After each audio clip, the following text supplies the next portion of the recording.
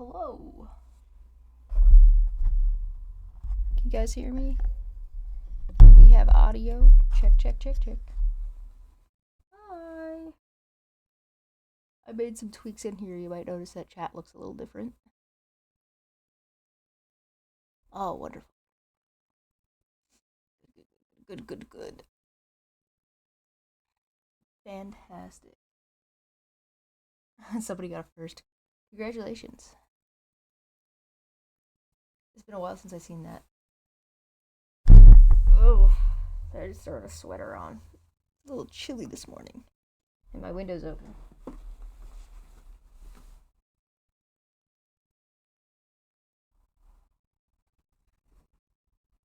We need to decide what Pokemon we're adding to our scenario.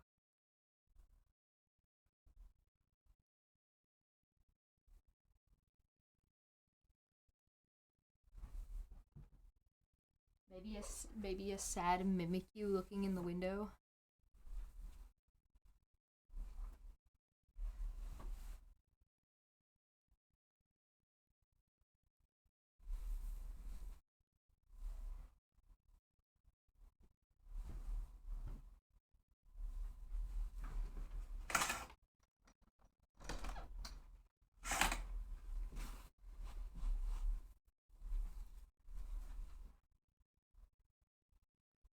There we go. Or would that be too depressing?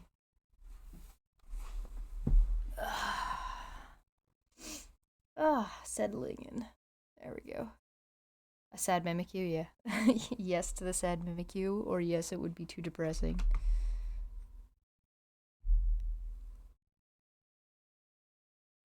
Or both. Both is an option. Move my desk around. I'm looking at getting a stand potentially for my monitors, because I have monitors and I could use them. One, I would have to switch back and forth, right? Like,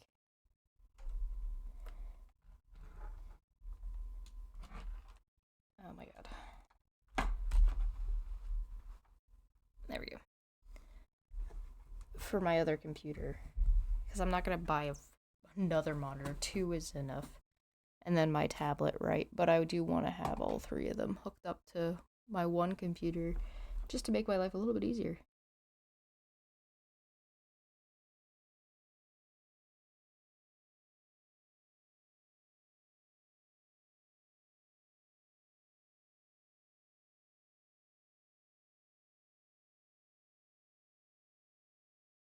It's definitely doable. It's just a little bit of a chore.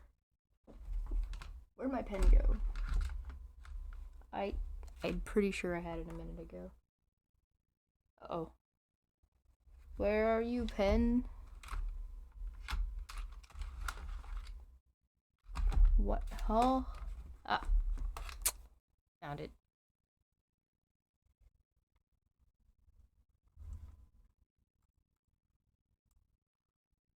Oh. Excuse me. Oh boy, bingo bongo.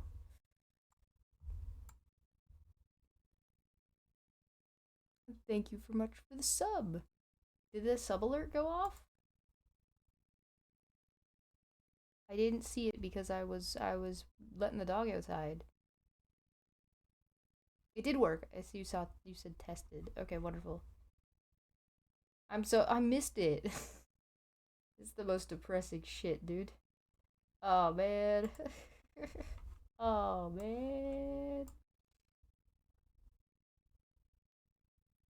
Oh no, I got stuff to go over. Um I have I've been utilizing my watch later.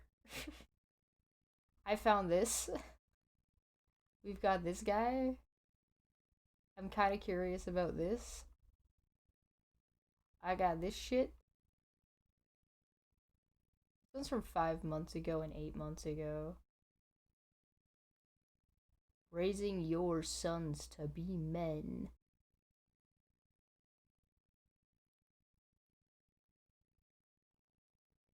Still a piece of garbage. Yeah. Yeah. I'm so happy it worked. It actually popped out properly. Woo! Hype.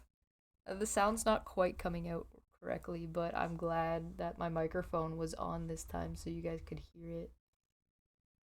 Let me just fix that for you guys. I didn't do it last time because I was still fussing with it. There we go. It should now come out, not just from my microphone. It should work now. It should all be fixed now.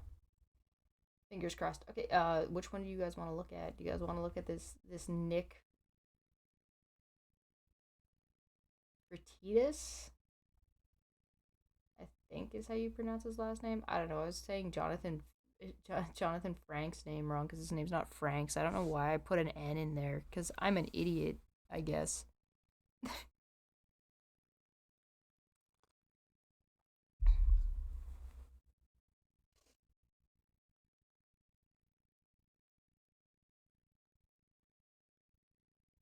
Oh, hi. Welcome. I'm sorry you were muted. We have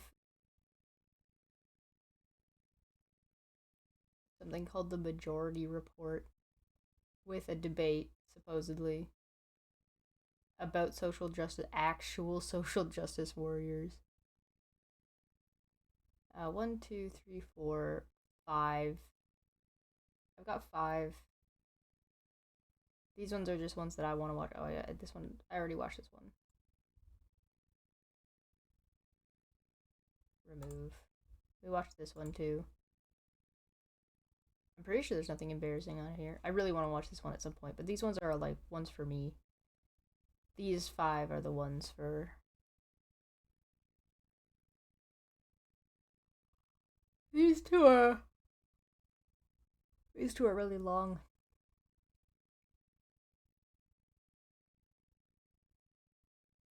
Roll a d10.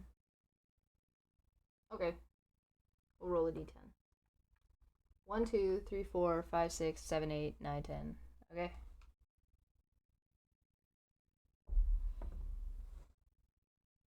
I got a 0.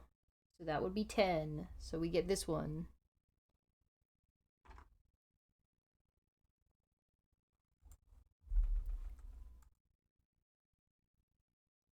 I said pause. Don't start talking to me yet. I'm not ready. I'm not prepared. Okay, so this says go away.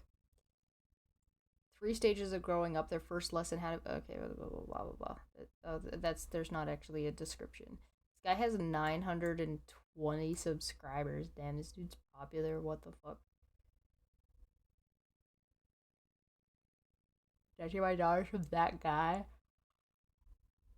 I remember talking about this guy briefly, like, a while ago. It's a little sore. I remember talking about this guy briefly, like, a little while ago. And, like, I'm trying to remember, because I think I remember agreeing with, like, some of what he said, but not, like...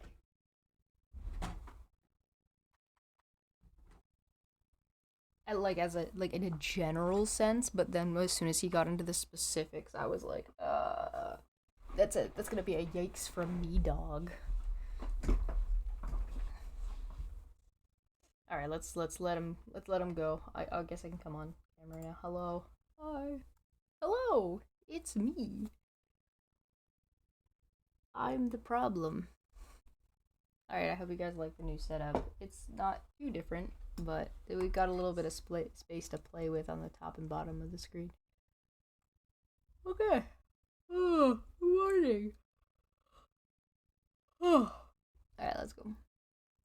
I was already a very, very proud girl dad when I found out I was having a son. And look, every man wants a son, and every man learns very quickly that his obligations to his son are actually very different than his obligation to his daughters. And you would think it would be easier.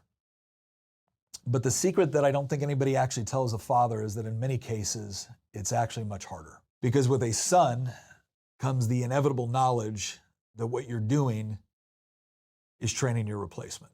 Now, sons tend to go through 3 stages when they're young. They're a cub, then they're a boy, and then they're a young man. And one of the first lessons your son will ever learn about what it is to be a man is his observation of how you treat his mother. When you properly love, honor, respect, protect, and provide for his mother, you are showing him what a father does. You are creating a standard that will inform his own expectations and his sense of responsibility, and they pick up on it very young. My little boy loves his mother. I mean, there was no question in it from a very early age. Okay, so I've already got a couple of red flags. Things that I have noticed that could be viewed as potentially problematic. Did you guys pick up on anything? Sorry, excuse me. I was moving my microphone. Um, well, um,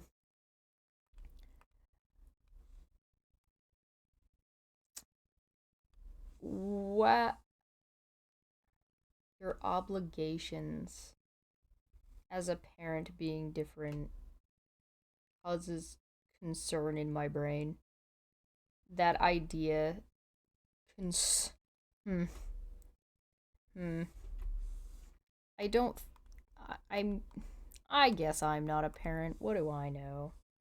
You know what I mean? I guess you gotta have that caveat where people who have kids really don't like people who don't have kids talking about talking about it because it's like, oh, you don't have kids, you don't fucking know.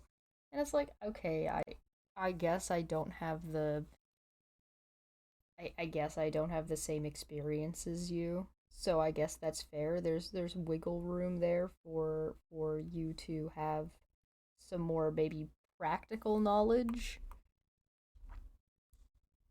than I do. Oh, whoops. That's not what I wanted to do.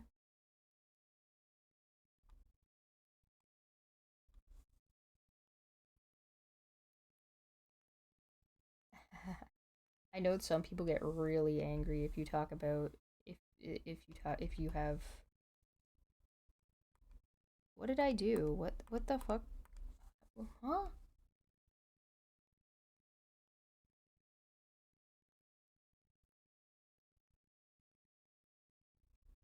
Did I just delete a what happened here?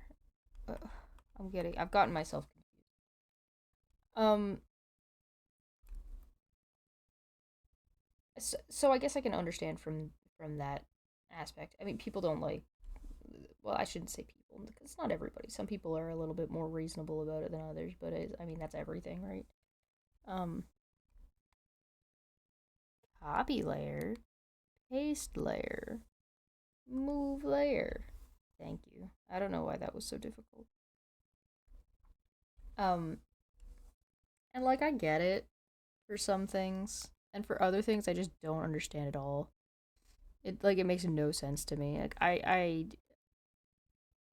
don't compare having a kid to having a pet. They're not the same. Like okay, but maybe, but they're a little bit the same though. They're a little bit the same though.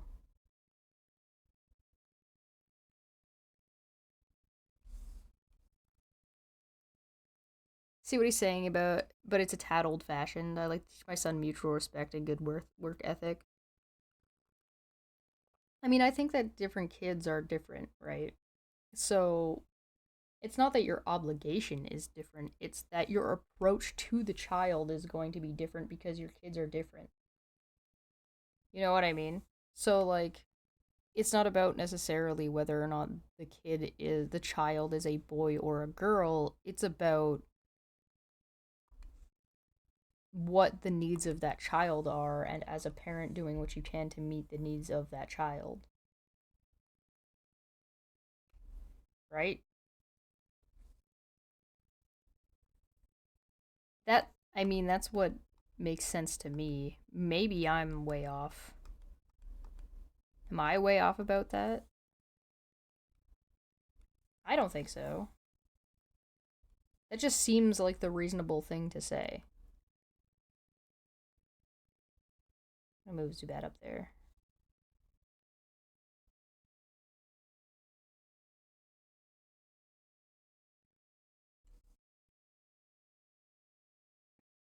Yes and no. It's like going to the doctor with a broken leg and not listening because they don't have a broken leg. Yeah, yeah, yeah. Having kids doesn't make you an expert. This is true. I think that there's like a little bit of an entitlement or like an attitude that comes with some people. I think that's more of a problem with the people, though. Like, it's less about like, oh, just because you're a parent. It's like these are the type of people that would have had a problem anyway. You know what I mean? And like, just being a parent just makes it worse.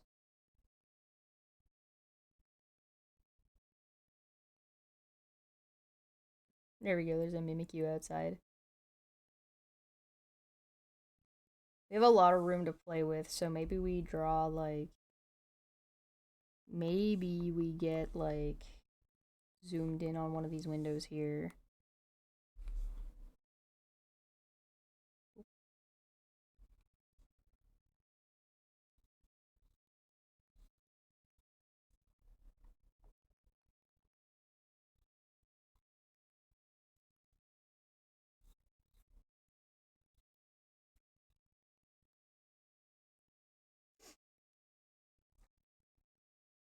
Hello, welcome. Good to see you. I like the idea of it's important to treat your partners with respect because your children are going to learn from that. And if you want them to learn to treat other people with respect, it starts in the home. I agree with that. I think that's a really good takeaway. I don't think that it is explicitly the problem with what I have with what he's saying is that he's gendering it for no reason, in my opinion so far.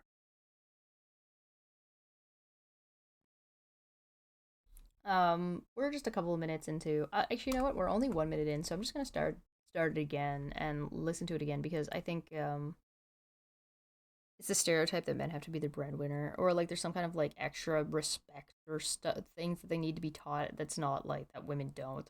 Yeah, like I said, different kids just have different requirements, so your obligation as a parent doesn't change. It's just your approach might change based on the child, and the fact that I find it concerning when somebody like this guy, for example, I don't know what he's actually doing, but just as a hey, look, you got double. I got two. You have two. Can you see that? Oh no, you guys only have one. The other screen has two. Mises. Um, I don't like. It concerns me because it means that he's specifically catering to one of the children, and in my experience, from what I've seen, as both like an adult and what I recognized as a child, that way, if I make that bird this big, oh wait a minute, I just thought of something really really funny, and I just want to add it in somewhere here before I forget. Let's go with like down here. You'd have like a plug down here, right? Like an outlet. Don't mind how terrible this outlet look. It's fine. But I really like the idea of like a bunch of Joltics that are just like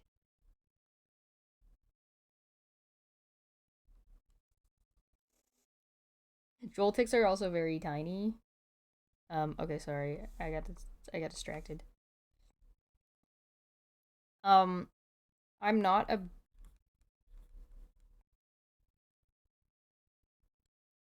it concerns me only in that like kids notice that kind of stuff, right? Kids notice when you treat them differently as a parent. So it concerns me that I would suspect that the his daughters will notice the change in attitude in their dad, and your attitude change or the amount of attention that you're giving to your son might be very very like completely valid. You might even be making the correct choice, but that doesn't mean that the kids are going to interpret it correctly. or like interpret it accurately. If that makes do you guys see what I'm saying?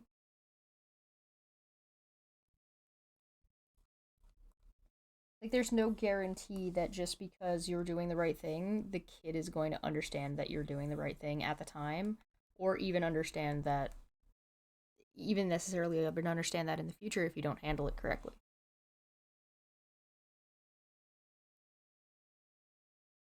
Which outlet should it be, man? I don't know, a Pokemon outlet.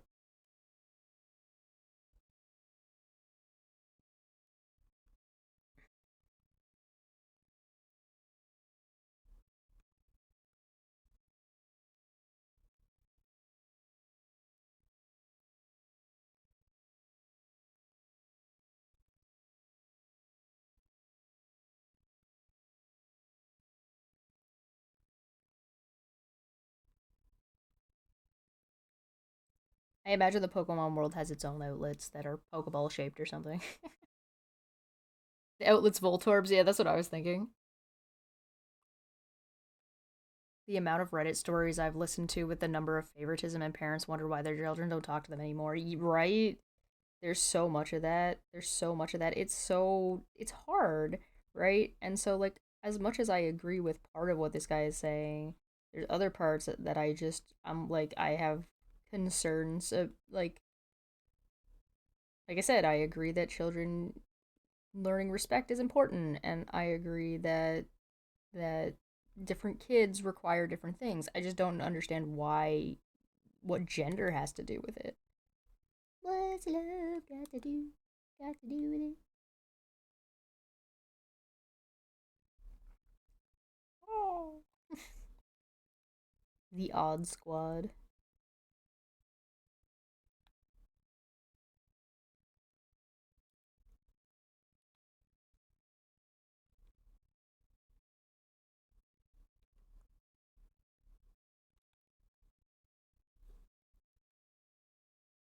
Golden Child. Yeah. All right. Well, let's. I put it back so we can hear it again because there were a couple things that I was a little bit concerned about. But let's take another listen. I was already a very, very proud girl dad when I found out I was having a son. And look, every man wants a son, and every man learns very quickly that his obligations to his son are actually very different than his obligation to his daughters. And you would think it would be easier. But the secret that I don't think anybody actually tells a father is that in many cases, it's actually much harder. Because with a son comes the inevitable knowledge that what you're doing is training your replacement. Now, sons tend to go through 3 stages when they're young. Yeah. This idea of replacement. What is that? What replacement? What is he talking about? I don't. I don't understand that. Is that sounds like weirdly competitive? Um, and I'm not quite sure I grasp the concept that he's trying to get across. Like, what do you mean your replacement? You mean that like your child is your replacement in society? Like what in the household? The defeated male lion leaves meme, right? Like I'm you're losing me on this. There's one story where the parent let the sister be the center of attention for Opie's birthday for over 10 years and never once made a cake for him or gave him a present. The only the younger one got everything and need to find the story again. That's very sad.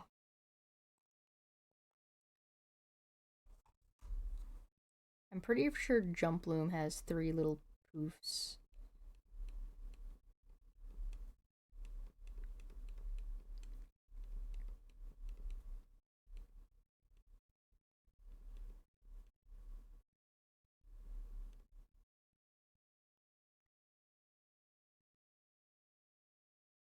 I don't know. I don't buy it.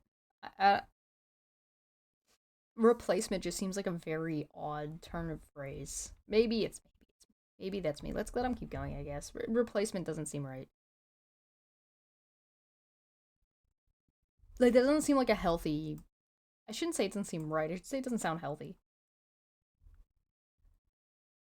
They're a cub, then they're a boy, and then they're a young man. And one of the first lessons your son will ever learn about what it is to be a man is his observation of how you treat his mother. When you properly love, honor, respect, protect, and provide for his mother, you are showing him what a father does. You are creating a standard that will inform his own expectations and his sense of responsibility, and they pick up on it very young. My little boy loves his mother. I mean, there was no question in it from a very early age that they had a special bond. And me having spent a good amount of time the first couple years of his life deployed to Iraq, among other places, you can imagine how important that connection was between him and his mother. But one day when he was a little bit older, the five of us were all sitting down watching a movie called Real Steel, which is essentially Rocky, but with robots.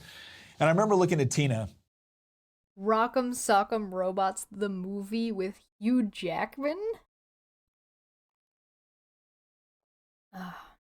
I read one that had this girl be a doormat for her favored but highly disabled brother until she left and the family disowned her because they now had to look after him rather than get free nurse slash slave. Oh, that's so bad. That's so yikes. There's so many stories like that. And like the favoritism can go any direction. Again, it's not gendered, so I don't really understand why this guy feels the need to gender things that apply to all children. Even the way he describes it at the beginning is a little bit like off-putting. I guess like to say that like I was a very proud girl dad, but now I've got a son. It's like uh I've seen clips of it and I've read like that style of story a couple of times, but not that particular one, Feline.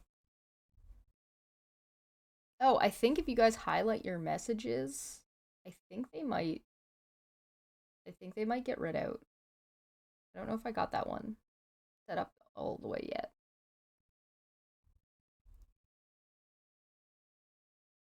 And I said, do you know what the agoge is? She goes, no. I said, the agoge is where the Spartans sent their sons when they turned 7 in order to begin their training as warriors for the protection of the city-state. And she kind of looked at me weird, like, why are you telling me this? And I looked at Luke, who was used to wrestling and boxing with Daddy whenever we watched shows like this. And I looked back at Tina and I said, let me show you what I mean. And so Luke and I start boxing, right? We're boxing, we're wrestling, we're going back and forth, and I get him. Not hard, just enough to where it kind of surprised him. And instead of backing away, he let out his little boy version of a war cry, and brother, he just charged me, right? He came right at me, fist just going nuts. He was gonna show me. And I remember my wife at that moment looking a little bit horrified. Yes, like that, but it looks like it didn't work. Too bad. I will try to get that fixed for next time. It should work, but it did not work this time, so I'll try it again later. Too bad. Ah, let's see if I can get it fixed. Always felt uneasy around kids who are raised really strict by parents. Mine had such a hands-off take. Hell, they smoked weed with me. Quote, after all, you'll be smoking, so... After all, you will be smoking, so what? This way you'll be safe and be able to handle yourself. Also, Spartan. Oh god, this guy thinks 300 is a historical documentary, doesn't he? Teaching kids violence, that's healthy. I mean, I don't think there's anything wrong with wrestling with your kids, and I don't think there's anything wrong with, like, play fighting and stuff like that. I think it's fine. I'm trying to take this guy at face value, but considering, like, the other toxic things around it, the mom looking a bit horrified is kind of concerning, because it's telling me that whatever him and his son were doing was probably more aggressive than he views it.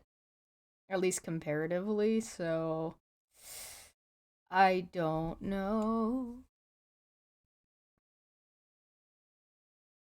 Boys will be boys attitude, yes. Yeah, yeah, concerning. Sister's Keeper is a movie based on a true story where a child had leukemia and other health issues, so parents had a second child specifically picked to be a perfect donor for the first child her entire life overall around taking care of her elder sister. At one point, the elder sister decided enough was enough, and the younger sister sued the parents to retain the right to her own body. Jesus. Got a lawsuit in it and everything. This guy seems proud that his son went into a violent rage. Yeah, that's a little bit concerning. Like, it sounds like he's teaching his son to be a sore loser. Or if he doesn't win, he gets violent, or doesn't get what he wants, he gets violent. You fell down the stairs, walk it, favorite child. Oh my god, are you okay? Yeah. And she said, "What just happened to my little boy?" Charged me, right? Enough to where it kind of surprised him. And instead of backing away, he let out his little boy version of a war cry. And brother, he just charged me, right? He came right at me, fist just going nuts. He was going to show me. And I remember my wife at that moment looking a little bit horrified. And she said, "What just happened to my little boy?" And I looked up at Tina and I said, "He's not your little boy anymore. He's mine now." Now, before anyone gets mad at me, he still desperately loves his mother. Um, my levels of concern are slowly rising. Anybody else get that vibe? Did you do the same thing with the daughters? Well, obviously not. That's obviously not the case. You didn't spend that type of time with them. Again, that's not to say that you didn't spend any time, but you clearly have an extra special or a very particular bond with your son, which, that's nice. It's good that you have a bond with your son. You know what I mean? Like, I'm not gonna dunk on somebody for spending time with their kid in a way that works for their kid. I'm concerned that when you describe your wife being horrified and you just being like, "This is fine. This child is mine now," which, I mean, could be a funny. It could this is one of those things that, like, if it wasn't for all the other concerning things around what he's describing, could be a very funny story. But because there's, like, a lot of concerning things, this is less and less funny. You know what I mean? Where I'm just like, It's like listening to somebody when they tell like what they think is a funny story, but it's actually like, this is just trauma. Nothing that you just described was okay, and I understand that you're coping with this through humor, but oh my god, that's terrifying.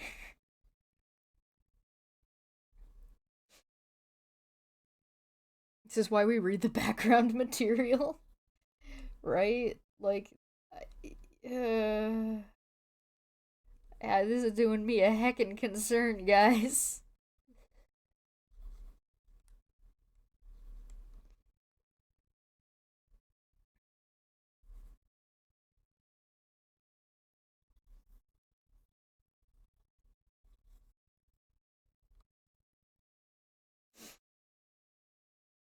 I have not.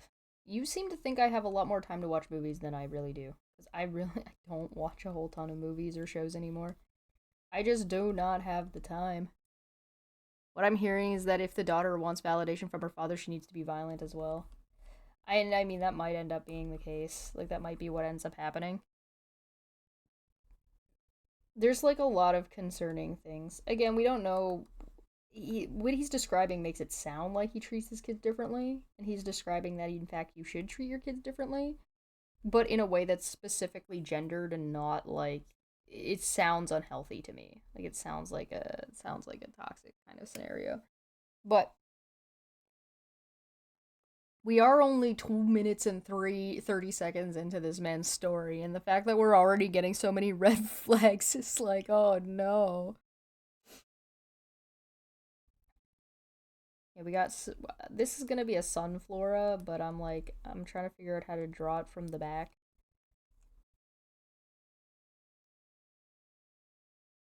To drinking mega pints of wine. Honestly, if it were me and I had the option, I'd be drinking mega pints of wine while also watching movies. But no, I'm here watching Nick over here. Yeah, this guy's name's Nick for anybody who cares.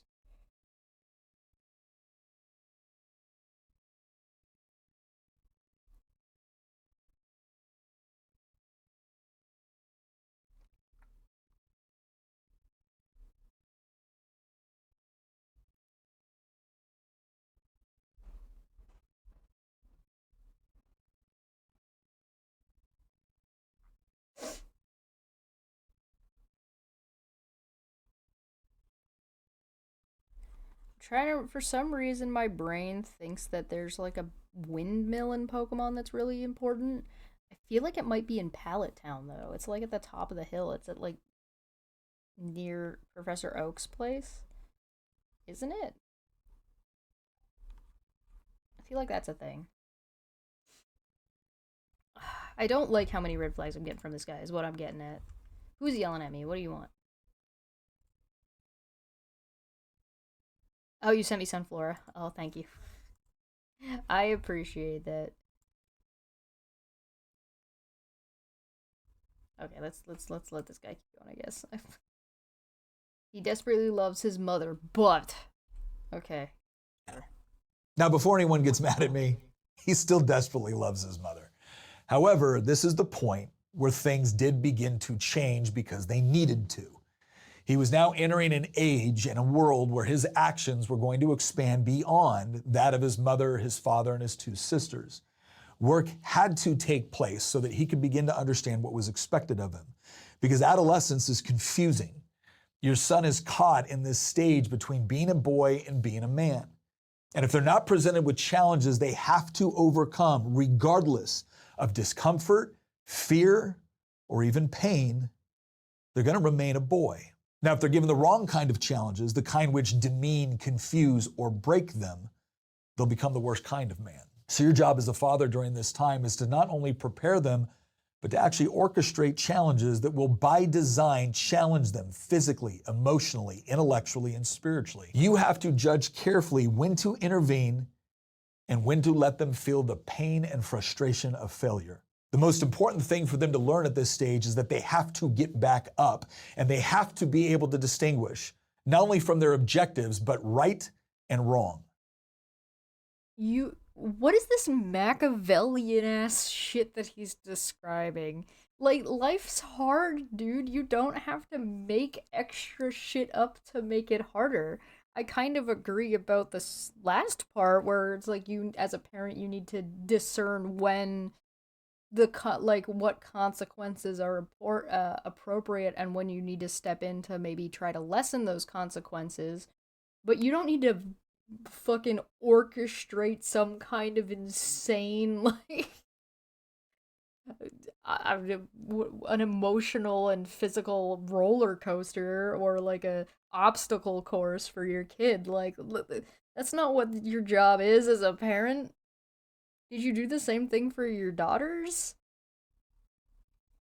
Did you orchestrate like problems in their life on purpose?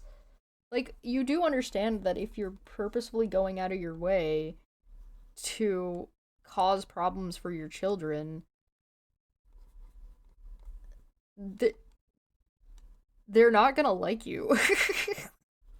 Like, they're gonna think you're a bad parent, probably because you're a bad parent. Like, what do you mean? Why would you do this? All you're doing is creating a situation where your kids aren't gonna trust you. Because they shouldn't trust you because you're deceiving them.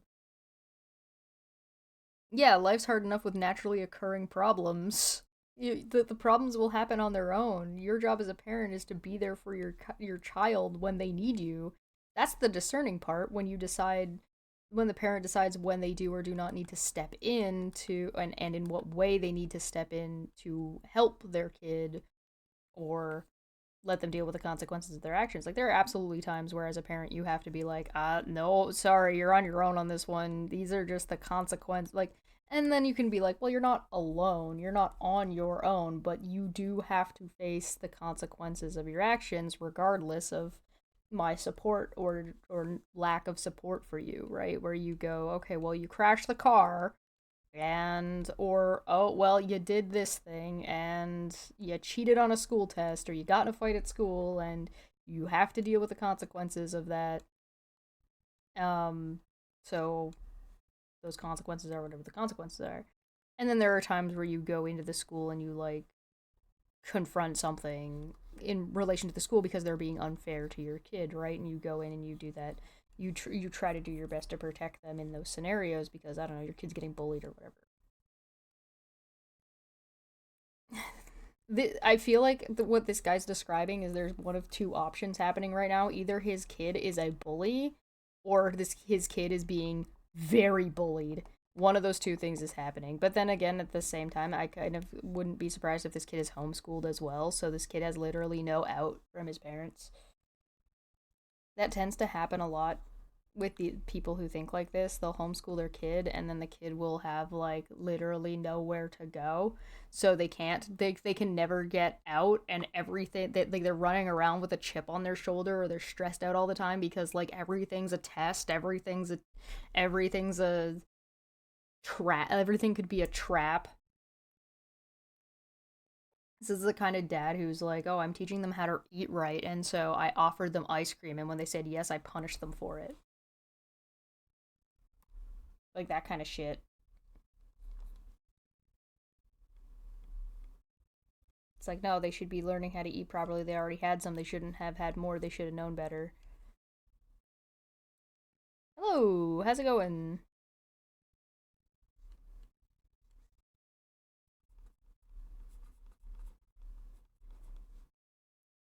I don't know. Maybe it's just me. Like I said, I'm not a parent, so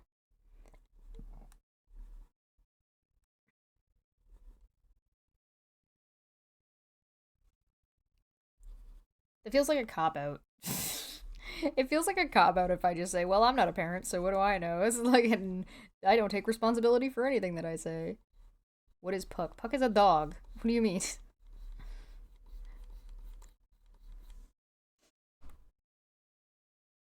Most parents aren't parents. That's true too, I guess.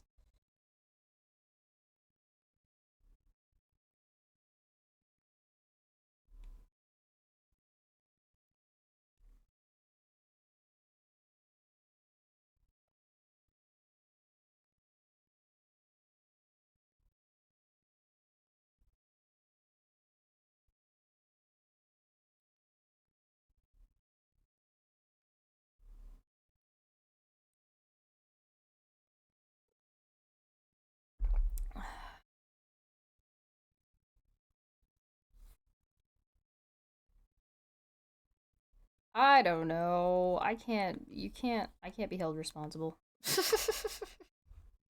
You can't make me.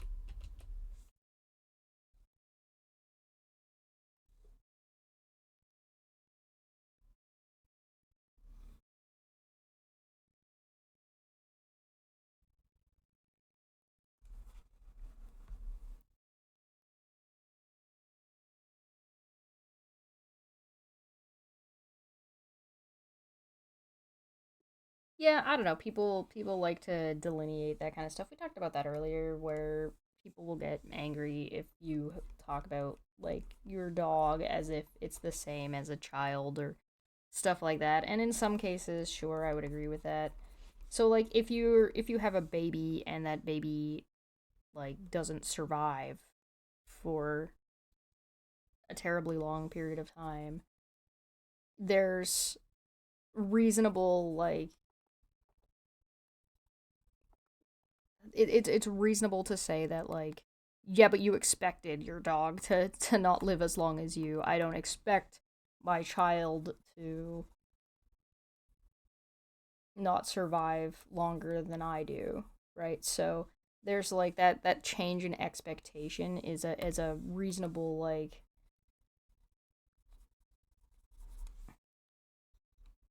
thing to get frustrated by if people try to make that comparison. Because people will try to make that comparison. I've seen that kind of shit before, and I'm just like, eh. I don't know, man. Like, don't get me wrong. I'm gonna be very, very upset when my dog dies, but I mean, I'm like I There's a really big difference between like somebody not making it an amount of time that they probably hope with any all intents and purposes should versus like my dog living longer than he's you know what I mean.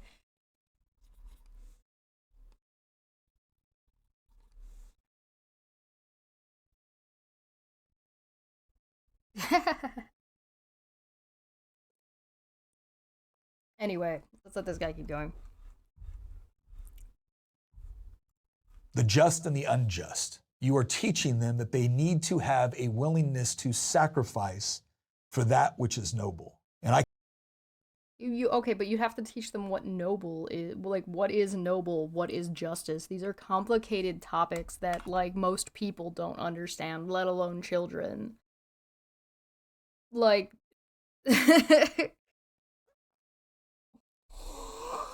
you're gonna purposefully be unfair to your child so they learn what that the world is unfair, but you are the parent, you're not the world. Your job is to shelter them and help them through the world, not betray their trust 24/7 because well, the world's not fair, bro. It's like, yeah, we know the world's not fair. That's what you're here for. Oh no. Ay, ay, ay, ay, ay, brother. I don't know about this one, guys.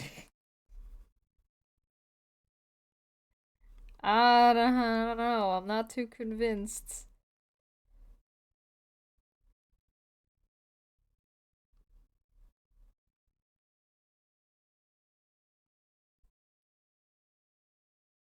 Yeah, ugly cry. I'm probably also going to ugly cry. We can ugly cry together. No, we can't. We will not ugly cry together. I will ugly cry by myself in a room. In a dark room for days.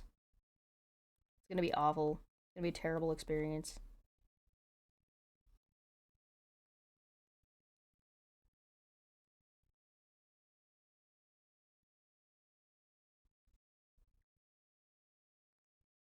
Okay, well there's a windmill. Why did I draw a windmill? I don't know.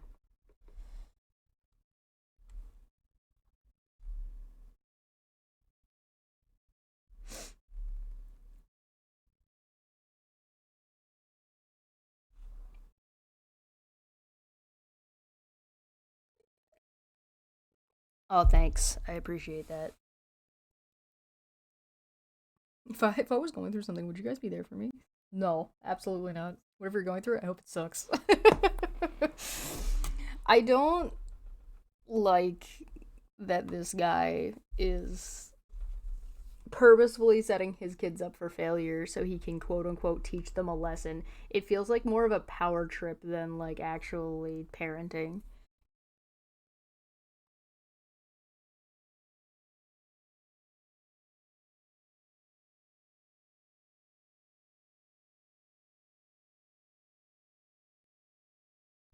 Yeah, Rez, it's one of those things where you do as a parent, in my opinion, I think you do need to walk a little bit of a line and you can't quite be friends with your kid until like they hit a certain age or get a certain level of like maturity because like they're not a person yet.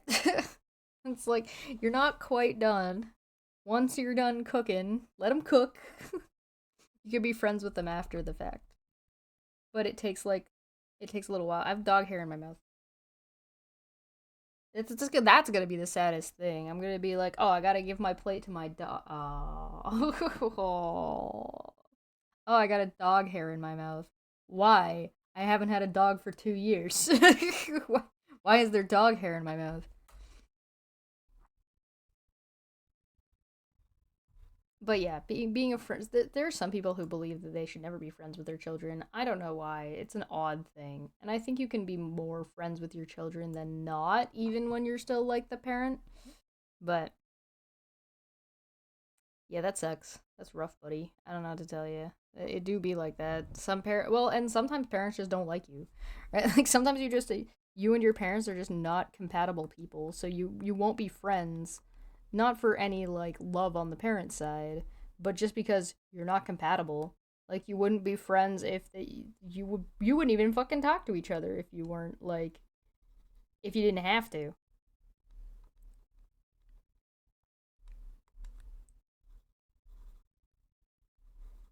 But yeah, parents need to make a concerted effort if they want that kind of a relationship, and when they don't want that kind of relationship, that can really suck. I can remember very clearly the first time my son found himself in a position where he had to stand up for something. Probably the most difficult part about it for him was that he wasn't standing up to a bully or somebody he didn't like. He was standing up to his friends because they were all doing something that they shouldn't have been. And they knew it, and he knew it, but he was the only one that called him out for it. And he was ridiculed, and he was ostracized for it, but he stood his ground. I didn't find out about it until later. But I took him. What was it? Was your kid a narc?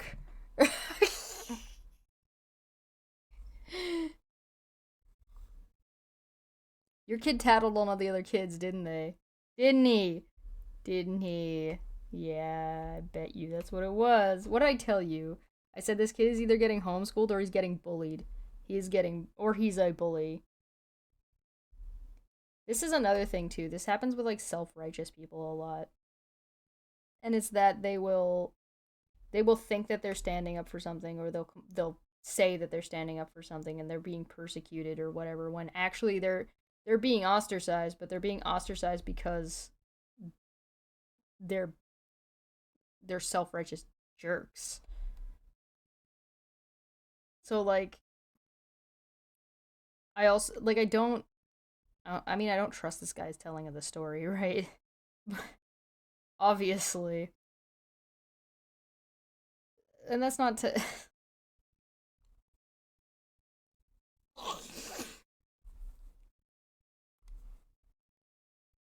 I feel like my view of this child is being like incredibly like biasly tainted by my opinion of what his dad is just like how his dad is teaching him and describing him and talking about what he's done, right? Like I feel like if you've been teaching your kid this and I'm assuming the father has been successful. I should put it that way, right? I think the assuming that the dad has been successful in what he's been teaching his son, which he seems to be purporting that he is, then I get this sneaking suspicion that your son is probably a self-righteous douchebag and was a narc, and he doesn't have very many friends at school because he's alienated himself, and he's alienated himself on this premise that the this father has instilled on him about these noble sacrifices that he has to make for things like justice. And it's like, what? Did everybody get the answers on the test and then that kid was like, "Oh, we cheated because we saw the answers." And all the kids were like, "Fuck." You know what I mean? You know what I mean? Like he already said he wasn't standing up to a bully. So it wasn't like that. It was standing up to some kind of authority figure. So, a teacher? Did your son tattle on all the other kids?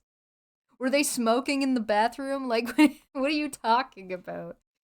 And like, I get that he's being vague about it on purpose, but at the same time, it makes me suspicious that it probably was like not a really big deal at all, and the kid just like caused himself problems based on what his dad taught him, and they're problems that he didn't have to have.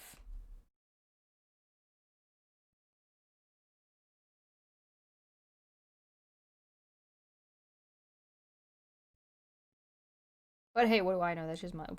I don't know. I'm not this kid's dad. Huh? What do I know? I'm just a goblin.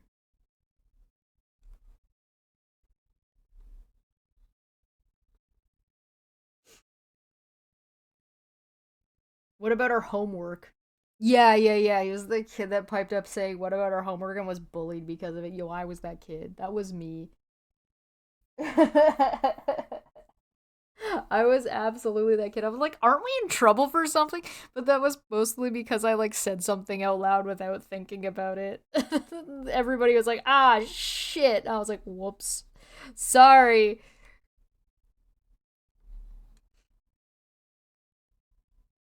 My bad.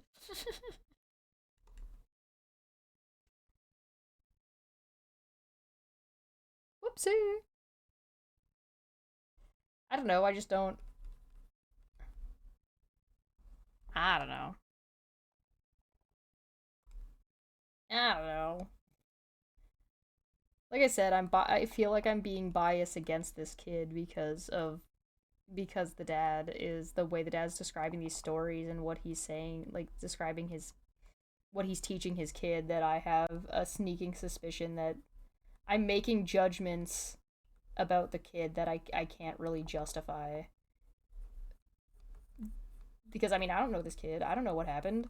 But at the same time, I'm like, well, I don't know what happened and I don't because this guy's not telling me. So like I have no choice but to assume what he's telling me is true. And if I assume what he's telling me is true, then I come to like conclusions that I feel like are kind of unfair. Maybe we put Sunflora in the pot, which is kind of funny because Sunflora are like dumpy, so we would look like this.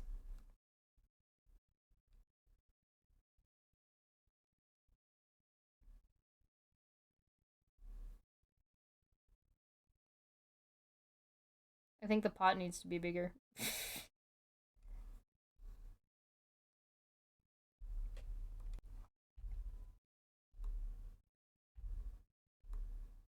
There we go. Yeah, they got a dump truck.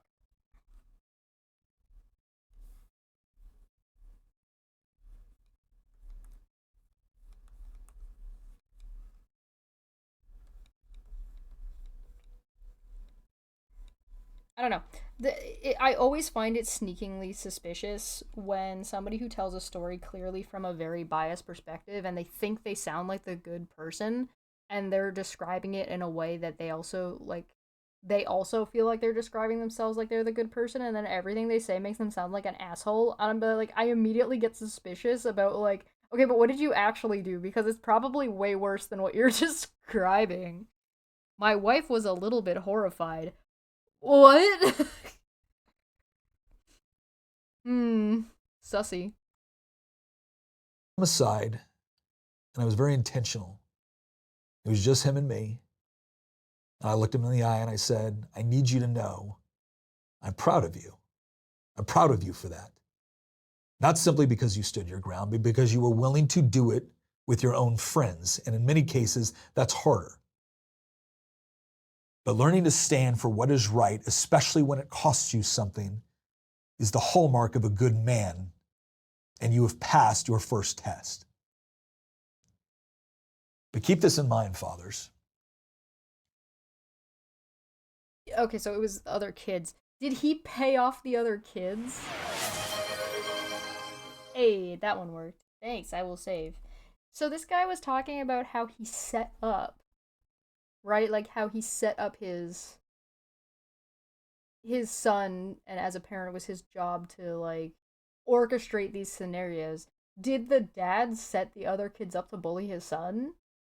Did the dad set these kids up with like, I don't know, cigarettes or something? Who's like, here kids, have some cigarettes, go smoke them behind the thing, and then his kids stood up to them or something? Like, what a weird story to tell immediately after claiming that you're the one orchestrating all this shit.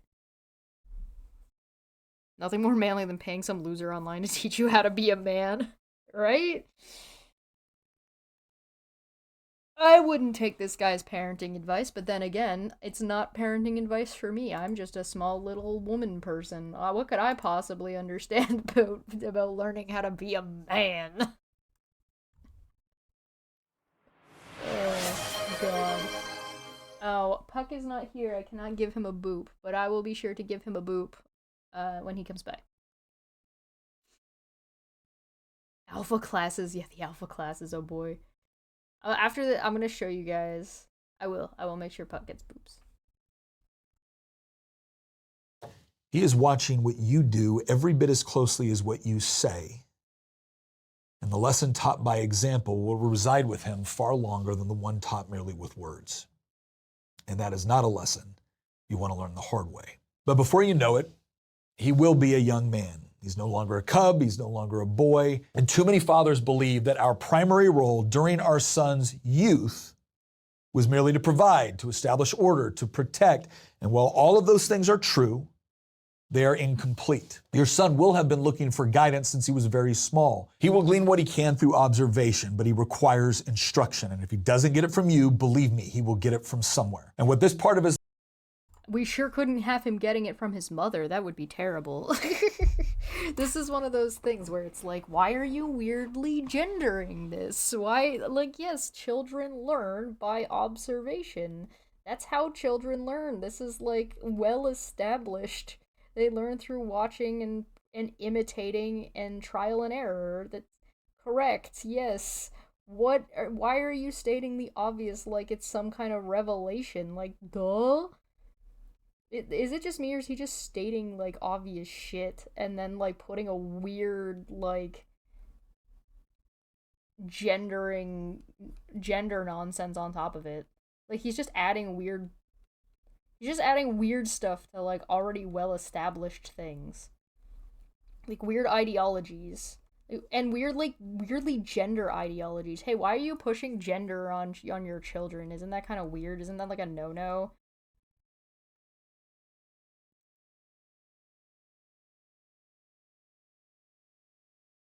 Oh no.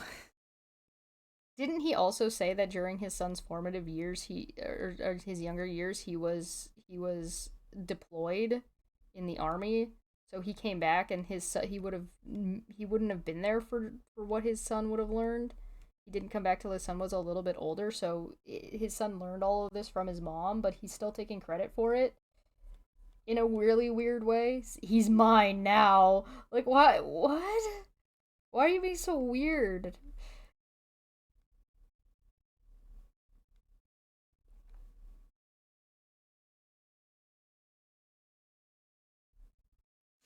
Uh, I don't know. I don't know. life should represent are the final stages of preparation. Because up to this point, if you have done your job, your son should know that you love him. But past this point, it's your respect that he desires. And he will know. No, you should have respected your kid the whole time. Respect is something that you need to is something that you should always give to your child. You know, unless they've done something to discern that by like I don't know, being a terrible person. Like which may or may not be a failing on your part as a parent, but like you should respect your kids even when they're young. They should learn respect from you because you respect. He brought that up earlier.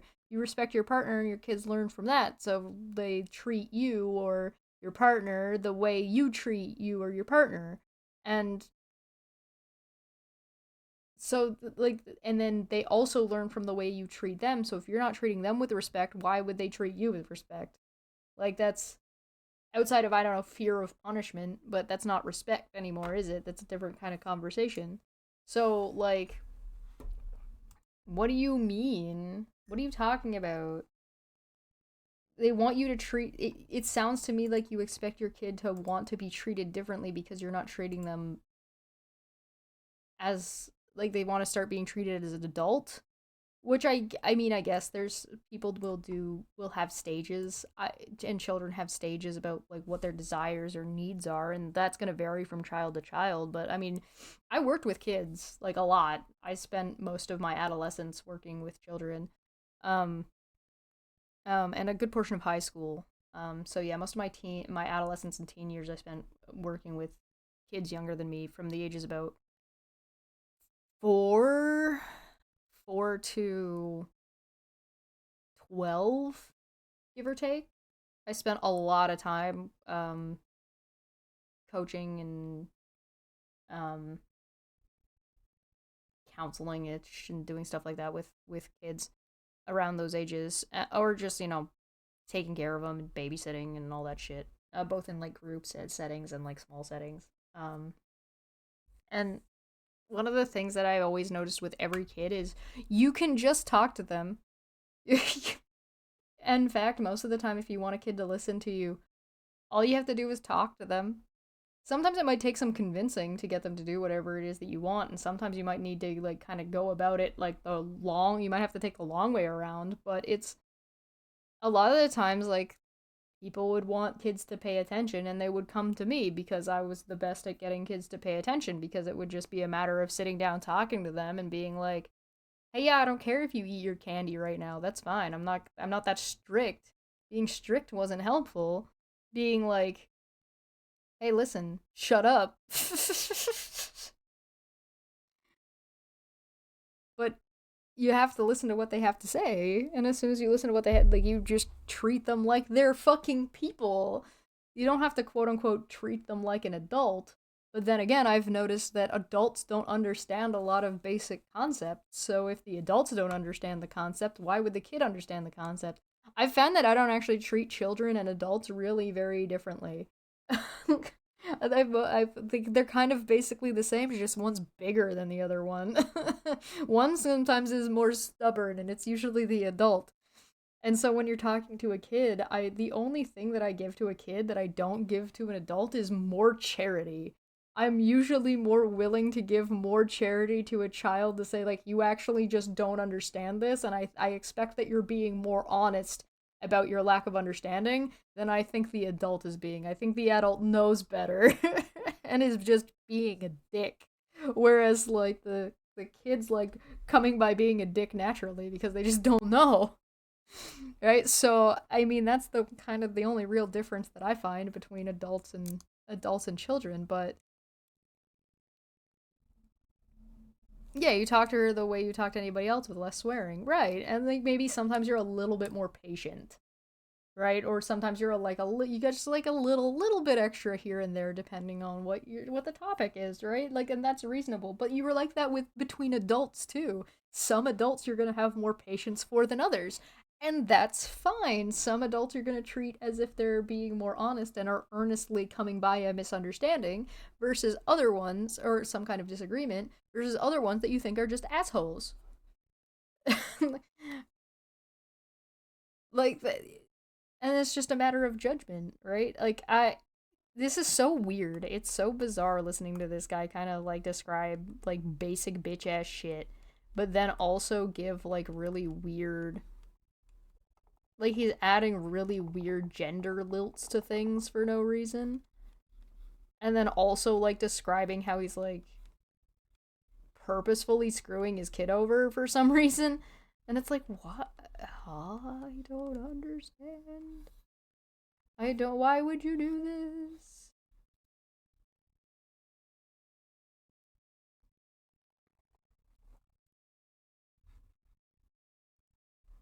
He's gonna want your respect. Make him earn it. Part of his life should represent are the final stages of preparation. Because up to this point, if you have done your job, your son should know that you love him. But past this point, it's your respect that he desires. And he will know that while the love can be given, the respect he will have to earn. The burden at this point is shared between the father and You should have by that point. You should already your kid should have already earned it. Your kid should have already earned that respect by then because they're your kid and they've been working hard and they've learned to be an adult and they're still learning. You should already respect your child. By this point, you should already respect. There shouldn't be an earning point. There shouldn't be like a final test. There shouldn't be like, that's not, no, that's so toxic. That's so toxic. That's just fucked up, dude. It's you're like dangling a carrot in front of your kid and you're just pulling it away at the last second every time. Like, it's so fucked up. And the son, because your duty is to show him the pathway to respect.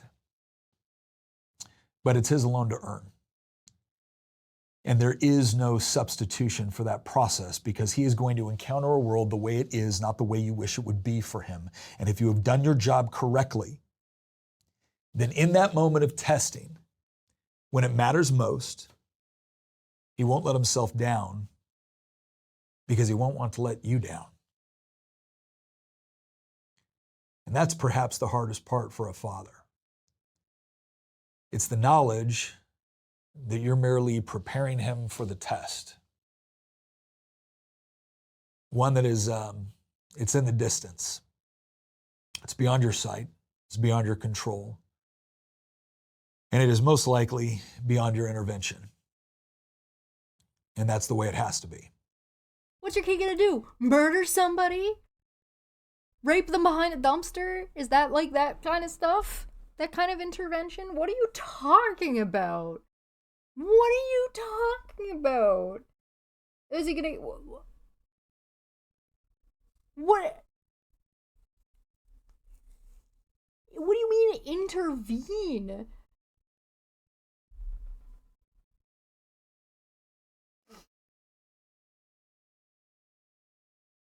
If you want respect from me, you should be a respectable person. Being my father doesn't inherently earn you anything from me. Right. And I think that's what this guy's actually teaching his kid. So, like, there's a difference between what he's saying he's teaching his kid and what his kid's actually learning. He's trying to teach him these things, but what he's actually going to learn is that he's never really going to earn his father's respect because he's always going to have to be being tested, and he's going to have to re-earn it every single time. So he's never actually going to have it. He's going to learn that the only way to get validation from his father is by being violent. That he needs to be self-righteous about whatever it is, and there isn't any wiggle room for whatever his perceived principles are, which may or may not be well thought out, and the only way to defend those is by being confrontational with other people, and that is respect. And so anybody who confronts those things therefore doesn't respect him. Right? So, like, his son is learning all of these, like, very many terrible, bad things, bad, toxic traits. Yeah. Oh boy. Oh, bingo bongo. Oh, brother. As his father, you know that one day the dragon is going to come, and it will be his responsibility to slay it. Because manhood is ultimately a threshold that he has to cross alone. Now, one of my earliest memories was sitting in the den with my grandfather and him sharing a story of threatening to run away from home at 16 if my great-grandfather didn't sign the paperwork to allow him to join the Navy after Pearl Harbor. Later along in life, I witnessed my father's retirement from the LAPD as a homicide detective. And it was the first time anyone could remember a family of victims coming forward to present him with a ring commemorating the lives of the mother and two children who had lost their lives at the hands of a murderer that my father had helped to capture and bring to justice. Now, I remember those stories respectively as a boy and as a young man. But I also remember something else. It was the change that took place when I returned from my first tour in combat. And I took...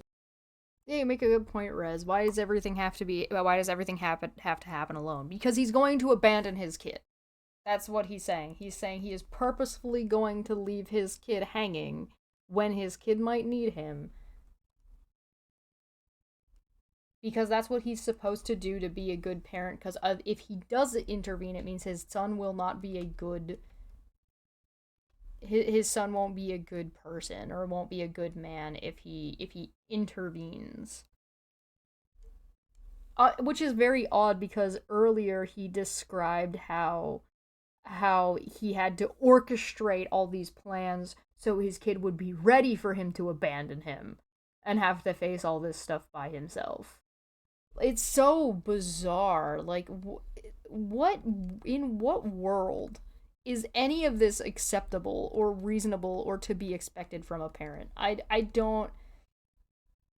Like, I get that you can't be there for your kid all the time, but then teach them that you can't be there for them all the time, but you will do your best, right?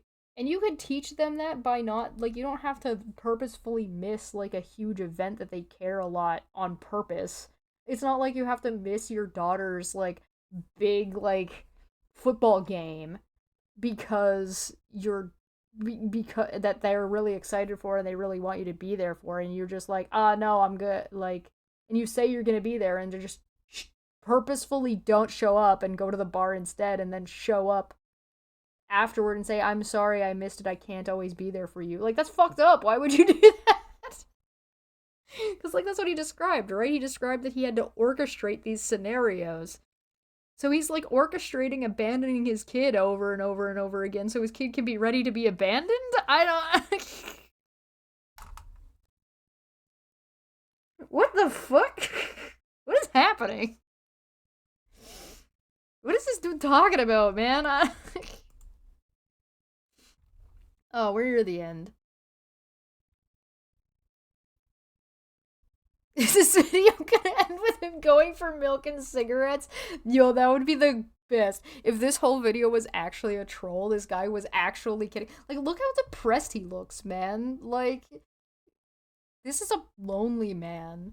This is a man who feels like he has to live his life alone, and his kids won't be there, or his son can't be there for him, because if he was, his son wouldn't be a proper man, and he wouldn't. Yeah. My place alongside them with my own stories of dragons slain and scars honorably earned. And So I think what that dramatic. reinforced to me in that moment was that the raising of boys to become young men is not only a responsibility, but it's a legacy. For those of us who were blessed with fathers and grandfathers who showed us the way, it's a legacy that you preserve.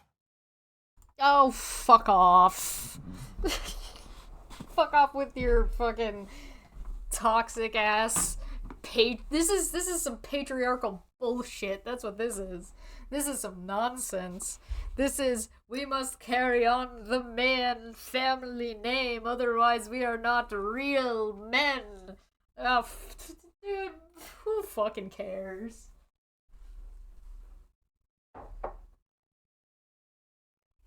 Nobody cares.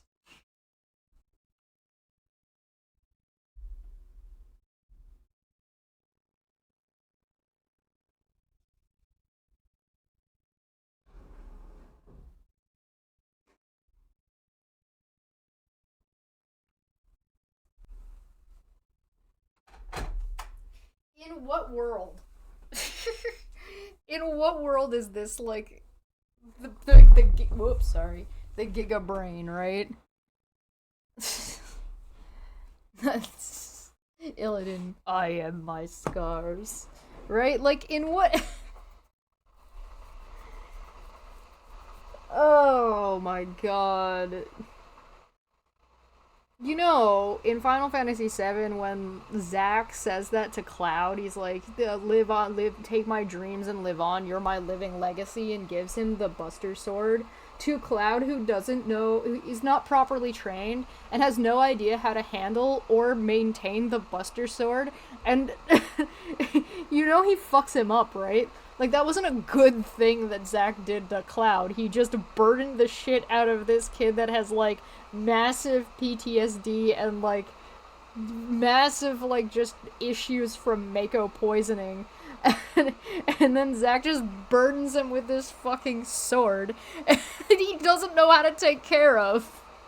That wasn't a good thing that Zack did. That was a bad thing that Zack did. And, like, Zack didn't know he was causing problems because Zack is just, like, a little guy.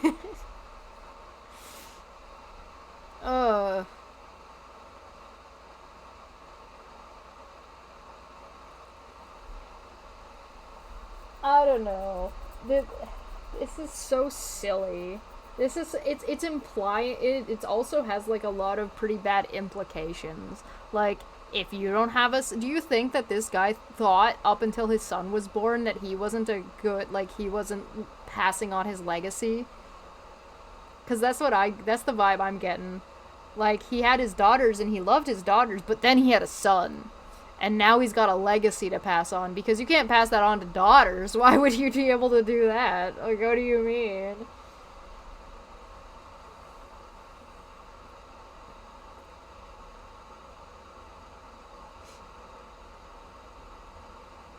Uh, do you guys? Okay, so this guy said that he was like fighting in wars and stuff. So out of curiosity, I don't think that this did happen, but I want to know what you guys think.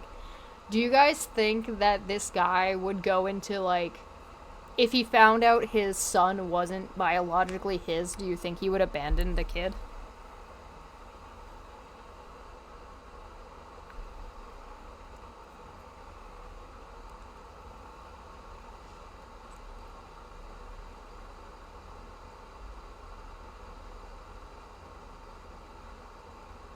Yeah.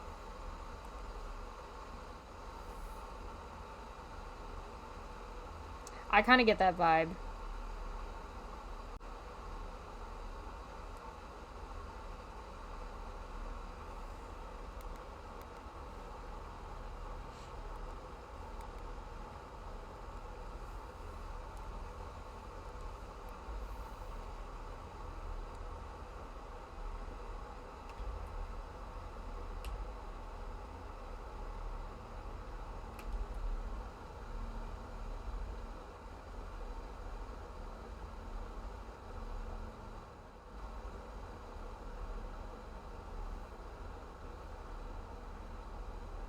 Stop that. Stay. Stop. Why you do this? Oh my god. I swear to god. This thing snapping all over the place is gonna be the death of me. Good enough. I'll take it. I don't know. Alright, keep talking. I'm gonna cringe out of my skin. But for those who did not have that, it's a legacy that you begin. And there is something truly noble about the man who overcomes the absence of their own father to ensure that their son does not experience the same loss. Ultimately, it's a difficult task. And in many ways, it's becoming even more so. But when I get tired and when I get frustrated, I imagine a future moment, maybe in my den one day, where my time will come where I'm not the son, I'm not the father, but I'm the grandfather. And I will have the opportunity to sit alongside my son and my grandson. And I wonder what their stories of triumph and challenge might look like. And when I think about that, I then get up and get back to work in order to make sure that I've done my part to prepare them for that moment. I don't think that's necessarily a good idea. I mean, I can understand that, you know, you gotta look forward to the future and that helps you get through the present. That's fine. But when you put expectations on your kid like that, it can turn accidentally into a very large burden, both on the kid and on you, incidentally. And sometimes on purpose and sometimes by accident. You don't know that that kid is gonna have kids. You don't know that. That's not information you have access to. You can't see the future. What if he decides not to have any children, or you do? I mean, I keep saying these things as if like he hasn't already described how intends on abandoning his kid regardless. So like it doesn't really matter. I'm like, well, what are you gonna do? Abandon him? The answer is yes. You've already described how like that's the case. That's what you're planning on doing, and you're already doing it. As disguised as training or preparing them for the future. And like that's just not that's this is so bad. And it's just like, oh yeah, the kid it's such a good thing to have been the person to be able to overcome not having a parent. Like you do realize that what you're describing is your son's going to have to grow up and not and have to overcome not just not having a dad, but having a person in their life pretending to be a dad who was just constantly testing them and constantly like setting them up for failure. What if your child comes out as gay? Are you gonna kick him out? Probably. Overcome the absentee of your own father by becoming an emotionally absentee father. Is that how that works? Generational trauma? No. a moment I very much want to experience one day.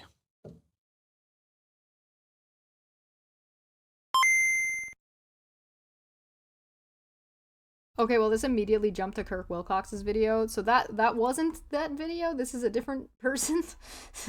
I don't mean to I, associate those two things because they're not. Go check out Kirk Wilcox's channel; it's definitely interesting.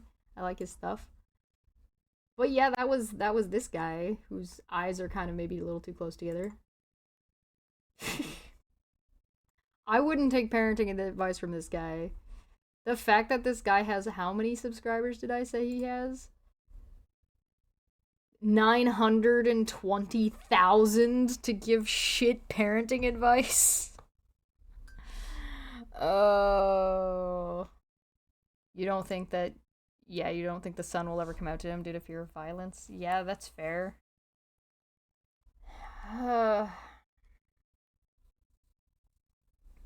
I don't know, man. I don't know. That's a big yikes from me, dog.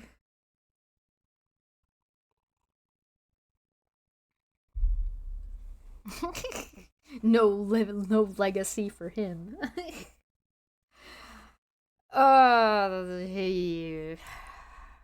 This is the kind of person who, like, if their kid comes out as gay, they take it as like some kind of moral failing on that, like they failed as a parent, which is always a bad time. There is never a time where that's a good time. That's always a bad time. Never do that.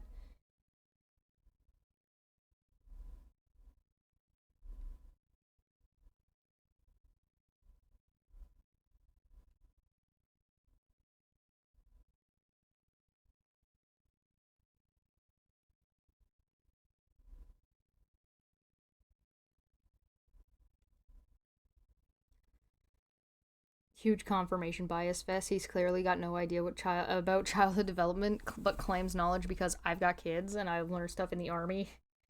I don't know how much the army teaches you about early childhood development in America. Is it a lot?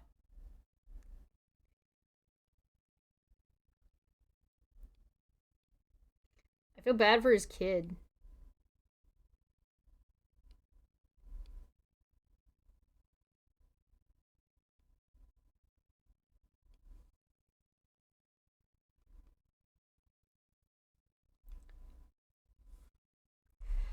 I don't know, man. That's gonna be a yikes from me, dog. It's gonna be a nah. My values and my honor. Yeah, that's a. How do you teach what honor is to a child? How do you teach what honor is to an adult? To be fair, like, that's. These are complicated topics.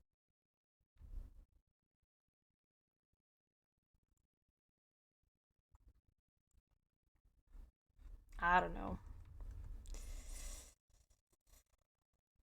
I don't know. I don't think that that's.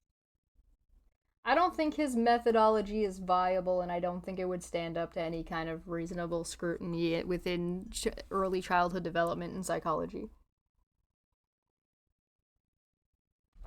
Honor is an outdated and outmoded concept. We call it ethics now. Listen, no, ethics can't be part of this conversation because, like, setting your kid up on purpose for failure for the sake of preparing them would probably be considered unethical. Having an interaction with your child that a violent interaction with your child that horrified your wife might be considered unethical, may be problematic. I learned honor from Angeal from Final Fantasy VII. That was assuming Crisis Core. Angeal's a great character. Uh, Kind of confuses me a little bit about like what his deal is and it's like what's your point? Why are you here? But the cat. Hi, kitty. Very cute kitty.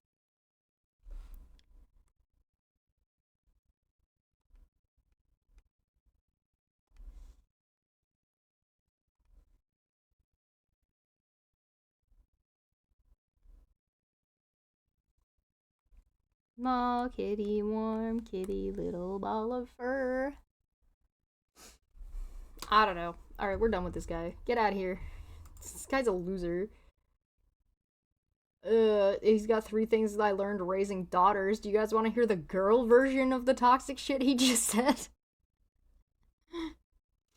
When was this from? This was from 8 months ago, and this one's from 10 months ago, so, you know. No. No, you don't want that? Okay, alright, we don't have to. That one's gonna trigger you. Okay, alright. Fair enough. We do need to look at, let's look at, I have to find it, actually, now I'm looking at this. Hold on, give me a second. I did say I was gonna look at Megs and Michella today.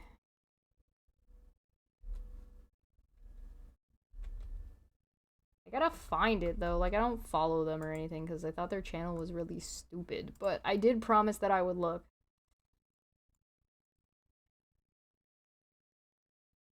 Hold on, give me a sec. Sorry, it's gonna take me a second to find it.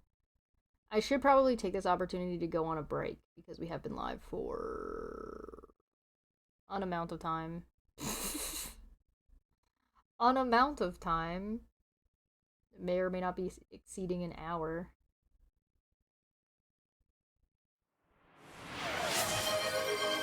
Hey! We will take a break. Thank you. I'm gonna find this first and then we'll take a break.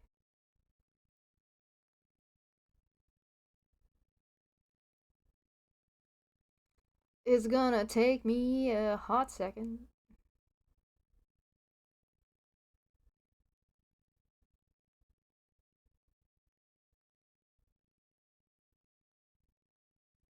Brrr. Terrifying. What?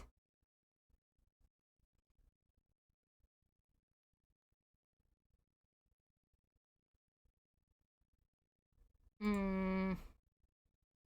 Mm. Mm-hmm.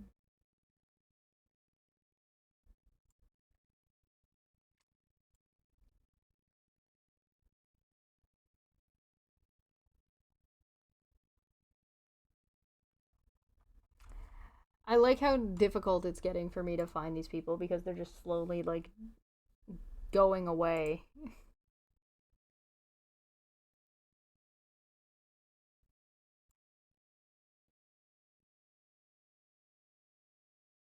Oh, it's called Let's Talk.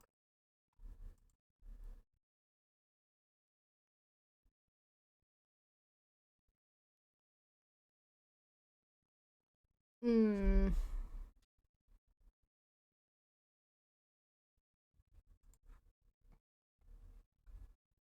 Let's. Oh.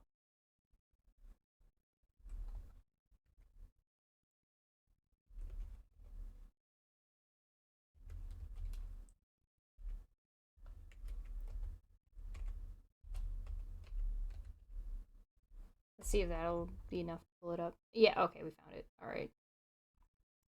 Ta-da! Come on. Go. Yeah. So, we talked about this person back when we were talking about, like, the company and stuff. So, we're not gonna go over it too much. F and F. Oh, fresh and fit content. Ugh. But why? They're two dullards who can't take the slightest iota of criticism? Well, because I did promise I would look. I haven't looked in like months, and I was like, I'll do a check-in. So probably not gonna watch like their whole video. We're just gonna take a quick look. I did see people speculating that they have been buying subscribers because they suddenly got a bump in subs but have no bump in views. But I don't know. The algorithm can be weird sometimes, right? Sometimes you get one that's really good and it does well. So we're probably not gonna watch. Yeah, this is the last time I watched a video of theirs was a stream from a month ago. You can see it right there. This was the last time. I didn't get through the whole thing. I'm pretty sure I actually clicked around it. But let's see. I guess we can go 4 days ago was the newest one. Oh God. We're just gonna speed through that real quick. Hold on. I refuse. I refuse. We're not playing that game. But we are also going to take a quick break. So I'm not gonna play this while we take a break because I think that would be very silly and unreasonable. I would never. I would never. You want me to watch more fresh and fit content? I don't know how I feel about that. I don't know how I feel about that. That sounds like pain. Also, there's lots of members only content right now that's coming out, so enjoy that for members. Members is not expensive if you're interested, but if you're not interested, I also understand. So I'm gonna put on. What am I gonna put on? Well, that one's still members only. That one's no. See, there they are right there. You can see them in the thumbnail. I would put one of these on, but it's too long. Who cares? Nobody cares that much. Let's put on the Flat Earth Aussie Jesus. Alright, I'm gonna take a quick break. I'll be back in a couple of minutes. And I'll see you guys. Oh, right here. Okay, and I'll see you guys momentarily.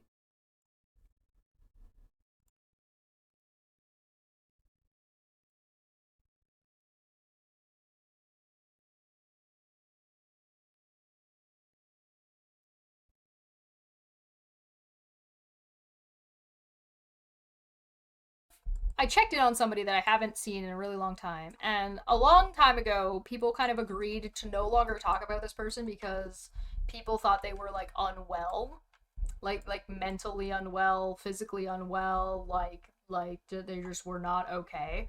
And so people kind of decided to stop indulging this person in debates, and some people decided to, and some people decided not to, and that was a whole discussion that was going on for a little while. I decided to stay away from him for a little while, and recently I was like, I haven't seen that guy in like 2 years. Is he still living? And the answer is yes. So I'd like to introduce you to an update and a check-in on Flat Earth Aussie Jesus. He's changed his name to Iron Horse. So if anybody is familiar with Flat Earth Aussie Jesus, he's an Australian guy who doesn't believe in vaccines, thinks the Earth is flat, puts that silver stuff as eye drops in his eyeballs. Yeah, I haven't checked on this guy in ages, and so his channel is now called Iron Horse 1722. So if you're interested in checking him out, he thinks the sun is a portal to another dimension. Yeah, he's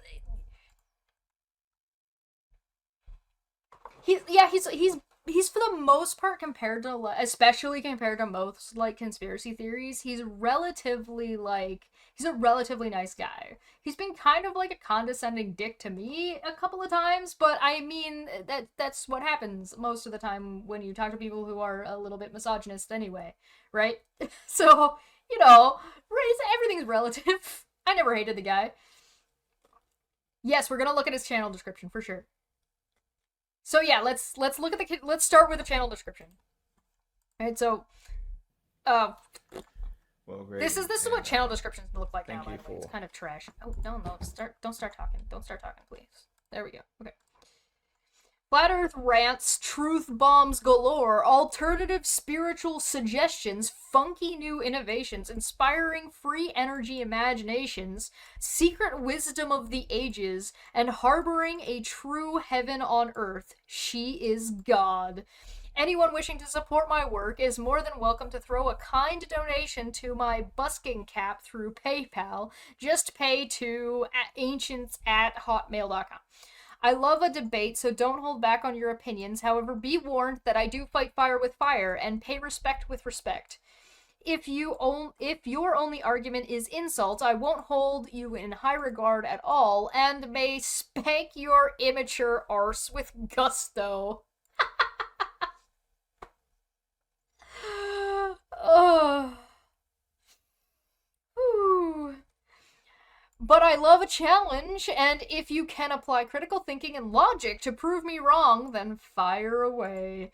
Here's my link to my new formed political movement. If we can all unite and become a major thorn in the side of the current system, we might just be able to change the world. And it's a Facebook group link.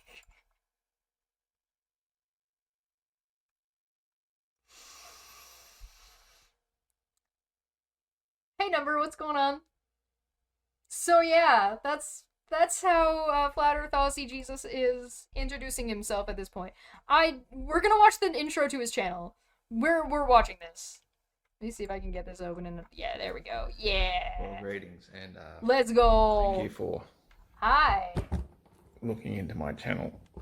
I'm Iron Horse.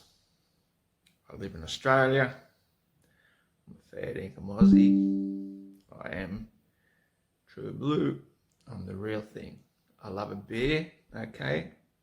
If that's a downfall, then you can fall down with me or you can watch me falling down. I don't care. Either way, I'm going to do what I'm doing because it's what I do. What type of beer is it? We've reached the stage now. It's 2023. So I'm making a new introductory video for my channel. It's a good idea. And we've reached a point where I think we're kind of at a crossroads, really. You know, Oh yeah. We've been through all sorts of things lately. The hoax of germ warfare, the hoax of climate warfare, which has real repercussions. Climate warfare. Through droughts and floods, bushfires, the whole works. Who are they? Yeah, who are they? We can fight back.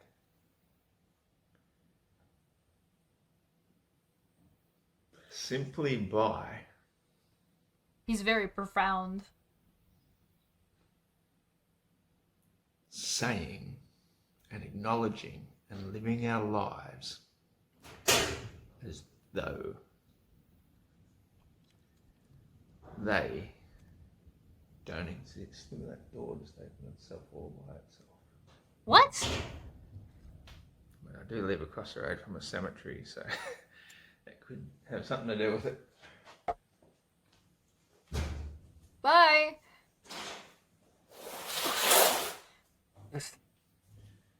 Problem solved.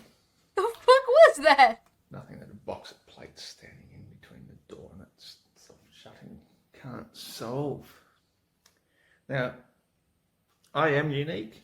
You know, I'm the I first agree. to admit it. I don't fit in anywhere. I'm not the key to the lock of anything. But my uniqueness is what makes me stand out, because I actually, as much as my beloved enemies hate to admit, I've got a very, very, very high IQ.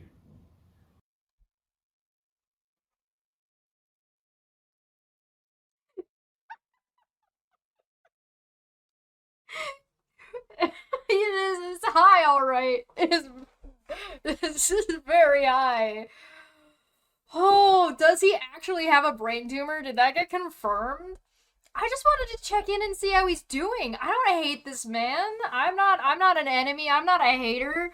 I enjoyed my conversations with Flat Earth Aussie Jesus. I think that there are a lot of people online that take advantage of him for sure. There are a lot of people who take advantage of him, like being willing to come on to debates to just bring him on and shit on him and take advantage of that shit. But oh yeah, I believe you. I believe you. But like, I just wanted to see how he's doing, and you know, he looks better now than he did the last time I saw him. Last time I saw him, he was looking pretty gaunt, really pale, like quite ill. So I'm glad to see he actually looks better. I just wanted to check in on him, see how he's doing, man. I ain't a hater. High IQ, I'm not dude. stupid.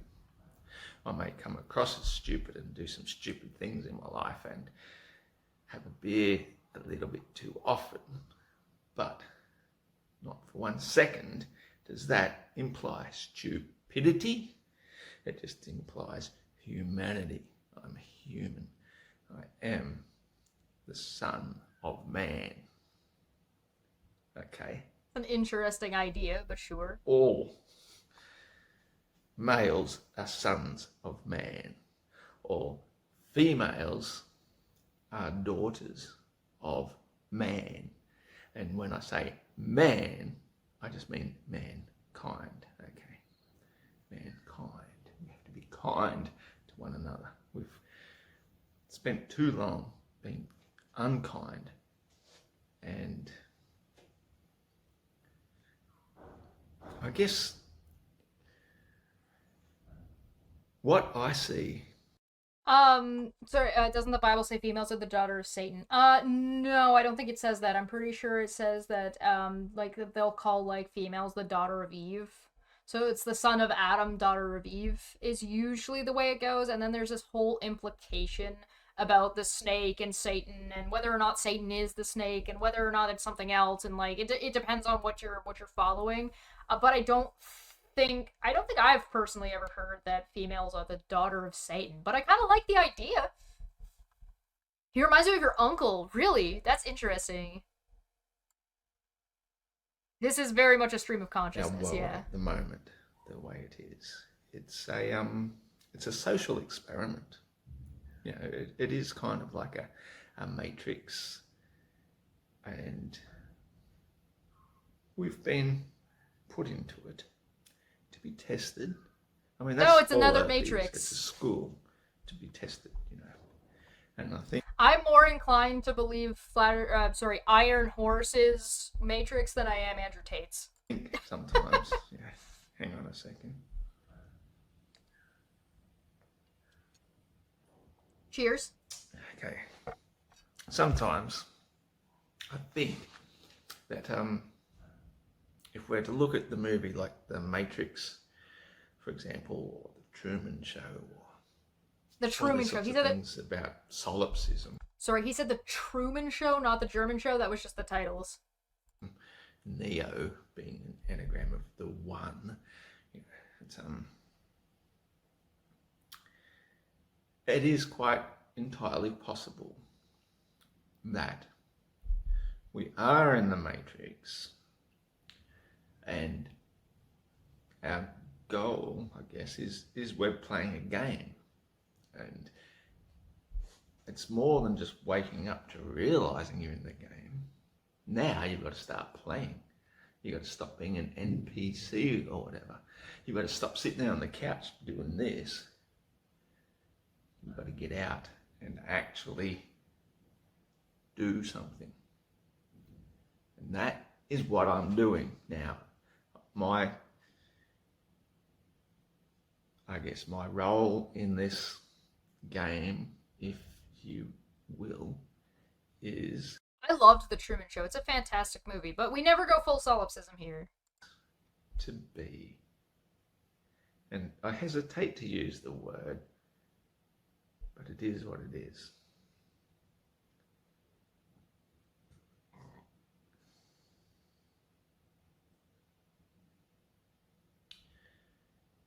The founding father of Olimaroa.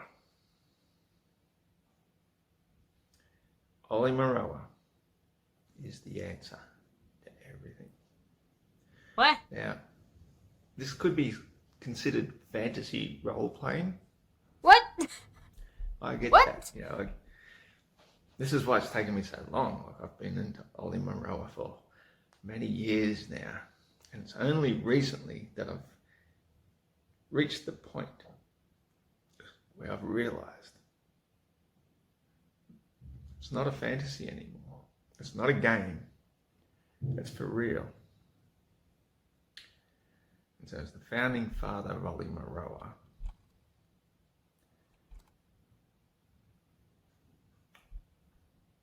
in some respects, What? He's lost me. I don't need you at all. Okay. Like, you are irrelevant to my existence. But on the other hand, you are welcome to participate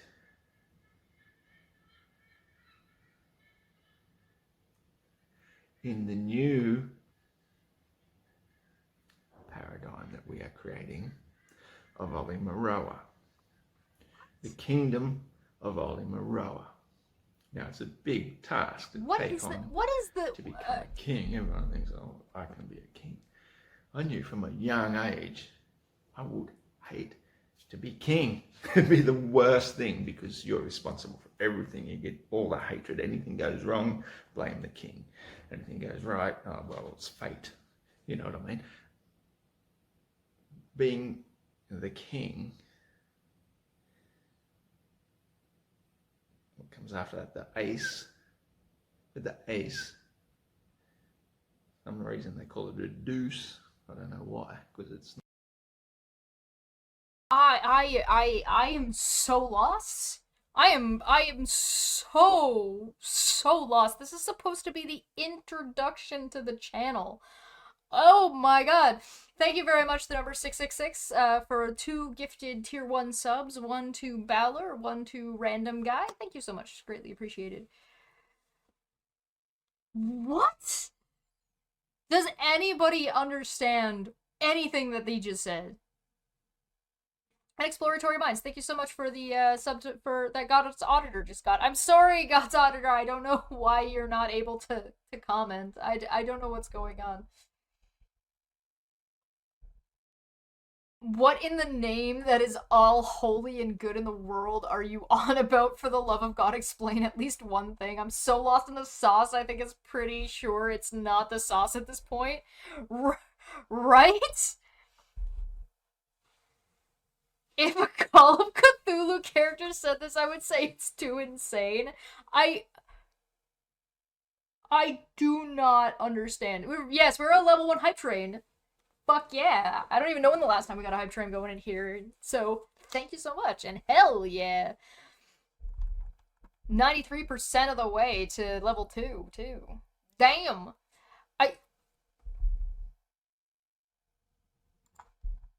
It's not a deuce, it's a 1. It's back at the beginning. It's back where you start. Does anybody know what Olimaroa is? Is the foundation. I need to look this up. The bottom, the lowest. You cannot have a kingdom without the base. It does not show up. It's basic. So, it is with a heavy heart. I have no idea. On the role of king. He's king. No. He's the king. King Flat Earth. Sorry, King Iron Horse. Oh my god. This is how somebody asked me if this, like, picture was the way he viewed himself, and I was like, oh man, I don't know.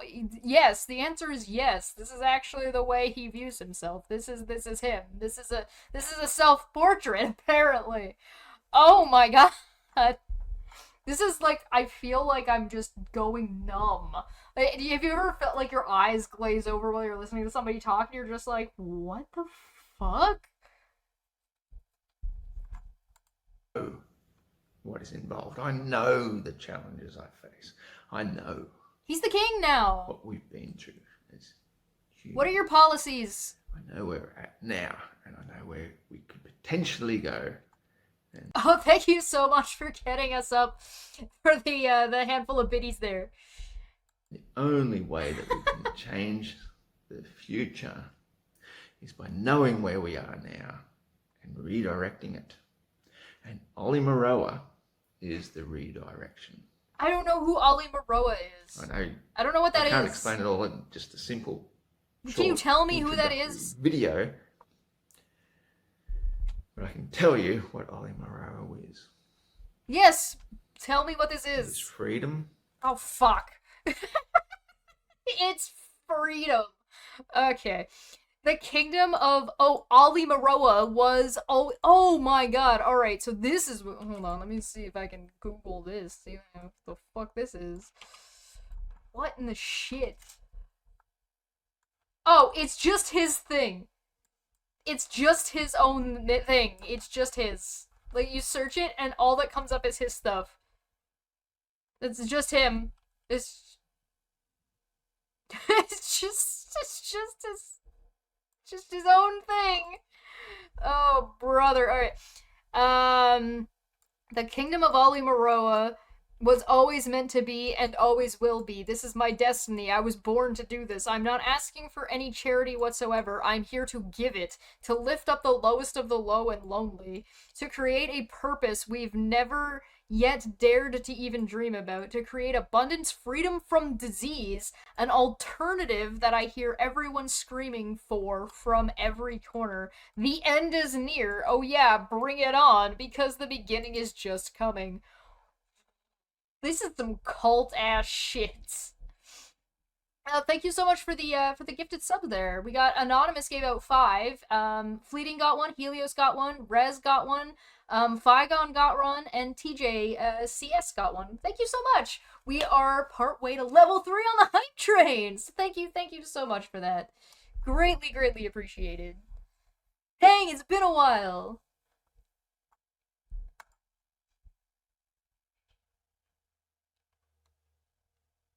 Oh, thank God he stopped loading. As you shit. will, so long as you do no harm. Do unto others as you would have done to yourself. I feel like he's trying to start a cult. That's the golden rule. That is it. Everything else is free trade. If you want to grow a plant, you can grow a plant. If you want to grow 100 plants, you can grow 100 plants. If you want to grow 5,000 million plants, grow 5,000 million plants. If you can do it, you know, like don't let anybody hold you back from what you're capable of doing. And that is what capitalism has done to society. You know, we're almost like we're in this dualistic system: capitalism, communism. And everybody raves about capitalism. Yeah, free. Look what capitalism is doing. Look how many homeless people now live in the most capitalistic societies. Look how much people are suffering. Look how much the prices of everything is going up. Look how unaffordable housing is. And on the other hand, you've got socialism, communism. It's like, those aren't the same thing. Once we reach a certain stage of capitalism, then socialism starts looking good again. That's how it works. How about some balance? How many sharks have we jumped? It's just balance. Let's allow everybody to own their own home, to have an acre of land, because you don't need more than an acre. Trust me. You want everybody to have an acre? In that is not viable. you not like if you try to get like everybody who lived in Toronto to live on 1 acre apiece, how much that or New York or Japan? Like that's not. Also, not all land is made equal, so not every land is viable for growing anything. What is happening? What am I looking? What is going on? How did we jump to capitalism? The issue with current capitalism isn't that it's capitalism, it's that it's unregulated, or whatever regulations were there have been like completely bonked into oblivion. Winding Lang, thank you so much for cheering 9 bits. Greatly appreciated. Holy shit! The technology we have today, the aquaponics, the permaculture, the way we can grow things with our brains as well as the natural world, we can be so abundant if everybody had an acre of land. And you know what they say? They say that if you put the entire population of the world into Texas, everybody would have an acre. So there's no land shortage. There's no shortage whatsoever. Everybody could have an acre. The world is big. The world is massive. We're not overpopulated. You got to stop living in fear. Stop being indoctrinated by just... The population of the world would fit in Texas and everyone would have an acre. How many people are currently... What's the world population? Population as of 2023 is 8... What is that? 8 billion? 8 billion, million, thousand. Yeah, 8,045,311,447 people in 2023, which would mean you would need over 8 billion acres. How many acres is Texas? I'm gonna flip out if he's correct. How many acres is Texas?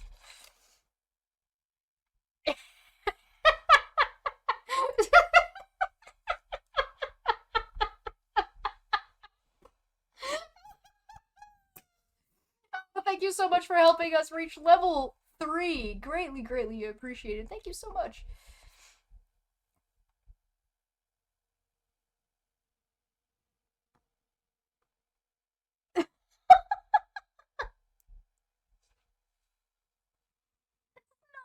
Close. It's not even close.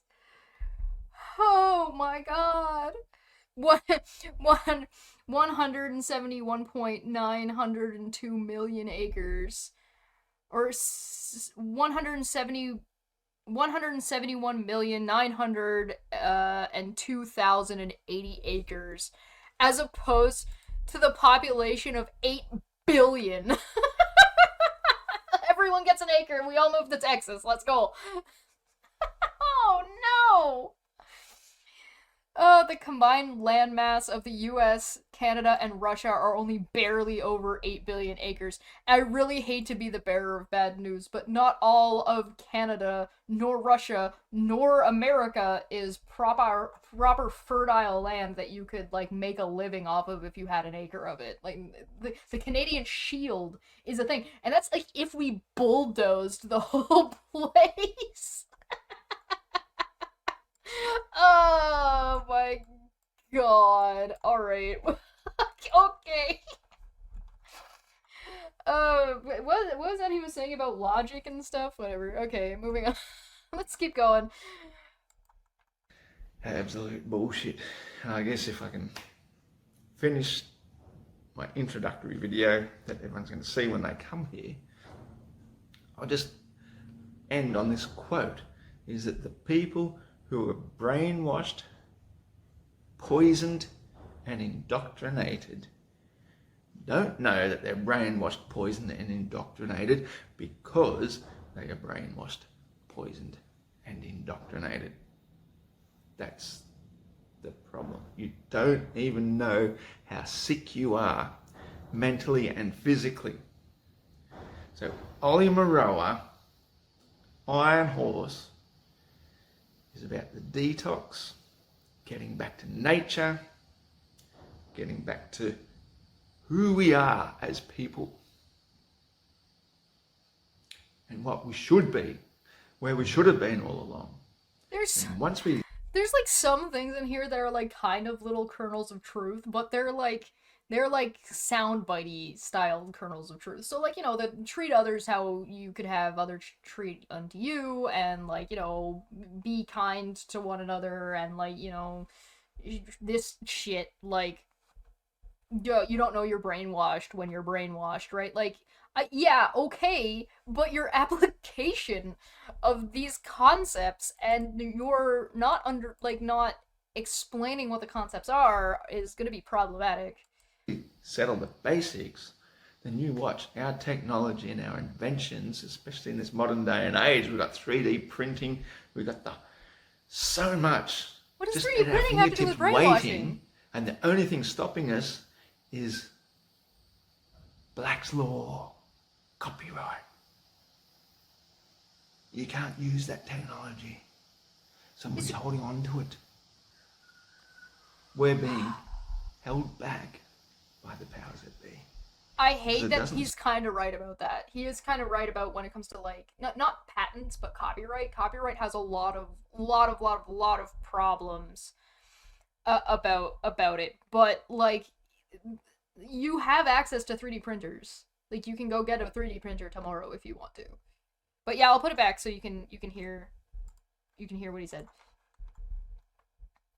That's the problem. You don't even know how sick you are, mentally and physically.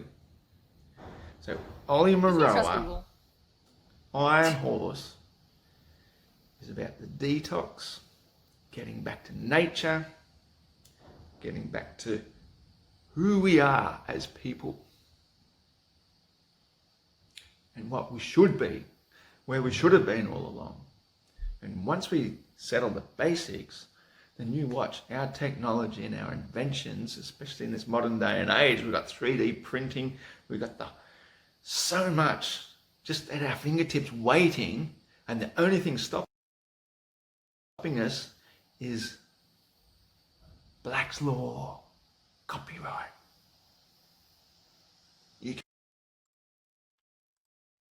The Black's Law Can't copyright. use that technology. What? Somebody's holding on to it. Did he actually, like, is he blaming black people for this? I don't know what Black's Law Technology and our is. inventions, especially in this modern day and age. We've got 3D printing, we've got so much just at our fingertips waiting, and the only thing stopping us is Black's Law, copyright. Yeah, I'm looking up Black's You can't Law. use that technology. Somebody's holding on to it. We're being held back. It's a dictionary. Because it doesn't serve their interests. So all we have to do is step aside. And start again. And Ollie Maroa, the kingdom of Ollie Maroa, is the answer. We can become natural citizens of Ollie Maroa. What? Whether you live in Australia or not, we can supply passports to everybody, and everybody. Who's we? You can provide people passports? How are you gonna do that? I don't believe. What are you talking about? Who is an Ollie Maroan citizen? Oh, Becomes a sovereign citizen citizenship. who is above and beyond and separate from their corporate Black's Law that is repressing us, because we are free men, women and children on the land. So he's trying to make his own, like, nation. This is our project. Like a sovereign nation. This is what we were born to do. You know it. I know it. They know it. We. Let's do it. What are we waiting for? Yeah, what's your process, I will King? be seeing you on my channel, and thank you so much for subscribing.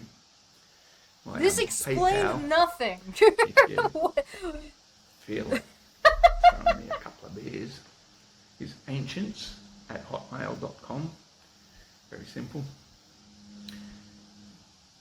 And if you really want to make something happen, and you have some land, or you would like to Donate create your land a to community of this people guy. who buy a big Okay. plot of land Oh where we can no! start, or if you're, a farmer who may be struggling and needs some help, that's where we can start. It starts from the grassroots, and even further, it starts at the water, the creeks, the streams. What? We're going to grow hemp. You're gonna grow grow so much hemp. Okay. And the hempcrete that we create from that is going to build a kingdom that will have no end. Yes. You've heard it here first. I am Iron Horse, and I'm here to stay, and I'm going to make this happen. You How? beautiful people. Thank you so much. Yeah, we decided to check in on Flat Earth Ozzy Jesus because his name came up, or like it came up in my brain, and I realized I hadn't checked on this guy in a really, really long time, and I was like, I want to see how he's doing and what he's. You cannot, you're not gonna make me email this man. No. Up to. Apparently he's up to trying to create his own civilization called Alimaroa that he's the king of. I don't know what his policies are. I don't know in what way he's going to do this, but apparently it's all on hemp. I guess. I I don't know. I don't know. I don't know if it's sad of me to say that he does seem to be doing better than the last time I saw him, at the very least, like 2 years ago. He was in pretty rough shape, but he does look like he's doing better. And yeah, it does it sounds very culty. He does sound like he's trying to start a cult. Um you're going to help me get my brain back? Oh yeah. I'm listening. He wants a political platform. I don't. He's got a political Facebook group. I don't know. I don't understand. What's he got? Dragons in the clouds. Hey guys, just a quick one to remind you, I haven't actually gone away. I'm just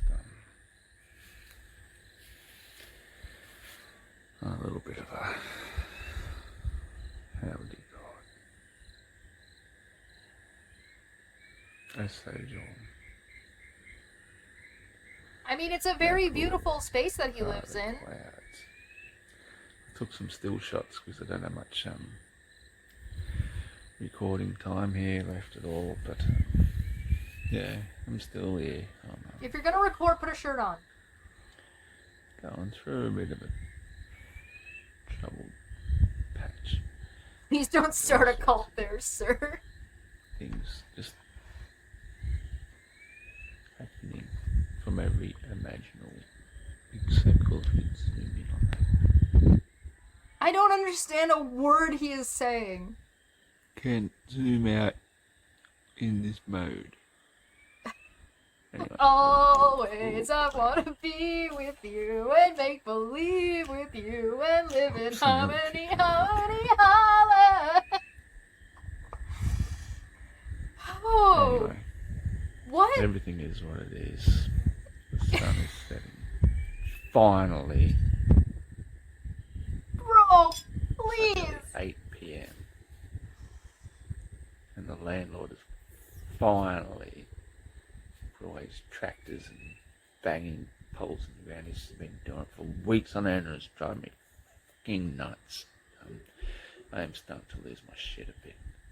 Oh, he rents this place? Or is he like the caretaker for the owners or something? I don't know. Each way, each day, to and from work, and I've had about enough. And so I am kind of a little bit on edge, as you might say. Imagine moving there, building a house, and then being the oppressed goblin you were meant to be. Some sort of peace and quiet in weeks. Could you imagine trying to live with this man? I don't know. I don't think I could deal. Storm and I'd dig myself into a dirt hole. maybe. I don't understand a single word he just said. Here he is debating about flat Earth on Modern Day Debate, and we're not going to talk about Modern Day Debate because the Modern Day Debate is the type that is going to try and take advantage of this individual for content. Bluegrass. I just wanted to check on him to see what he was up to. Blue grass, green sky. You better throw a party on the day that I die. Oh wait.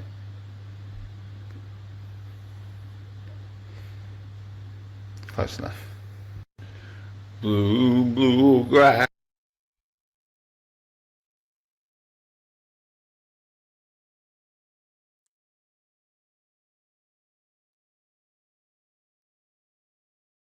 Well, I think that's enough Flat Earth Aussie Jesus. Good to see that he seems to be doing better than the last time I looked at him. I think we're about done there. I feel like we did a good job checking into him and you know seeing how he was doing, and it's good for him. Good for him. Living his best life. You don't know what to tell you.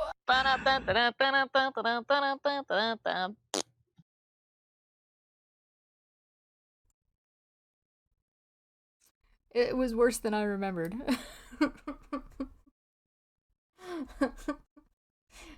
You actually want me to email this man? Is that what you want? How dare you? How dare you wish this upon me? I will do no such thing. You can't make me. How dare you, as a matter of fact. Oh god. I do enjoy that I had that bottle of amaretto, and I'm pretty sure I didn't drink it except for on stream, so you could actually like track the amount that I was drinking if you wanted to go back and like.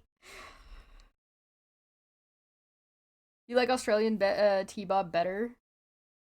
He's more serial killy but less homophobic-y. Yeah, he's Flat Earth Aussie Jesus is definitely more like, well, I guess I shouldn't call him that. His name is Iron Horse now. Iron Horse is more he's more of the he's going to violently like murder you if you go and live on his commune and don't follow his arbitrary rules, and unless like he's trying to elicit like real political change.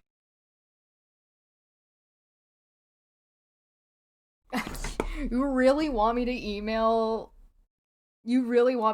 him? I'm not gonna take advantage of the guy for like a debate or anything like that. I mean, I guess I could have a conversation with him. I don't know what we would talk about though. Like, I don't know what to tell you.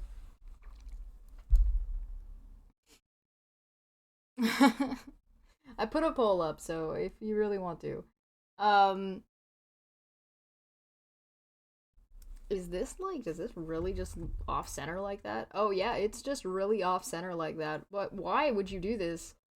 Sorry, I was looking at the layout of this, and it's like there's somebody's photo down over here, right here, and like, why wouldn't you put Meg's picture here and then Michella's or whatever her name is up inside, and that way it would stay centered and not look ridiculous. It's almost like these people know nothing about graphic design or something weird. I can't imagine how that would happen. Alright, you guys want to get into this one? Like I said, we're probably not gonna watch the whole thing. I mean, we might, but let's go, I guess. I don't know how much we're really gonna look at live chat. Is there anything in the comment section? There's 4 comments. A lovely chat. Being friends with Tammy Sue. Being friends with Alice is hysterical. I would never be either. Ugh. Okay. Alright. Yeah, why would they do something that would make them look not silly? That would be ridiculous. Oh. I am my mother's savage daughter. Oh yeah. Sharp stones. I am my I'm going to assume this is copyrighted, and I'm gonna mute that because fuck them. Oh. They would never steal content. They would never take stuff that doesn't belong to them. Hey, y'all. Hey, Michella. Hey, how are you? Michelle. How are good. you? I'm Me too. good. Me too. So what'd you do today? Worked, and what else did I do today? Oh, I had to run to the dollar store to get a couple things, and did some school stuff with Lily. Just the usual regular old day. Yeah, me too. Me too. We got a lot of people in the chat so far. We have Reagan, Linda Reese, hey y'all.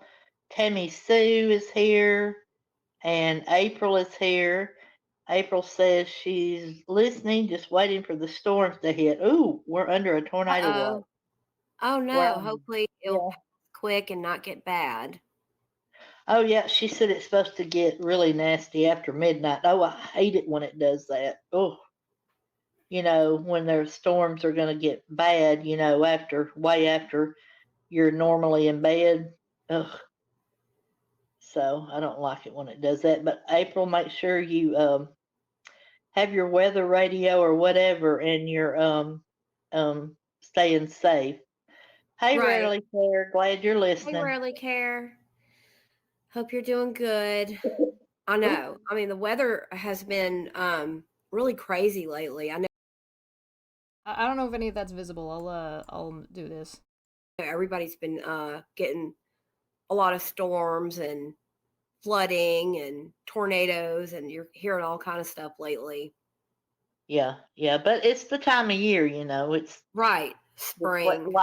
like one Exactly. day. Let's see, we've been up in the 80s, like 81, 80, not much higher than that, 79, 78, and then one day next week it's supposed to be 56 for the high, and I'm thinking, oh dear God, please, just Wow. Hey, yeah, Zaya. just Um, oh decide yeah, what you're gonna April. do. I know a lot of dogs do not like that, like bad weather, thunder, all that stuff. They get really scared. Oh yeah, yeah. Hey Zaya, good to see you, lady. Um, wow, we've got a chat room full of people right now. I know. I'm so glad. I love when everybody gets to come. Right, we've probably got So, some up on the roof too. So, oh, I'm sure. yeah, Oh, you're in the 80s. Yeah, it got pretty warm here today. The sun didn't come out. It stayed pretty overcast, like it wanted to rain, but it never quite got there. But we still haven't gotten like super hot yet, and we usually are by this time of year. I know it's going to be any day now that we're going to, but I'm enjoying it because we never have like a real spring like this. This is really rare oh yeah. this Linda, far south. Linda says she's sweating in shorts and that she still has swamp butt. Oh yeah, swamp butt, swamp tits. It's a real thing, and when it's hot outside Oh and yes, humid. it is. Yes, yes, yes, yes, yes. I hate that too. Oh, yuck. But Yeah. anyway, we have a action-packed live, I guess we could say. Oh,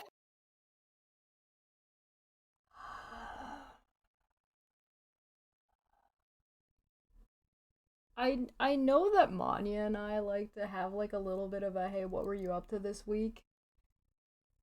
At the beginning of Dumbfuck Fridays.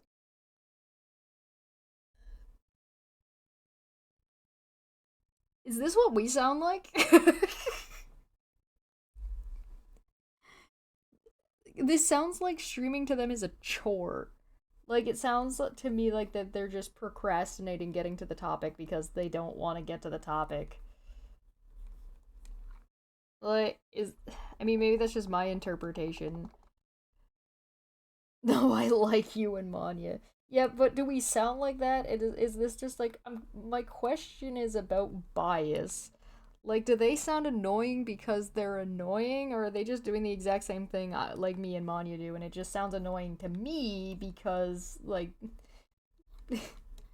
I kind of have a good idea of where this is going, and they're kind of just shitty people.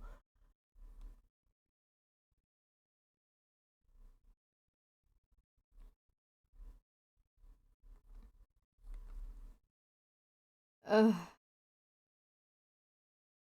Yeah, so Megan and Moderate Extremist did a stream after I did my the company videos, and in that stream they had said that they were done and weren't gonna like talk about any of this kind of stuff anymore or do any like have anything to do with it. And surprise, surprise, here we are. It's almost like it never stopped. It's almost like that was a lie. Go figure. Uh, I don't know, man. I guess I have a little bit of self-awareness to understand that maybe this is what we sound like. I don't think this is what we sound like. This might be what we sound like to people who don't like us, though.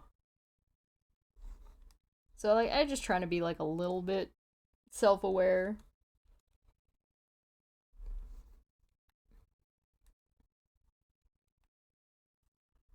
So I guess we just keep going. Congratulations on your weather, I guess. Oh boy, do we. Let me tell you, like, when I don't know what would the word be to describe all of this. Like, if you had to pick one word, I would pick triggered. That the main person we're going to talk about, our lovely stalker and troll, has been very triggered and very desperate. That's another word, desperate. Shit show. Yeah, exactly, Linda. Right. I would um, say, I was fixing to say, I would use the poop emoji and a clown behind it. So, yeah, that's perfect. yeah. Exactly. Tammy's in a sundress and still very warm. You're over in Cali though, aren't you? Yeah, she's in California, right? Yeah. She's in Yeah. California. Mm-hmm. Well, yeah, it's nice over there. I'm in Alabama, and our weather goes up and down and up and down. So anyway,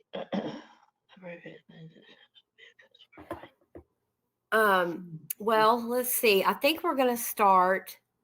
Were you reading or I I was thought I reading heard the you? comment. I was reading the Oh, comment. okay. It's okay. Oh, okay. I was like, is she Yeah. whispering or I didn't know what was going No, on. I was reading out loud, kind of, sort of. Kind of, sorta. I was like, Yeah, what's happening? I'm sorry. um, Oh, no, me. it's okay. It's we just kind of do our own thing around here. All right. Yeah, who wants to stalk these people? I mean, I don't know. These people like to wishy-washy words and say like, well, it's stalking if you watch our content and comment about it, but it's also you have to do your research. So research is stalking. So I don't know. This video will probably, like, me even just taking a tertiary glance at this will probably be considered stalking because I'm gonna, I don't know, if they say something, I'll probably double check something if necessary, depending on what comes up. Hi. I figured I'd try and fix the lighting a little bit because the sun is just beaming me. Hi, Puck. How you doing? Somebody gave you a boop. Come here. Boop.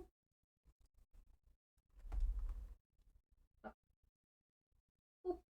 Yeah, good boy. You get extra boops. Boop, boop, boop, boop, boop.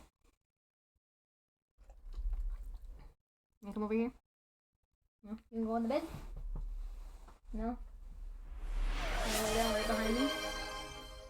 So many boops! Puck. Boop, boop. Yeah, he's a good boy. Are you coming to save us from the absolute stupidity that we're currently looking at? Hmm? No. Alright. I don't know what he's doing. I don't think he knows what he's doing. Okay, goodbye.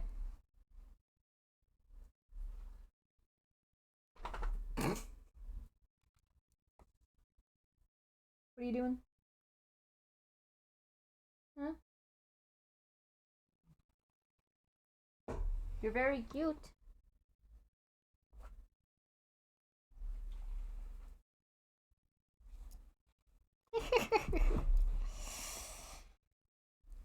Setting up the ring light mid scream, right? 0 out of 10 production. He's probably kind of bored. You bored, buddy? He's decided he's gonna lay on the floor. Don't mind the vinegar that's like underneath my Don't mind the vinegar that's underneath my thank you, I will save. Underneath the table there, that's for the kettle that I have up here. He wants treats. I don't have anything. I have no treats. I have a jar of peanut butter on my desk. He can't have the whole jar of peanut butter. That will make him sick. All right. Yeah.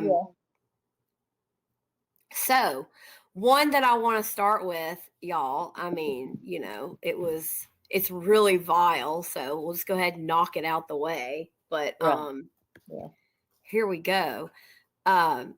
I covered the name up, even though I know this person put it on there, but lovely Alice, or not so lovely Alice, decided to dox my sister on Twitter today, as if she's, kind of like insinuating she's going to call her, which that's going to go really bad for her if she does, like really, really bad. Like it's. Hold up. Maybe get name on panel to explain more about Megan. Last night's stream was touching and all, but family perspective is always interesting.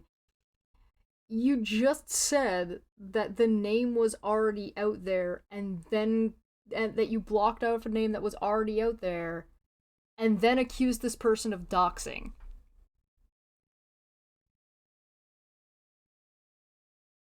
Yeah, DM me. Yeah, hit me up. Congratulations, happy 34. Cheers to you. I need to see if I can get the messages when they're highlighted read out loud. I'll try and fix that for next time.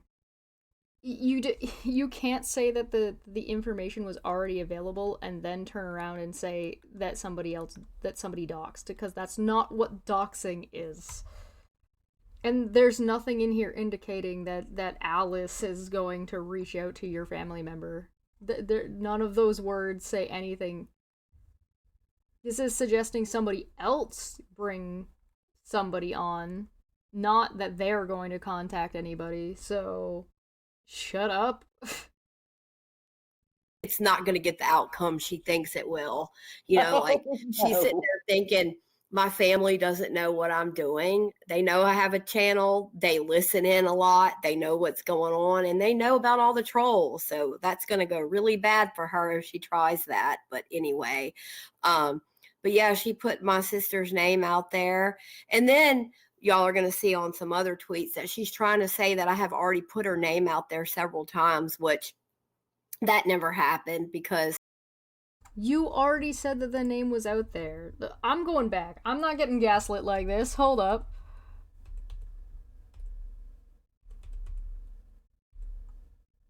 I covered the name up, even though I know this person put it on there, but lovely Alice, or not so lovely Alice, decided to dox my sister on Twitter today, as if she's, kind of like insinuating she's going to call her, which that's going to go really bad for her if she does, like really, really bad. Like it's not going to get the outcome she thinks it will.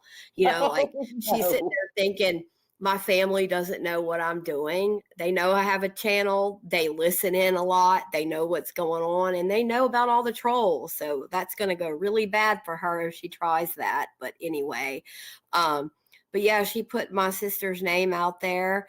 And then y'all are going to see on some other tweets that she's trying to say that I have already put her name out there several times, which that never happened, because my brother and I, we don't call my sister by her name. We never have. My sister's always had a nickname that we've only called her by our whole life.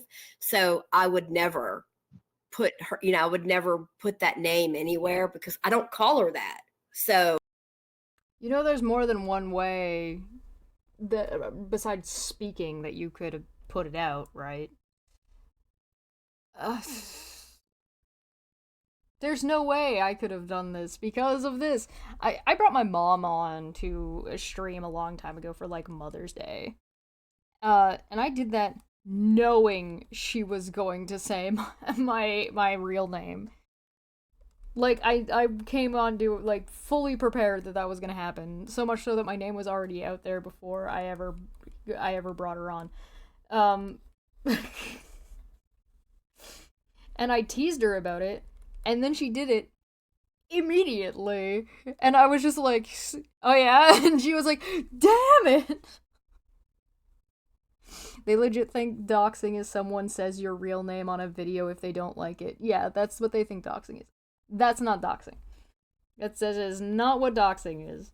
It's like how they think a knock on the door is the pizza being delivered is swatting.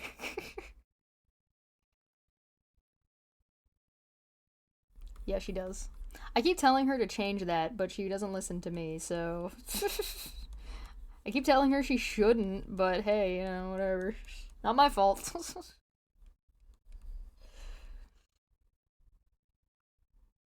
Head empty. Yeah, I mean, that's just not what doxing is. You can say, like, maybe you could say, hey, this is inappropriate, but you can't call it doxing, because it's just not. It's not what that is. That's not what that means. If you don't believe me, you can go find an old video of Steve's where he explains and we talk about what doxing is.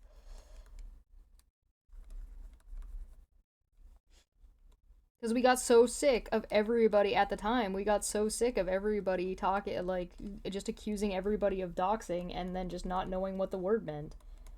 So we were like, listen, we're just gonna go through and talk about what doxing is. So we did.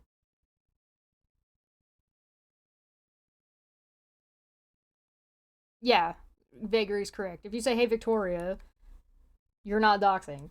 People might be confused about who you're talking about because it's not a name I use commonly, but it's certainly not a dox. A dox also requires more than one piece of information to be at least legally.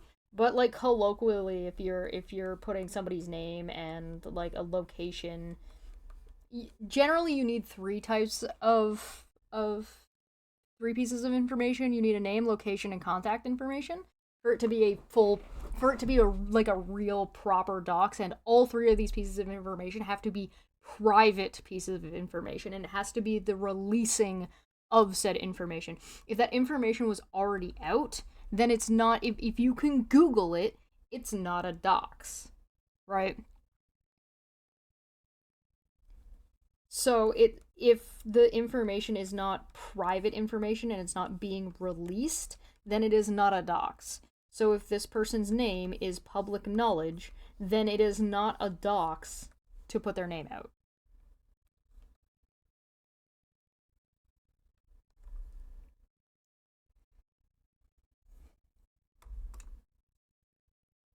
Somebody else had already released the name. This is like the people being angry about Stone Toss's name being out on Twitter. Because like once it's out, it's out. You can't like people aren't re-doxing you by using your name now that your name is publicly available. Is it appropriate? Maybe not. Depends on the scenario, but you can't call it doxing. It's just simply not. It would never happen. And she's, doesn't do, she, it's not like all over social media and everything. I mean, she watches me, but, she's not like all over and chatting and things like that. But anyway, so, this was just a scare tactic. Was that just to. Did anybody else notice the number of ums and ahs and it sounded like she was just bullshitting? Like she just made all that up right on the spot. Like she's not on social media very much. Or like she doesn't really use this. She watches me. Like all of that sounded like she just made that up on the spot. I'm not gonna lie. That's just my interpretation though. It's just the way I'm interpreting what she's saying because like it just sounds like that sounded like she's probably somebody who is on social media a normal amount but doesn't associate in these circles. But she took such a long way about trying to say that as if like there's no possible way that anybody could have associated our accounts together. Where it's just like I bet yeah, they could. I bet it's not hard.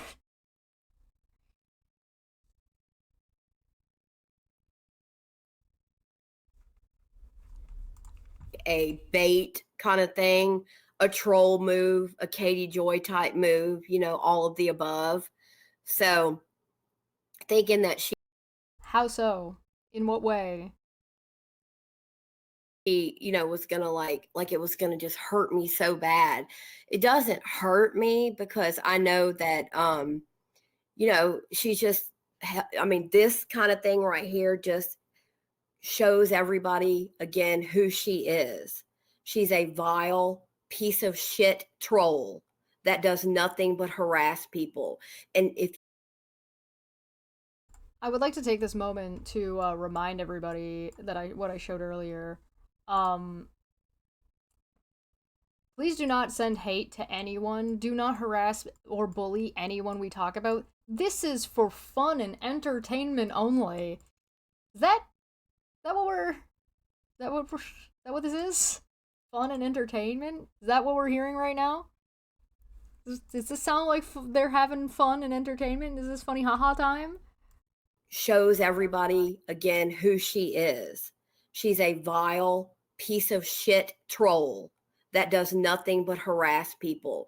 And if you need proof, well, I've got a whole bunch more to show you tonight. I mean, if anybody has ever doubted that she doesn't do anything, we're about to show you that she does again.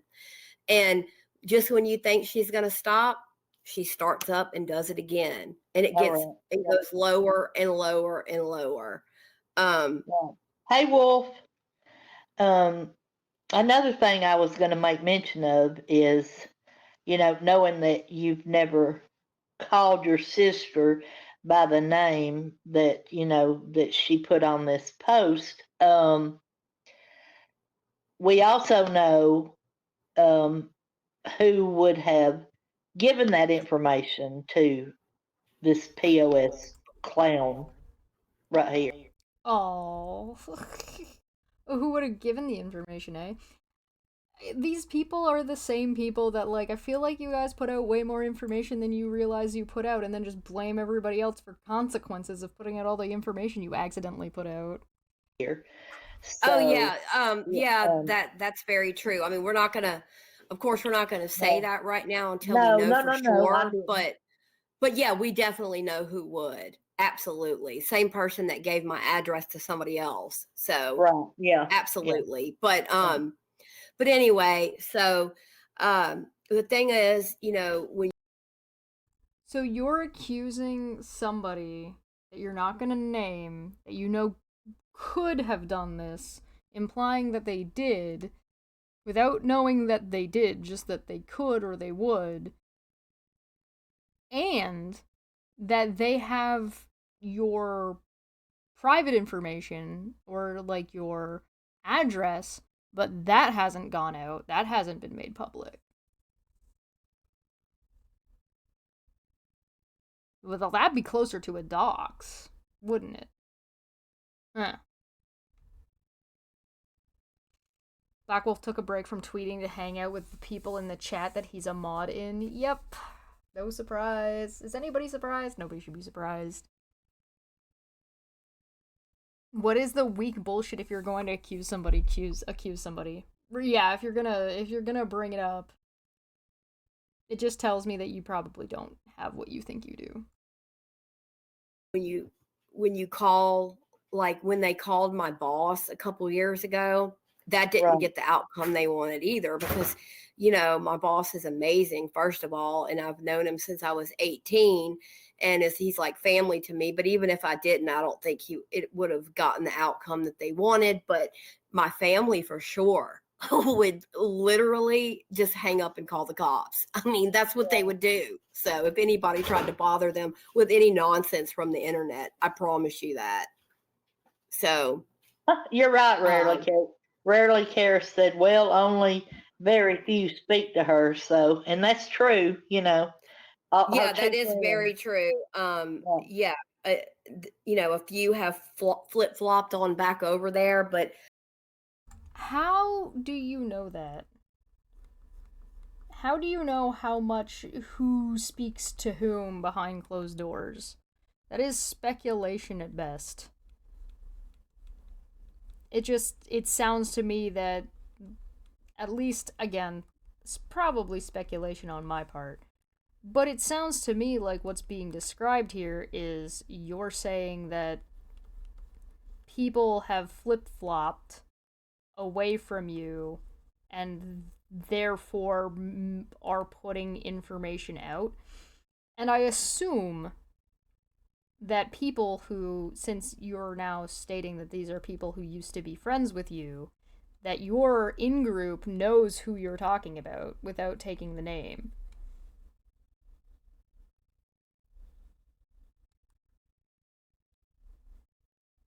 Right?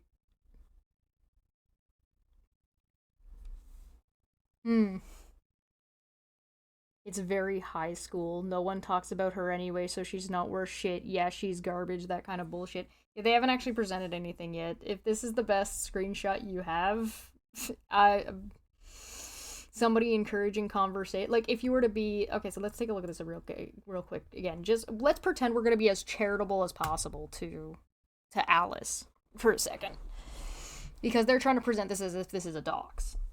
So so they're interpreting it in the worst possible way. Let's take it in the most charitable possible way. A lot of stuff gets said about Megan that is true and untrue. A lot of accusations and a lot of, like, bullshit gets talked about her journey or recovery with drugs, and there's a lot of speculation about that with what she presents online. Apparently her sister is around and publicly available, and Alice is encouraging a conversation with the sister, which might help be more communicative in the way people perceive Megan, and that could bring a positive spin or a positive light to some of the stuff that Megan has gone through, and might confirm some of the questions around whether or not Megan is telling the truth about specific things. And Alice is encouraging that kind of a conversation in that kind of scenario. So if you were to take this in the most positive light, Alice is doing Megan a favor. Like, if you don't know any of these people involved, I would suspect that Alice is not, which is particularly why Megan is not keen on the conversation happening. I mean, if I couldn't stop Megan or Erin from reaching out to my mom if she wanted to. Like, I couldn't stop that, and I'd be like, yeah, go for it, right? My reaction to this is a lot different than what Megan's is. Megan's is a very defensive, lashy out kind of reaction, whereas I'd just be like, I mean, I wouldn't, but okay, go for it. You know what I mean?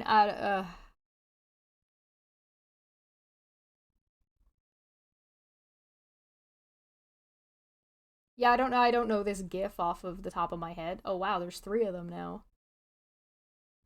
I don't know this GIF off the top of my head. So because I don't know this GIF off the top of my head, I couldn't say. You can certainly try. I don't even think they're talking to her as much anymore. So No. Basically, I see her talking to herself all the time. Hey, moderate. most of the time, hey, moderate. Yeah, exactly. Right. Yeah. So. And Wolf, if you didn't hear me a minute ago, I said hello to you too. So just making sure you heard me. Oh, I'm sure he did. But just in case. Is Wolf that needy? Hi, Puck. Welcome back. You grumping?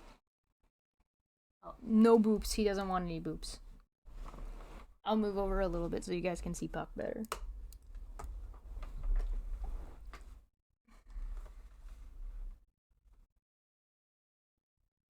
You're very cute.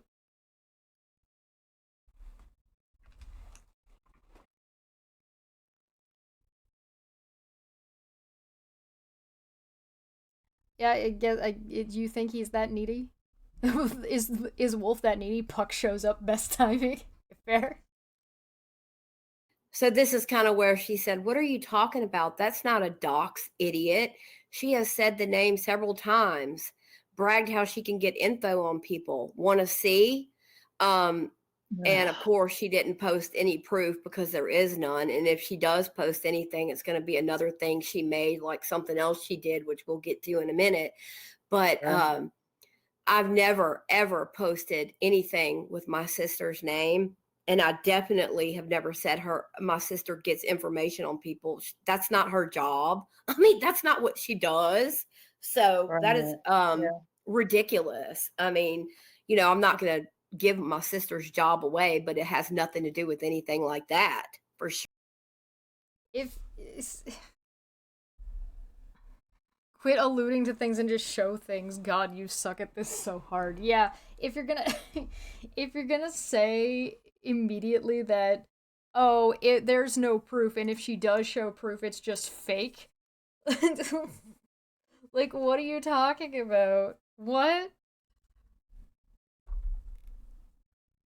What? Yeah. The level of stupidity we're dealing with here is actually quite impressive. That's not a dox idiot. Correct. She has said the name several times, bragged about how she can get info on people. Want to see? Megan puts all names out there herself. This says 31 minutes ago when the screenshot was taken. So they're watching this person's account. Damn. I wonder if I could message Alice and find out if and like see. Do you think I could? I bet you I could. Hold on. Let's take a look. Why don't we? Hold on. Island Mama, right? What's the number? 12.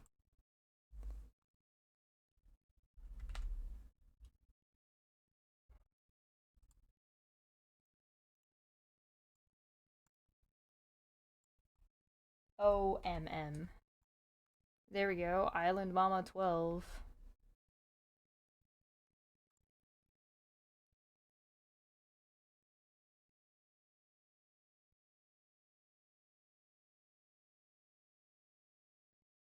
Think I could find the original tweet that she's talking about?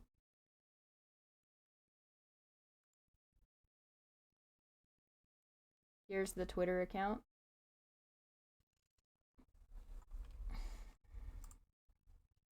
Let's move this over so you guys can see.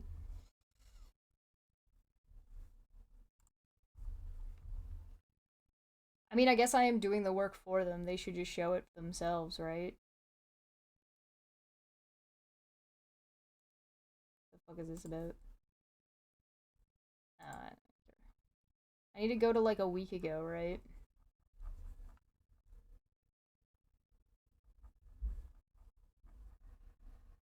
When's this from? April 22nd. Alright, and when's the stream from? April 18th. So we gotta go to April 18th. This is a seance. We've interrupted them. April 8th, 20th.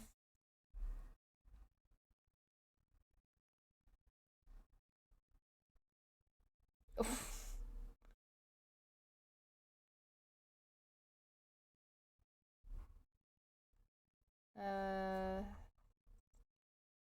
19th.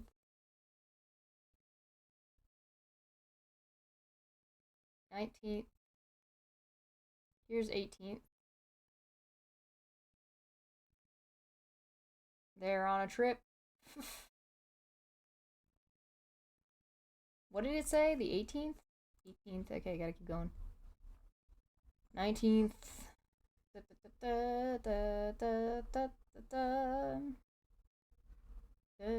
14th. 19th. There's a jump. Oh no, hold on. These are getting retweeted, so. These are all retweets.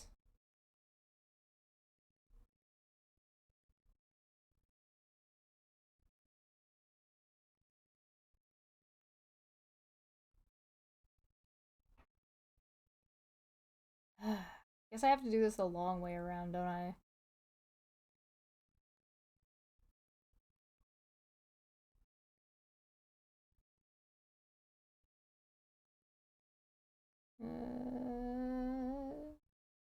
Because I don't know when the screenshot is from. All I know is that it was 30 minutes after the tweet was made. And I've gone back to April 15th, and it could be in the replies somewhere. Son of a bitch. God, you guys fucking suck. Look at how much work this is. Okay, let's just go with what are you talking about? Let's try that. Let's go us back up to the top here. We're gonna copy this. We're gonna use the search function. We're gonna type in some gibberish. This is how it works if anybody needs to figure this out. It's not that hard. Alright, we go to advanced search. We go, what are you talking about? Question mark. And then we go from this account, and we search it.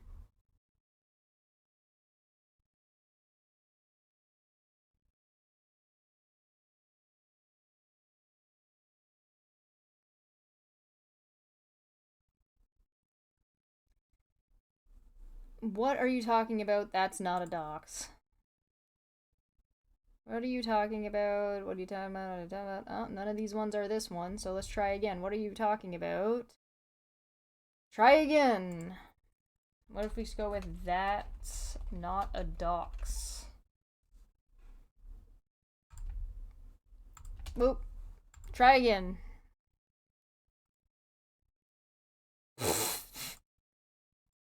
Huh, funny thing that.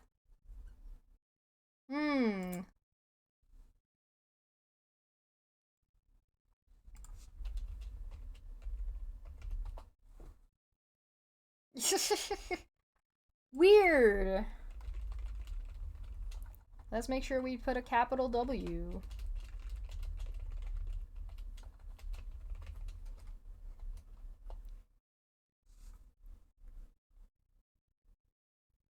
This one's from December 12th, 2023. This one's from April 22nd, which is after this stream. This is from April 6th. This is from December 5th, 2023. This is from November. Okay. Sure.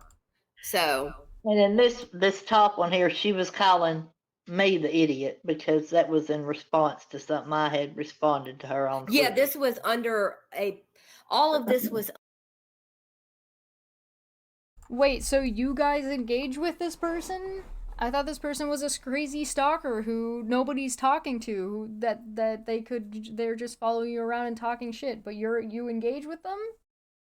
Huh. Weird. Under a tweet that Michella had made. Michella was just sharing our live for tonight, and Alice went under there and posted several things. So yeah.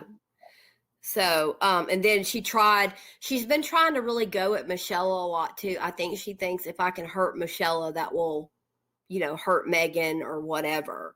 So oh my god. You do realize that lying about this will only hurt Megan's credibility, well, further hurt it. How does any of the... I think I will block you again. You keep talking to me behind a block. Just remember, I can't see you. More magic, it's been proven. Keep it doubling down. So you have them blocked and you're grabbing screenshots and then talking about it on a YouTube channel and you're mad that... What about any of these is attacking Michella?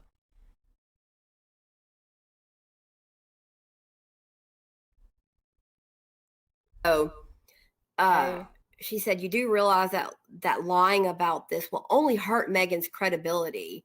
Well, further hurt it. Well, first of all, Michelle is not lying about anything. So there's that, too bad. So I think I will block you again. You keep talking to me behind a block. How are you talking to her behind a block when she doesn't have you blocked? That makes zero sense. Wait for it now. Just wait for it. She has blocked me again. Yeah, of course she did. Why are you surprised? She says that I think I will block you again. You keep talking to me behind a block.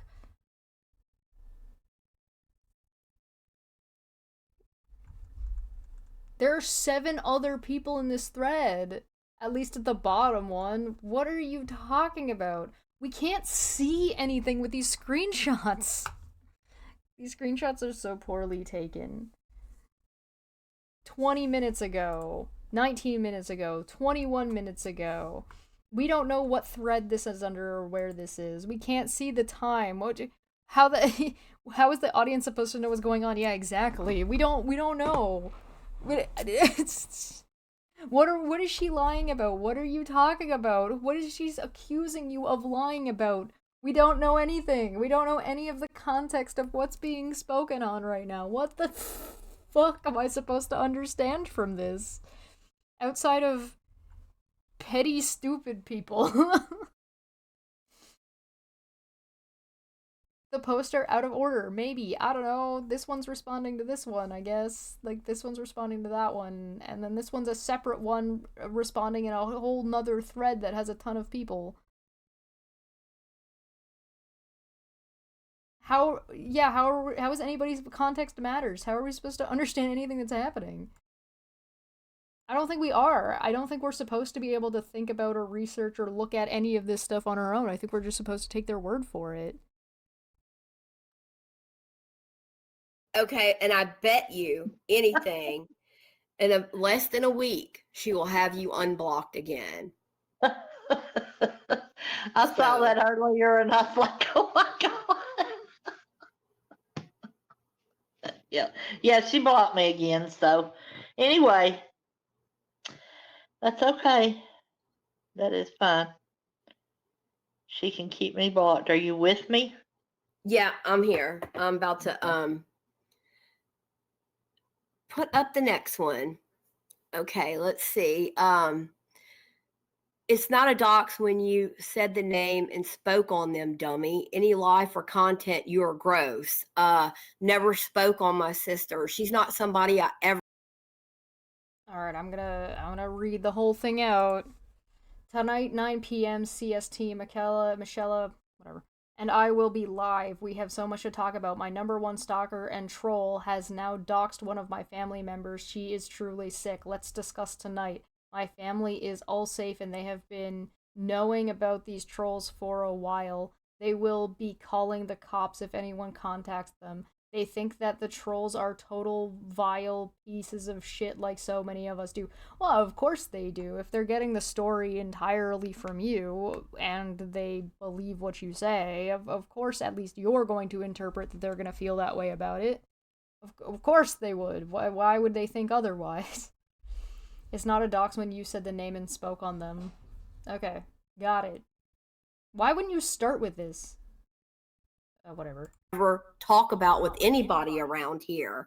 You know, I mean, I think only a few people even have heard me talk about my sister. I really don't get into anything like that with anybody. So Right. but again, she says things like this, hoping people will buy. I mean, that's just not true.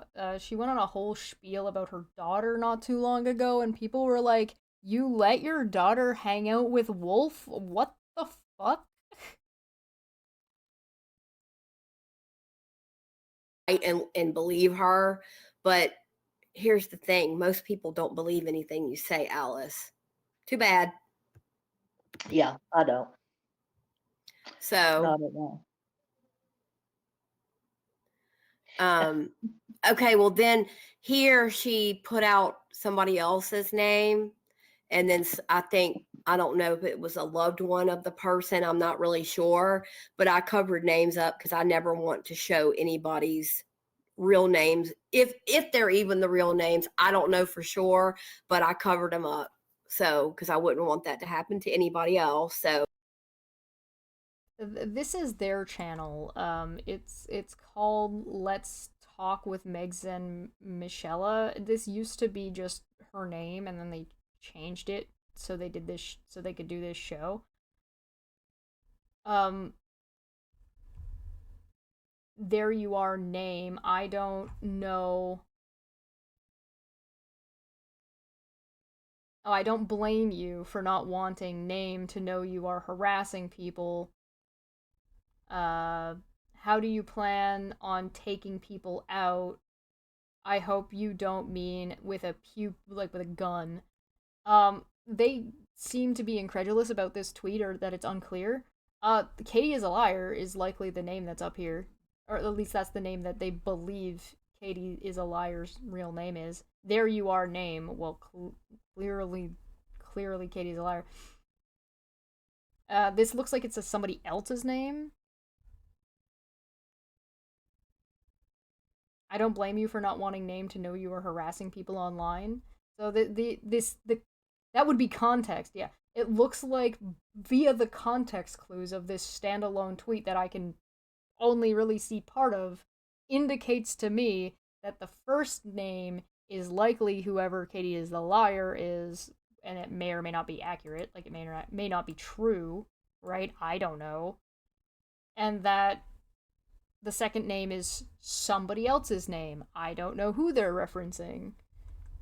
That would be information that would be really great if you're trying to do an expose video for somebody to be doxing.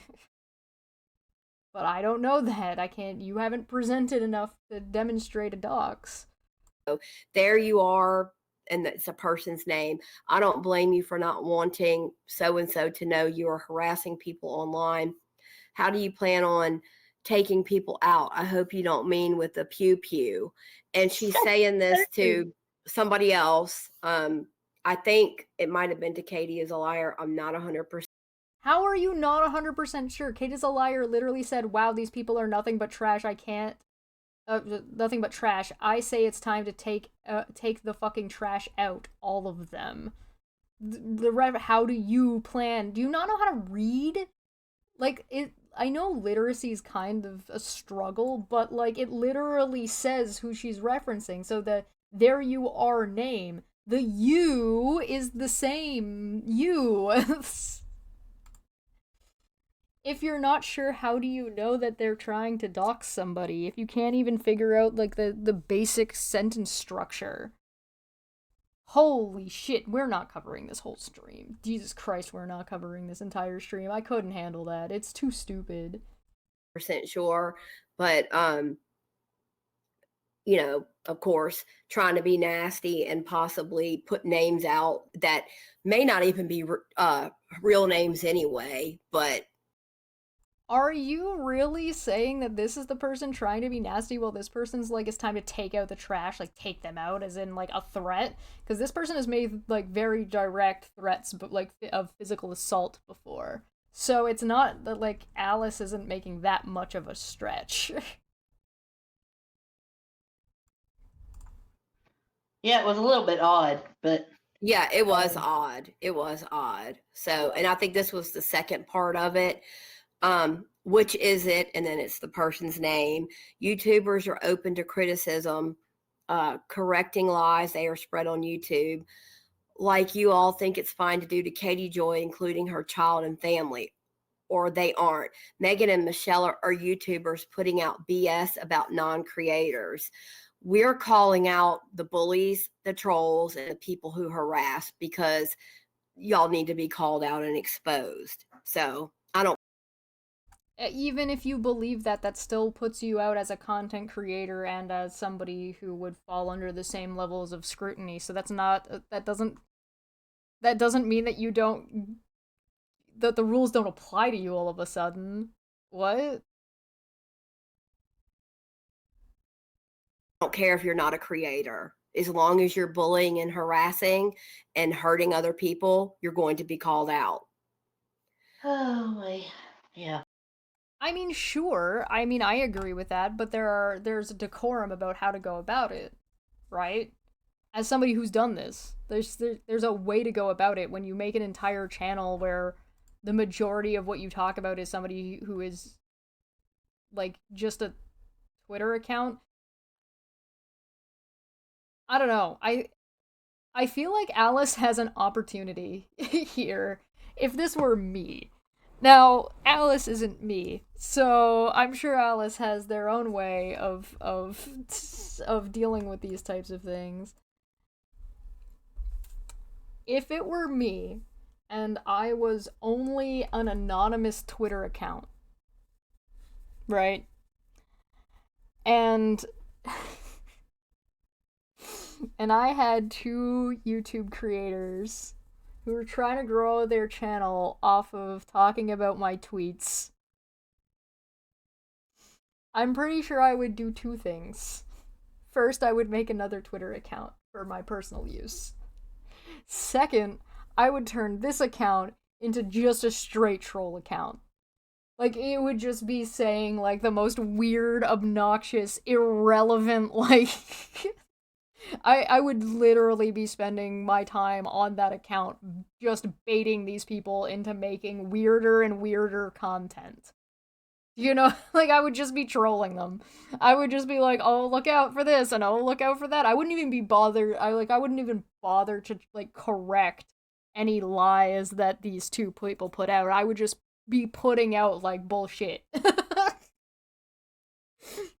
Yeah, and like, yeah, and it would just like, and it would, but you can't just be raunchy right away. You've gotta like, you gotta slowly lead them into it so they don't realize that it's happening. That's what I would do, personally. Right? Like, you just slowly turn it into like, until eventually it's mostly just porn or something like that, and see how far they're gonna follow the account for. You have to like disagree and argue with them a little bit, just enough to keep them engaged. But that's what I would do. That's what I would be doing. That would be the goal that I'd be working towards, and I'd have like probably like a 3 to 4 month plan, like timeline.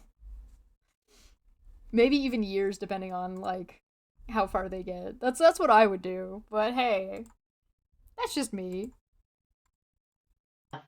Yeah. Wouldn't it be fair for Katie Joy to dox all your pictures from Twitter and Facebook?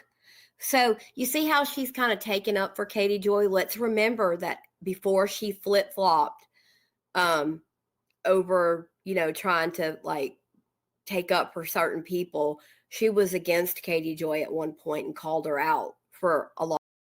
That's not taking up for Katie Joy. That is using Katie Joy as an analogy to say that if this applies to Katie Joy, then it should apply to you. She's calling you a hypocrite. Treat them for what they are, lol cows. Yeah, exactly. That's what I would be doing. I would be treating them like they're basically Jared Genesis. Because that's basically what they are.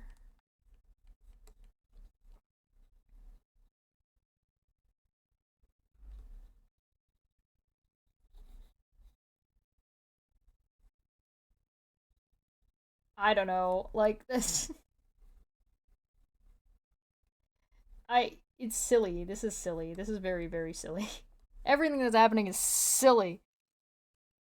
It's not not a dox to take somebody's Facebook pictures and re-release that, like they've already been published, so that that's not the release of private information. It's already publicly available. Even if it is on a private account, it's already been released, so it's not, that wouldn't be considered a dox. We haven't been watching, yeah, right. So, but regardless, she's calling you hypocrites. She's not defending Katie. You're dumb. Be less dumb. Long time. So, just to remind everybody, she's so full of shit, basically. Mm-hmm. Wow. What do you mean? Mm-hmm. Do you have anything to add to these conversations, or are you just, is Michella just there to be a yes man and not actually have an original thought in her head? All she's done, so we're 15, 16 minutes into this video, and all she's done is agree and talk about the weather. And say hi, make sure that Wolf knew that she said hi to him.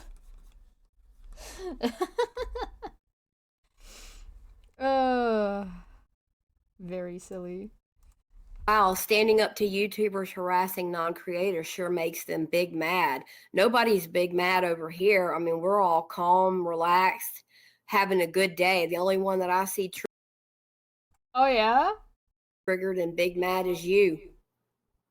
Oh, really? Do I need to go back here? What was this about here? Person we're going to talk. as if she's, kind of like insinuating she's going to call her, which that's going to go really bad for her if she does, like really, really bad. Like it's not going to get the outcome she thinks it will, like Oh, she's sitting no. there thinking, my family doesn't know what I'm doing. They know I have a channel. It's going to go really bad for her if she tries that. But anyway, but yeah, she put my sister's name out there. And then y'all are going to see on some other tweets that she's trying to say that I have already put her name out there. So we don't call my sister by our whole life anywhere because I don't call her that. So it would never happen. And she's in everything. I mean, she watches that and things like that. But a scare tactic, a bait kind of thing, a troll move, a Katie Joy type move, all of the above. So thinking that she, was gonna like it was gonna just hurt me so bad. It doesn't hurt me because I know that she's just I mean, this kind of thing right here just shows everybody again who she is. She's a vile piece of shit troll that does. That's real anger. You can hear the anger in her voice. She is real angry. She is actually mad when she talks about this. Is Here? she's a vile piece of shit troll that does nothing but harass people. And if you need, You're clearly mad. You're making hour-long content about this woman. You're clearly bothered. You're spending a lot of time doing it. There's nothing wrong with being bothered about it, but trying to pretend you're not and be like, no, I'm not triggered, you're triggered, is very, very, very silly. It's very silly. Honestly, they probably just found her sister's name on Facebook. Yeah, probably. Probably. It doesn't seem like it's that difficult. I'm gonna jump ahead. I'm gonna jump ahead to like, I don't know, 30 minutes, because I don't care. Let's see, she can use all of this for content on YouTube, how defending myself is harassing her, blah blah blah. The DMs of Wolf's show they have planned to harass me for, they have planned harassment on me for years. Interesting. or they want to come, Show the DMs. The DMs, if the DMs aren't showed, that's a problem. But let's see. use their voice up here to call people out, it's going to be here too. It's not going to always be you. Right. But yeah, today's your lucky day again, isn't it? And there she's putting another video. I think that was that might have been one of the cringe ones or whatever. And then this doesn't look good for her.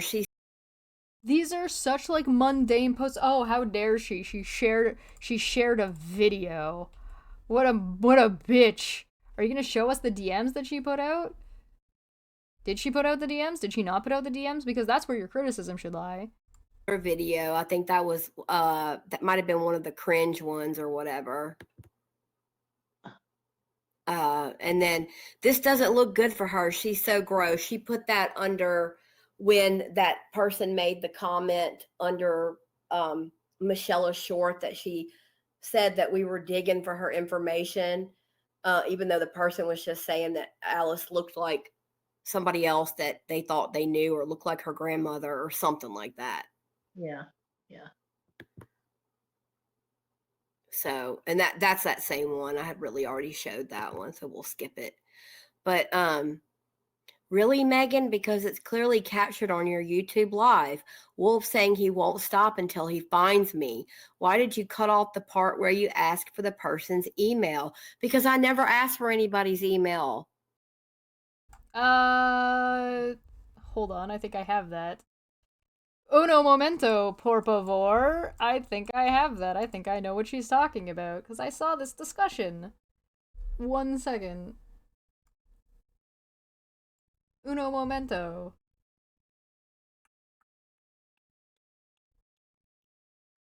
Here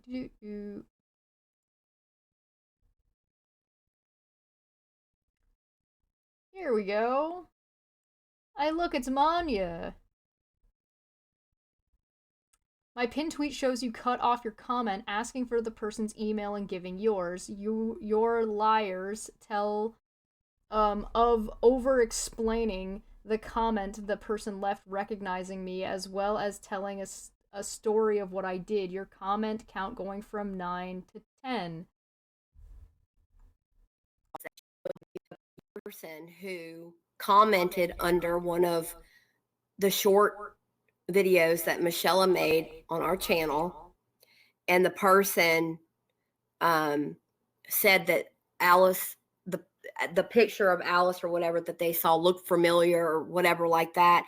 But then they said, never mind, I don't know anybody named Alice. Sorry for bothering you. And that was that. I had said one comment she had asked me who that was, and I said, it's somebody named Alice. I figured they didn't know her, because I've never seen this person before. That's why I told her who it was, because I figured this person was not going to know her. The retroactive bullshit. Here's the comment. Oh no, we're not doing this, Alice. I never asked that person to contact me. I made a comment telling her who you were, and then she said she didn't know you, which I figured she didn't. Nice try on trying to make it seem like I tried to get her to contact me. I did not put that, and it's not there for me when I look at comments. Either you did that or someone is messing around. Either way, no one is harassing you like you do all of us. Geez, you really need help and a new hobby or something. There's the comment going from 10 to 9. There's 10. You can see the comment there. I'm convinced that that's my ex-mother-in-law.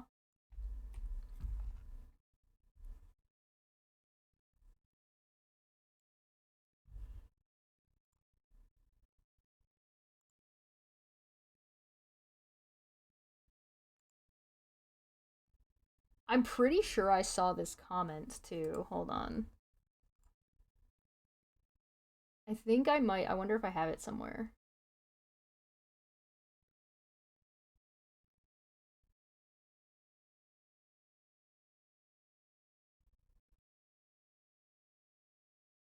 Oh, look.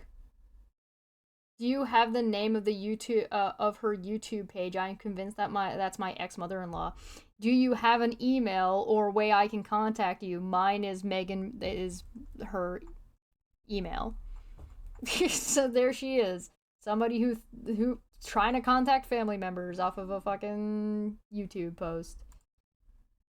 Over a YouTube comment. Womp womp. It sure is rough when somebody's got receipts. Damn. Ever. That was you. And nobody's, like, we're not out there searching for you, and I think what, But if it comes up and somebody just provides us the information, that sure is fucking convenient for us to then immediately jump on it, isn't it? Yikes. Not putting up with your crap, and he will take the steps necessary to put an end to it, like in a legal way. So, but nobody's. Wolf straight up threatened people. We watched that last week. We literally watched how he was going to attack people and hit them. Like, he talked about how he was going to assault people if they ever like were in his real life vicinity. That was very real. He made very real threats. He very much was like, don't you ever dare call me a puppy to my face. I'll knock your teeth in, or whatever the fuck. Like, no, you're gonna pretend that he didn't? I don't think so. Searching for you just to harass you, like the crap you try to say. The only person that you go real life, though, and do those kind of things, but nobody else does. Right. So, liar, that's your go-to. Someone messed with you. You deleted it, but nothing has ever gone forever. Yep, that's right. And you aren't going to subpoena crap. How long have you been threatening a lawyer from Canada? 3 years? Oh my God. You aren't going to do a damn thing. Right. But yeah, everything's that would be there, but it's that is the type of arrogance that gets you in trouble. That is the type of arrogance that you think that because an amount of time has gone by, it absolves something from ever happening. Investigations take a very long time and the court moves very slowly. If we have learned anything in our time here, those are two things Everybody should have learned by now. If you have not learned that by now, I think you are making a mistake. And the thing is the statute of limitation doesn't stop ticking if you keep fucking doing it. So if you start harassing somebody in 2002 and it's 2022 and you've continued to harass them, the statute of limitation from 2002 is still applicable because it's an ongoing thing that hasn't stopped. So it still applies. That's just not how that works. And if somebody is trying to serve you paperwork, mocking and being upset that they're looking for you or might get your address for legal purposes is not the same as them running around and trying to stalk you, and trying to present it as such is probably not going to go look good to a court. Yeah, they don't send you a card that says Miss Blank has arranged a lawyer against you. Yeah, that's not how that works. She might already have a lawyer, for all you know. You just haven't been served with paperwork yet. Somebody could have a lawyer for years before you would ever know about it. That's not what I wanted to do. There we go. It's not there, and I promise they're not going to find it because you made it. That's why. Right. So, Right. and that's the same thing. Then explain the number going from 10 comments to 9 comments. Which comment did you remove? Or did YouTube remove? Something got removed. What was it? And where is it then? Because there's a screenshot of it. If you're going to say that it was fabricated, then show how it's fabricated. You just say these things. Tell Elmo. Basically reposted it, whining over and over again. 1,000,000 times. So saying I'm going real life, that was the original one. This is the picture that the person thought she looked familiar or whatever in the original comment right there. But nobody was going real. Well, we saw you reach out with your email, so what counts as going real life then? What constitutes this concept for you? Because if it's okay for you to reach out to somebody who you think is Alice's like ex-grandchild, why is it not okay for Alice to potentially want to speak to your sister? Because you said that was a problem at the beginning. So which is it? It's all okay, or is none of it okay? Or is it contextual? Is it sometimes it's okay and sometimes it's not? And in which context is it not okay, and in which context is it okay? You need to have some kind of consistency if you're going to pretend that you have some kind of standard or rules that everybody has to follow. And this is the problem. You can't provide context because every time you provide context, it doesn't actually show what you present it as. Life on her. No, we don't care where she lives. I don't care what her real name is. I don't care. Right. We just want. Then why did you care about giving your email to her potential ex-granddaughter then? Then why did you care about that? Looks like admissions to me. Wolf and his group are dirty AF, making accounts to harass and impersonate me. I have more with Wicked Pickle and others partaking in their quote fun harassing me. All liars. I mean, they did say that this is a stream about fun. This is for entertainment and fun. So they're doing this for fun. So the screenshot says, one of those crazy methods, one F those. I hate reading Wolf talking. God, he's the worst. Hold on, I'm gonna see if I can find a better one. This was posted, so maybe it still exists. Let me look for DMs somewhere. I don't see them. No.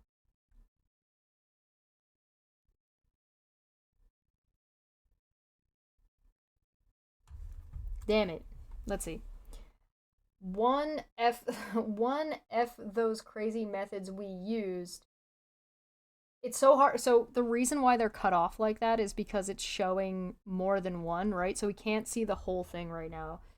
Who cares? I'm being re victimized. Sharing DMs is not illegal, for fuck's sakes. I am bawling. The harassment was unbearable. Do you know how? Black cut off, and then Wolf saying, I got the screens somewhere, friend. IW ill. I'm assuming this is supposed to say I will have to hopefully come across them next time I'm looking. Oh yeah, I'm totally done with those piece of shit motherfucker. In fact, here's something I ne'er told you something something. That's the problem that would have come from my DMs. They knew that. I think that's why they sent her. These are the same DMs where she told me her name, the same ones she told me, and then blacks out. Yeah, she's down with them. She act like ESHE. Oh, sorry.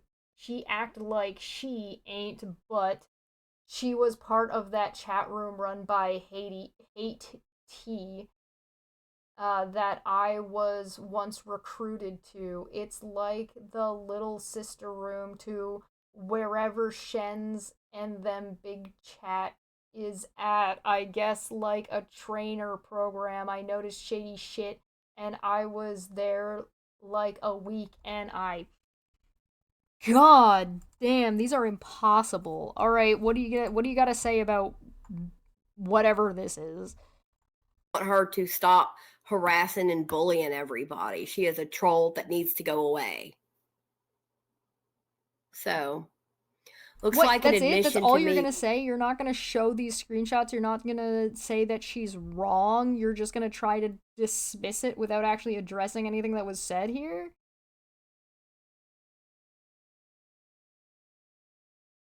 What the fuck? Wolf and his group are dirty AF, making accounts to harass and impersonate me. I have more with Wicked Pickle and others partaking in their fun harassing me. All liars. No, the Everybody's only a liar. That's what I cracks. know. Everybody's a liar. Well, no, that's you saying that.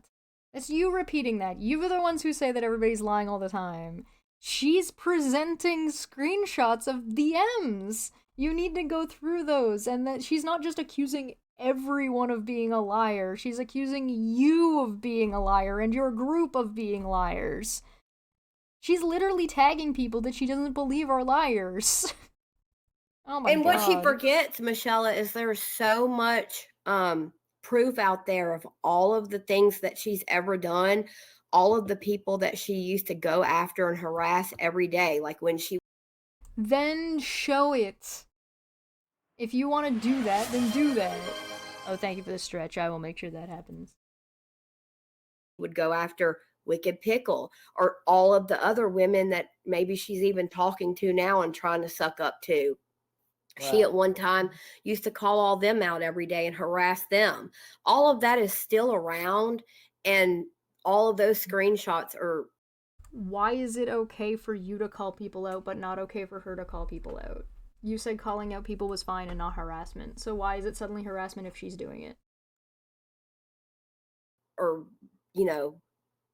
within reach, I promise you. So oh yeah, I bet we know she thinks that she can just lie her way out of it. Right. But everybody remembers it. That's the thing. Yeah. Everybody knows that she is a troll. Under the bridge. Not to mention Wolf and his multi-user account. No, the only person that has, multiple accounts is you. Like this Alice in Stalkerland. I know that you keep saying out there that that's me and Wolf behind that. No, ma'am. You make all of these accounts. You have several Alice, Island Mama, whatever accounts out there. You do that on purpose to try to make it seem like you're being harassed. And you. There's been confirmation that that is definitively not Alice, that it was Wolf that made that particular account that is on screen right now. I don't know about the Teespiracy one, but side note, Megs also has more than one account. We know that for a fact. We've seen it. It's been that one's been confirmed. I wonder if I have it available. Hold on, because I don't like to talk about shit without being able to show it. So let me see. Let me see here real quick. It might take me a second. It's almost like I take my time to actually confirm.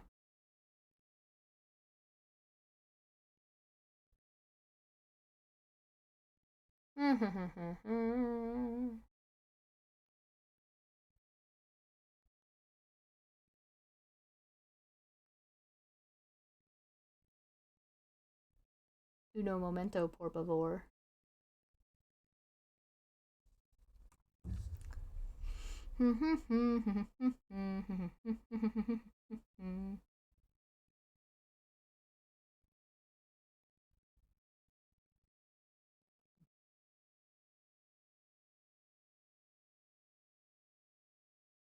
Actually, I wonder if there's a better way to do this. Hold on. Let's try this way instead. Settings and privacy. We're gonna control F this.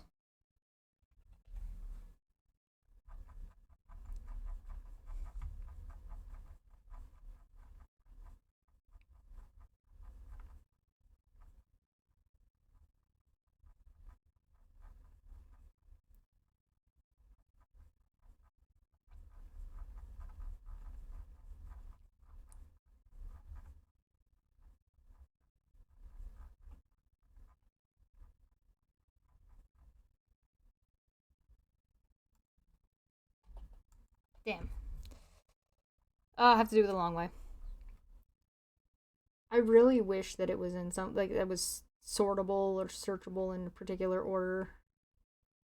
It's not, sadly.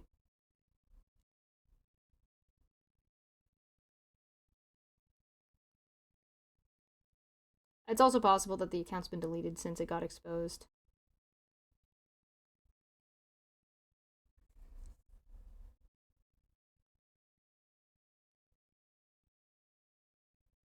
I also have more than one way to search this. That's the one that she usually uses.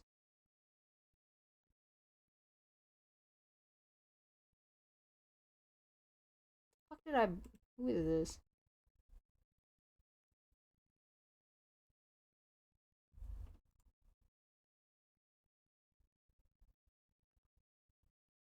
I don't know, whatever. I don't want to get distracted.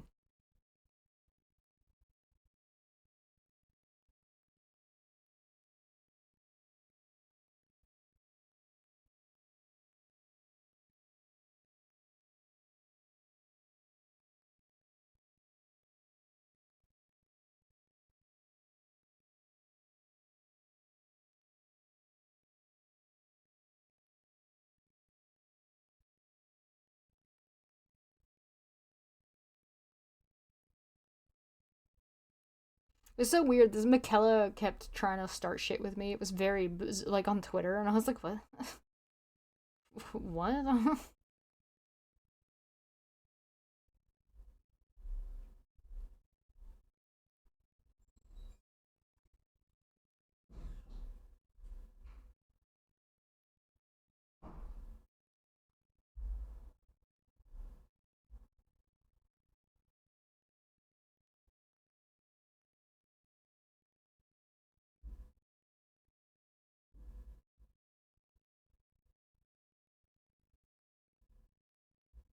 So it's gonna take me a minute to find this. Bear with me.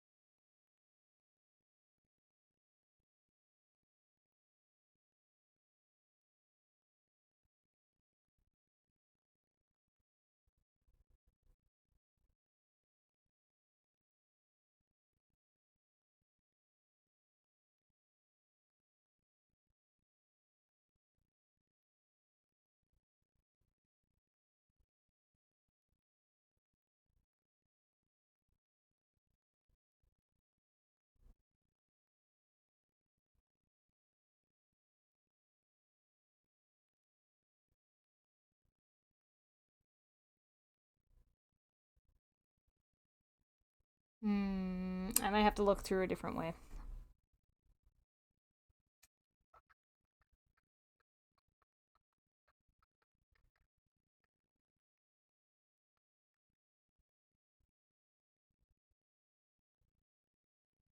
Alright, hold on.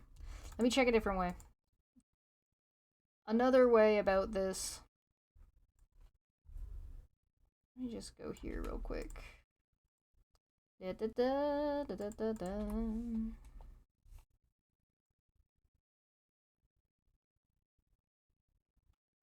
I do believe. I think it was this account that posted it.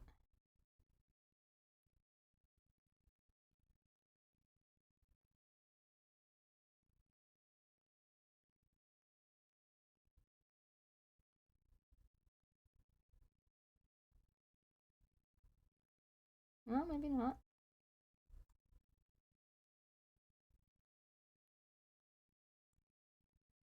I don't remember how long ago it was. That's part of my problem.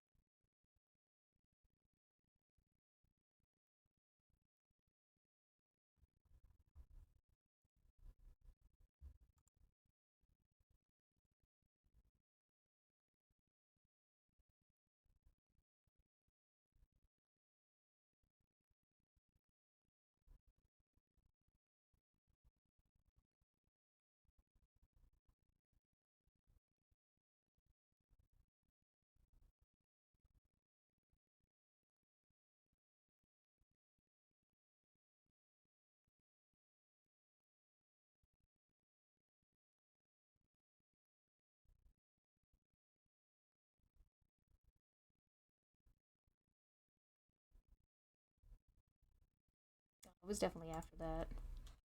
Where is it? Let's try.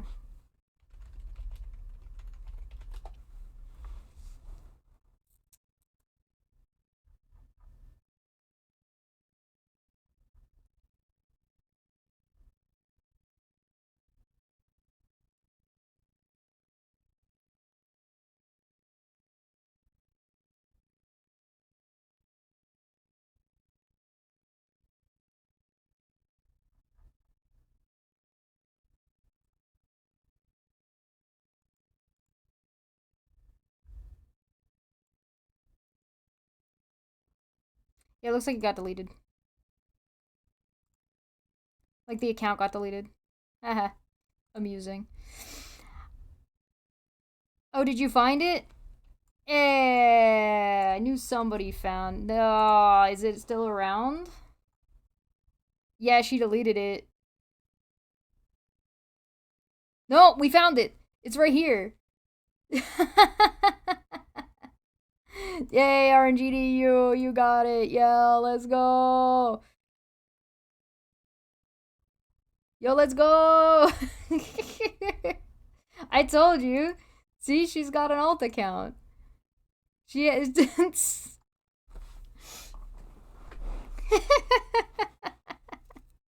Hey, Lamau. So she's full of shit. When she says she doesn't have another account. She even uses like her name and picture. At least she does now.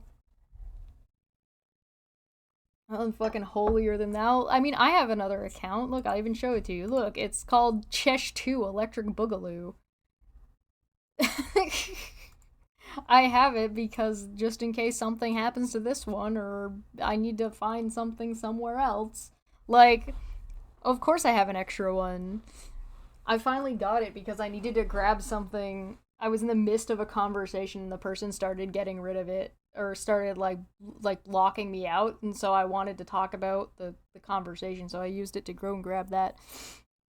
But regardless, it's not inherently wrong to have an additional fucking account. Who the fuck cares? But like, why are you lying about it? It's so silly. It's such a silly thing to lie about. And if you can just dismiss somebody for being a liar and not address anything they have to say, why does anybody care what Megan has to say? She lies all the time. You do it to yourself. You're Uh-huh. behind that account, nobody else. Sure. Just Oh my like you God. were behind so Can many you- other ones. Then prove it. How do you know that? Yeah, we took all the time to find it because we're actually gonna go and double check to make sure and demonstrate that the thing we actually say is true. We're not just gonna throw out random bullshit. We have standards here. Nobody then- thinks it's me and Wolf. Nobody. And then she says at the bottom again, she's talking about, Hi, hello. I think it's Wolf. I think it's Wolf. I think it matches Wolf's behavior. I think it matches Wolf's spelling. I think it matches a lot of Wolf. I think that there's a good argument to be made that it's probably Wolf. I think that. legal proceedings. Oh my God. Yeah. Okie dokie. Then she said, now go play in the pig pen. I'm just gonna go ahead and throw out here. I think I mentioned before, as much as they're laughing about legal proceedings, both of them were named in Kansas during court. By the way, they were both named in that case. So far, both of them. How do I know this? I was there.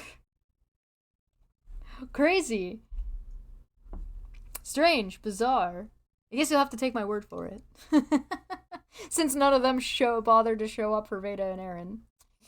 Rough. A rough life. With the hogs and their friends. You know, she's always got to still take a dig at them.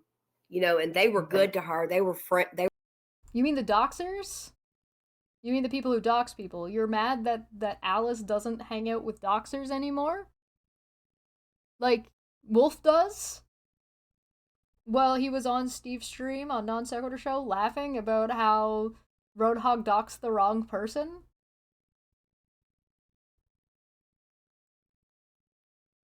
Weird. they were all friends. She only flipped on them when she turned on Wolf and all that. So, Well, but she's doing that to try to get like, you know, like AZ, Pork Chop, all of them to like her again. wasn't she in Princess in the Mountain? Oh my God. In the Was there a single word in that? I didn't hear any words. What? Can you repeat that? Misery movie. Do you know that? Do you remember that movie? At Reagan, 18 people. Hi, trolls. Yeah, Uh, hey, trolls. Why don't y'all come in and say hi? Hi. I dare you. Give me a link. Give me a link. I'll swing by. Go ahead. Yeah, exactly. Rarely care. Yeah, she totally faked it to me. Even they don't believe they have an actual audience for this shit. That's actually really funny. Make it look like Wolf posted it. Yep, you were so right. Annie Wilkes flips on everything. That's exactly what she did to me this morning with this extra comment or whatever on, you know, like supposedly on YouTube that nobody can find. So anyway, You mean the one that it goes from not 10 to 19 to show that you clearly deleted something? That one? That there's a screenshot of that you haven't shown is actually fake? High trolls 1d8, 2d8 for damage, right? Very silly, very silly. This is so bizarre. anyway, Yeah. I mean, if I would have said it, I would say I did. I mean, I did make one comment and it's still there. So, okay, you stopped stalking our Twitter feed and using our tweets defending ourselves against your lies as content on your YouTube. And then she has to copy me saying, how about that? So, no, like I told you, as long as you keep doing stuff, we're going to keep exposing you. How about that? Yeah. How about that? How about I'm that? gonna start saying that too. Yeah, we're This is for fun, guys. For fun. start saying it more. So How about that, brain dead how about woman? that? Yeah. Yep. How about that, brain dead woman? Brain geniuses. Got him. What? God, man, Alice has really been pwned. Holy shit. Oh my god. Could you imagine? In a world.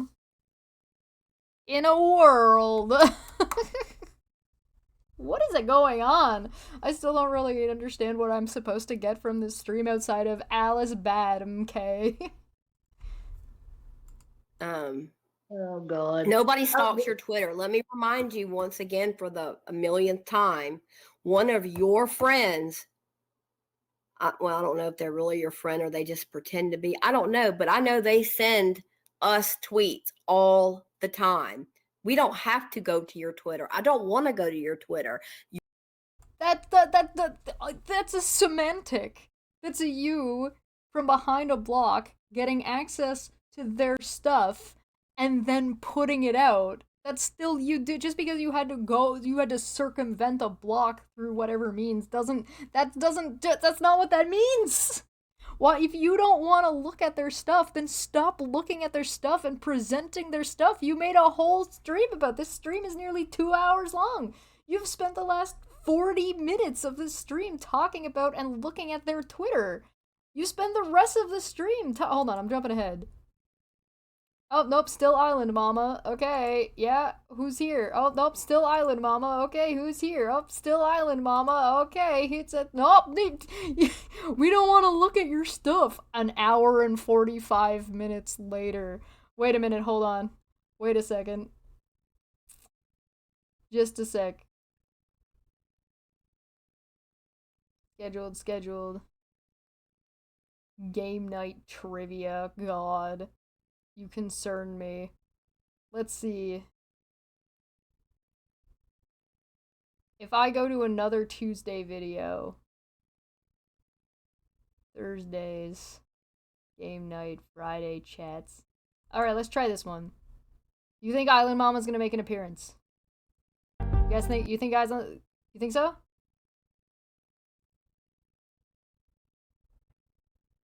Cringe archive.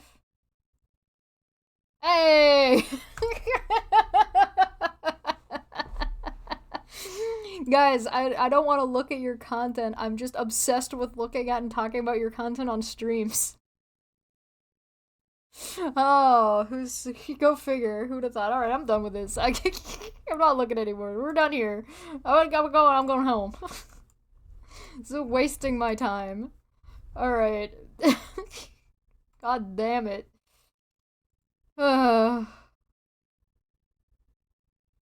Let's look at this. I'm surely this is gonna be better. Actually, before we go into the next one. Before we go into this. Pause real quick. I am going to take another quick break. So I'm gonna take a break before we get into the next one.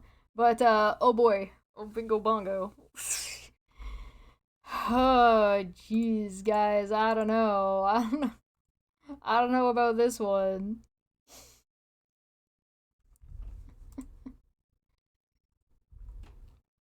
God, what a bunch of nonsense. I don't think it's a problem to, like, do an exposed video, but if you're gonna do an exposed video, you actually have to show what you're talking about. You can't just say a thing and pretend it does that.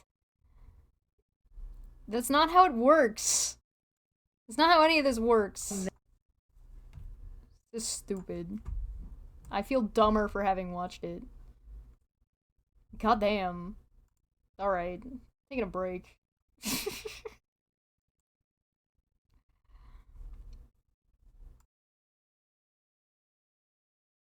Is the unnamed tavern named unnamed tavern? Is unnamed tavern named unnamed tavern, or is it a tavern that's not been named? Yes, let's please start on the next one, yeah. Which is more Musk. SpaceX blasts FCC as it refuses to reinstate Starlink's $886 million grant. Mm-hmm. Yes, that's because yes, I'm so glad it by was and rejected large, because it. Mm-hmm. Oh, sorry. It's By and business large, money, that's Musk cannot make a profit on a company without massive public handouts. Right. Yeah. That's it. Like, Tesla's barely profitable. Obviously, Twitter has been unprofitable. He has lost some 90% of the value of that company, and his most recent thing of just telling advertisers to go fuck themselves isn't exactly helping any, especially in the wake of him just being like, yeah, the Jews are actually terrible, in fact, and white people are totally being replaced by the Jews. Oh my god. There's also I've also started noticing on Twitter, I guess because because the advertisers are leaving, the real ones. Now we have like bot companies coming on and advertising their shit, drop ship, products. Yeah. And it's like, oh wow, way to create like false, advertising, value for your platform. Like, then he's got that discount wish chat GPT that he added that's been shitting on it. Brock. If not for the weird advertisers. Oh, sorry. If not for the weird advertisers. Rush. Oh, goodness, stupid delay. All right, Landon, go first, then Dapper. Go, Landon. Okay. I wonder how many Russian bot farms have bought the blue checkmark. Good question. Probably thousands. Go ahead, Dapper. What did you have? I'll say, without the weird version of Twitter advertisements that now exists, which is mostly just drop shipping scams, I would not know about the wonderful product that is the JO pants, which have a large flap right at crotch region that you can just open right up. Yep. For, all your JO needs. That's a product that was actually advertised on Twitter. Manya, JO is jerk off or jack off. It's fap. It's yeah, pants. I got it. Free the fap pants. I got it. Yeah. I'm not that innocent anymore. Remember, I hang out with you now. Unbuttoning your pants too much trouble for you? Is that too much of a bridge to cross? Well, guess what? Twitter will sell you pants that you can just open right up. You don't even have to take them off. And now you said jail. I thought you were saying jail pants, as in jail. If you're in jail because of certain things that certain inmates do to certain people. Oh, so there. Well, I mean, basically, I think what I'm sure they have multiple uses. Is that Elon Musk cannot make money, cannot make a profitable company on his own without the intervention of tax dollars. It's the public who pays for Elon Musk to be a rich douchebag to everybody. Yeah. The public pays for You're a Musk customer, whether or not you buy a single thing he has ever sold. If you pay taxes in the United States, and many other countries as well, you are a customer of Elon Musk. If you don't like that fact, you can look up the number of your elected officials in your local and nationwide legislatures, and you can give them a call and say, hey, I really don't like buying Starlink that I'm not getting because it's going through my tax dollars. I would be far more inclined to vote for you if you were to vote against, say, future funding for Starlink or Tesla or SpaceX. Yeah, but Elon gave Alex Jones his platform back. Oh God! Allegedly, we're gonna be talking about that soon. Chesh is like SpaceX. I have so many things. So SpaceX's biggest problem is that when people start using it, they find that its bandwidth is actually rather pathetic. Yeah, I watched some. There's testing that's been done. It's not great. That same engineer that praised Cybertruck and put down a deposit was praising Starlink, and now uses an alternative service because Starlink apparently is not very reliable. I actually looked it up yesterday. Hold on, let me see, because I wanted to see how expensive it was, just even in a regular city. So Starlink service plans If I go, okay, so this is for Canada, right? So this is just like the Canadian amount. So if you're curious, you can see here. I'll make myself bigger so you guys can see what I'm looking at. See, it's like the mobile priority standard. Yeah. It's not really focusing, so but yeah. I'm gonna read it. I'm just trying to show you that this is what I'm reading off of. So this is Starlink service plans for one location. Standard, best for households, starts at $140 a month Canadian. For priority, it's $185. Oh, priority. Oh, okay. I gotta pay more. Yeah. For mobile, it's $170 a month, and for mobile priority, it's $329 a month. By the way, Fuck if you. just as No way. as a level, like, This does not include. This is just the service provider. This does not include the additional satellites and shit that you have to buy. The recommended hardware is to for residential is to spend $500 on the dish. Oof. By the way, Just to put the monopoly dollar numbers into more like like context for maybe Americans, that's 140 monopoly dollars is about 104 or $5 in real money. You basically give or take $40 depending on what you're looking or at. we don't pay in units of water birds. We don't do that. So SpaceX is furious at the FCC, the Federal Communications Commission, after the agency refused to reinstate an $886 million broadband grant that was tentatively awarded to Starlink during the previous administration. You mean Trump? Aww. Yeah, Trump. Yeah. Okay. The FCC. The Trump bucks dried up. Right. The FCC announced it. It's almost like rich people giving tax breaks to rich people. Weird. The How very Tory of them. The FCC announced yesterday that it rejected SpaceX's appeal. Quote, the FCC followed a careful legal, technical, and policy review to determine that this applicant has failed to meet its burden to be entitled to nearly $900 million in universal service funds for almost a decade. FCC Chairwoman Jessica Rosenworcel said, I don't know if I said that last name right. I'm sure. In December 2020, I'm actually really, really pleased with that. In December 2020, shortly before the departure of then FCC's chairman Ajit Pai, thank God that guy's fucking gone, Starlink was tentatively awarded, surprise, surprise, the guy who got rid of, like, the net neutrality shit, was, tentatively awarded them $885.51 million in broadband funding from the Rural Digital Opportunity Fund, or the RDOF, but the satellite provider still needed FCC approval of a long-form application to receive the money, which is meant to subsidize deployment in areas with little or no high-speed broadband access. The Rosenworcel FCC rejected the long-term application in August of 2022. Starlink and LTD rejections were the two biggest changes to a $9.2 billion round of grants that in the Rosenworcel FCC's words, fueled, quote, complaints that the program was poised to fund broadband to parking lots and well-served urban areas. The FCC denied LTD's appeal last week and a proposed fine of $21.7 million for defaulting on grant bids. Oh god, that's almost the same thing as the Twitter thing, right? Almost the same thing. Yeah, and not paying your landlords. Bid for the Twitter. Yeah.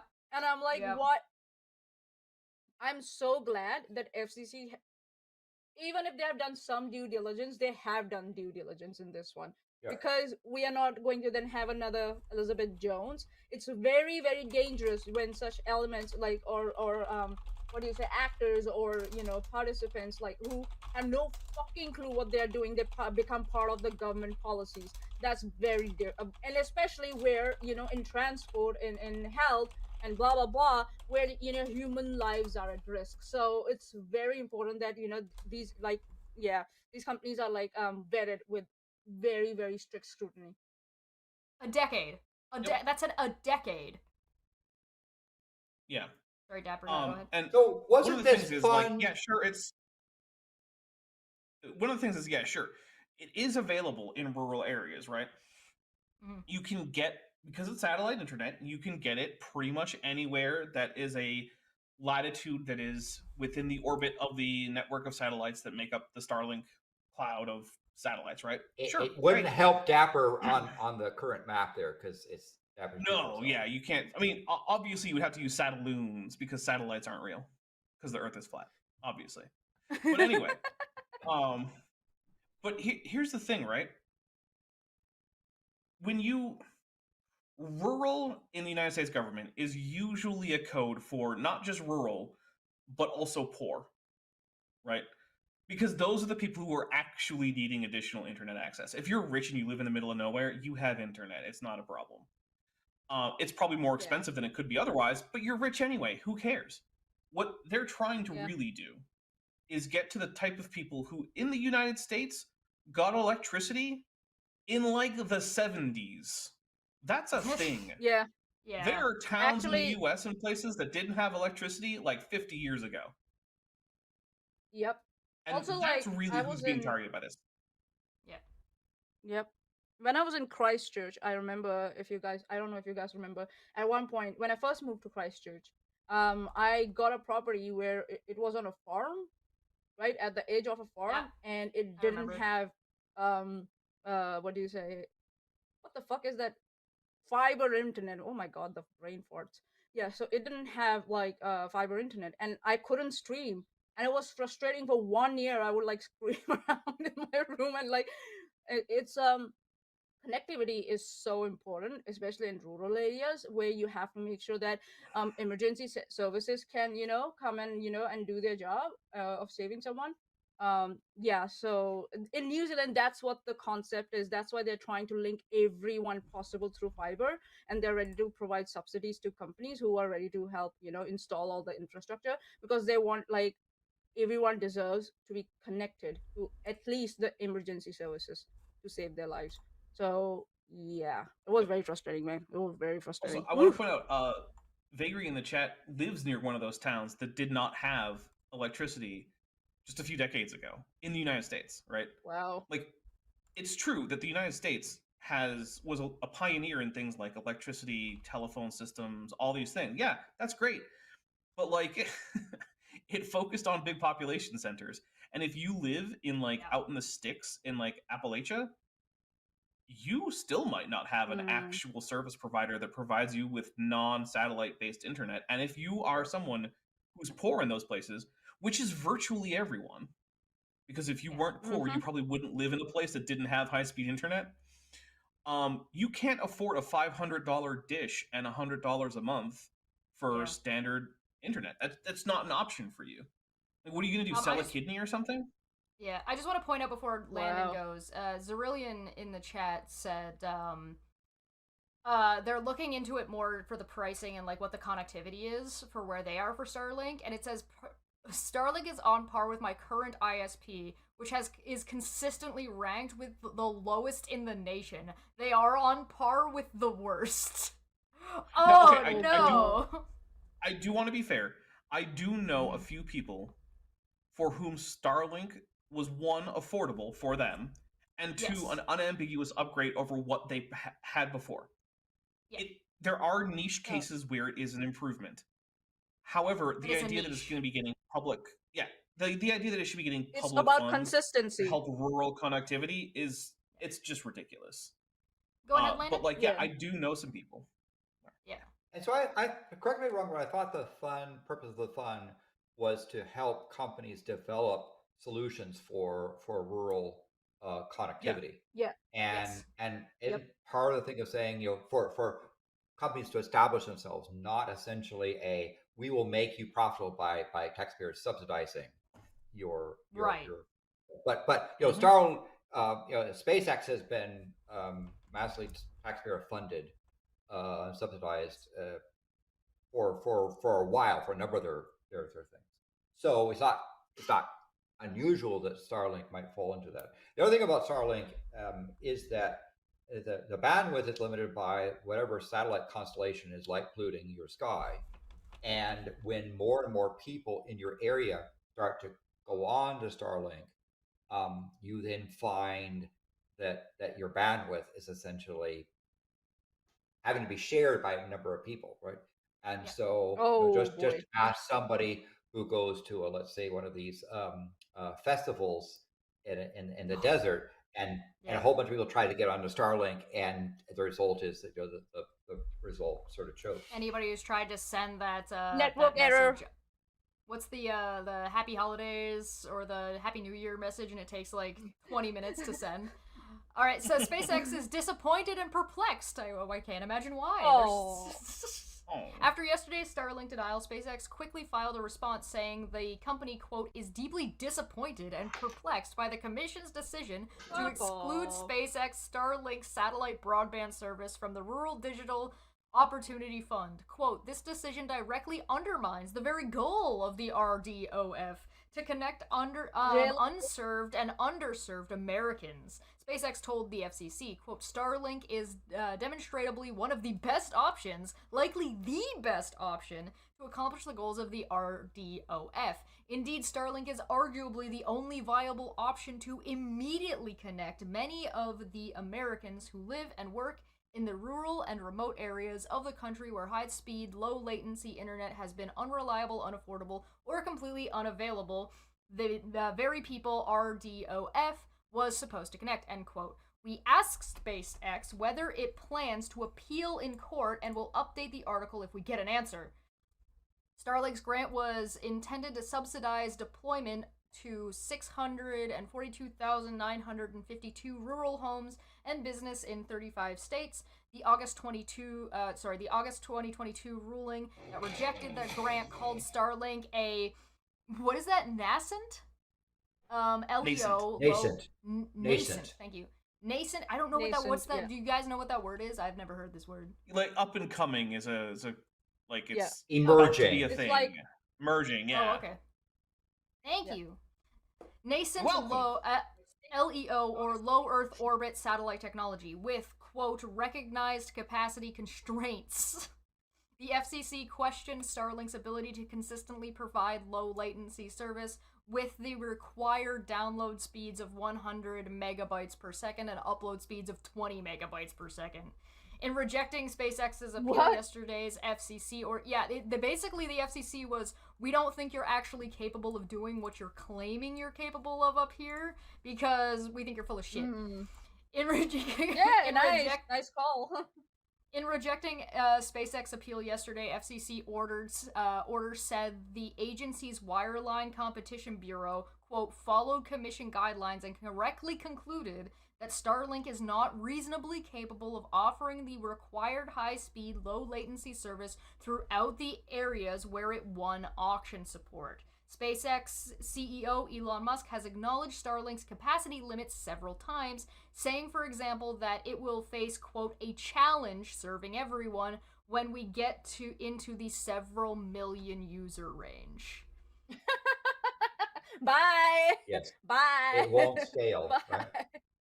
FCC Republicans dissent. Sorry, go ahead.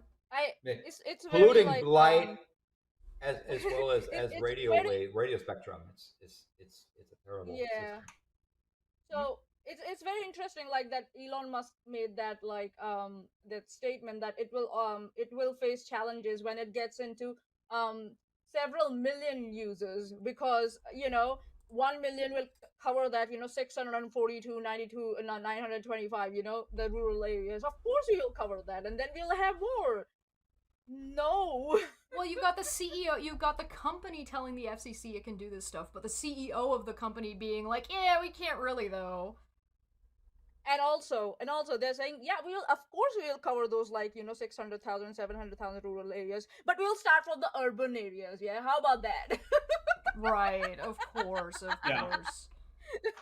and FCC's like, do you think I'm stupid? FCC Republicans the answer to that is yes, they do. Yes. The FCC's, they already, the thing is that under the previous administration, they got everything that they wanted. And it's only now that the Trump is not currently in charge and Ajit Pai is no longer in charge, that people are questioning, like the FCC is putting their foot down. The FCC order was approved in a 3-2 vote, with Republican commissioners Brendan Carr and Nathan Symington dissenting. Carr's dissenting statement said the appeal denial, quote, certainly fits the Biden administration's pattern of regulatory harassment. Oh, you mean bringing back the environmental regulations, or your food regulations, or your vehicle regulations that protected the people, and you're mad at that? What happened? Did your the companies that were filling your pockets for do away with those regulations? They're not paying you now? Is it that? Is it what's happening? Allegedly. So, if either of these commissioners are in your area, feel free to contact them. Quote, today the Federal Communications Commission adds itself to the growing list of administrative agencies that are taking action against Musk's businesses, Carr wrote. He accused the FCC of ignoring evidence, quote, that Starlink is reasonably capable of providing qualifying high-speed internet services to required number of locations by the end of 2025. Well, cool. Then submit an application where you're actually capable of it then. Then you can have the money. Right? Symington's dissent said that, quote, SpaceX technology is proven. The proof is the millions of subscribers, many in areas that other providers and the FCC have failed to serve for decades, already receiving high-quality broadband service through Starlink, and SpaceX continues to put more satellites into orbit every month, which should translate to faster and more reliable service, end quote.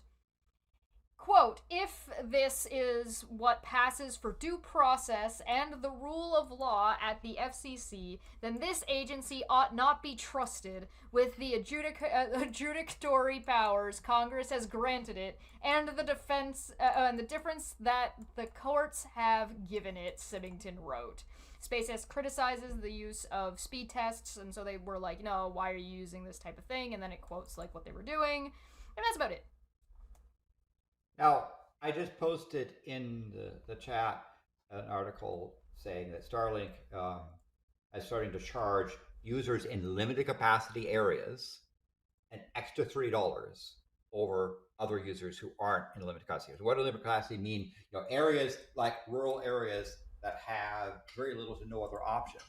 They are charging those people an extra $3 a month, just because. Wow.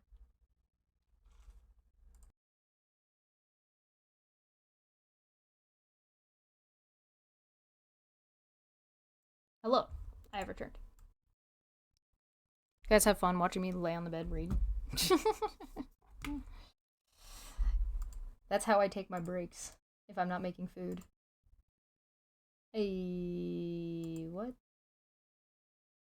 This one? There we go. Better? Fixed. Yeah. Yes, it was. I have a whole jar of pencils. Alright, are you ready to get into this guy? So this guy is Channel 5 with Andrew Callaghan. Got tickets for a tour or some shit. He's got 2.61 million subscribers. I don't know if you guys are ready for this, but we're gonna dive into it.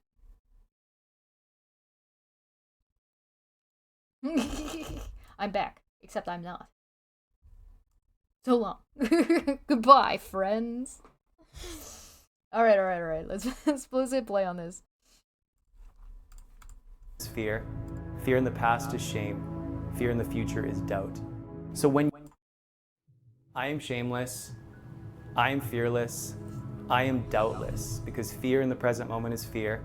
Fear in the past is shame. Fear in the future is doubt.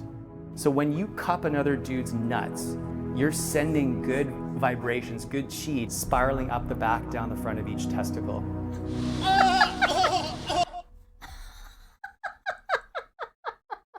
What a flip, am I right? Oh,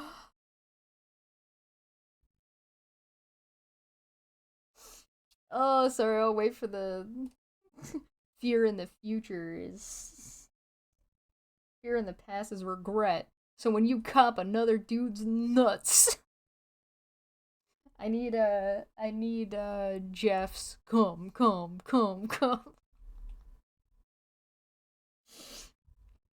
Oh god, let me know when the ad's done.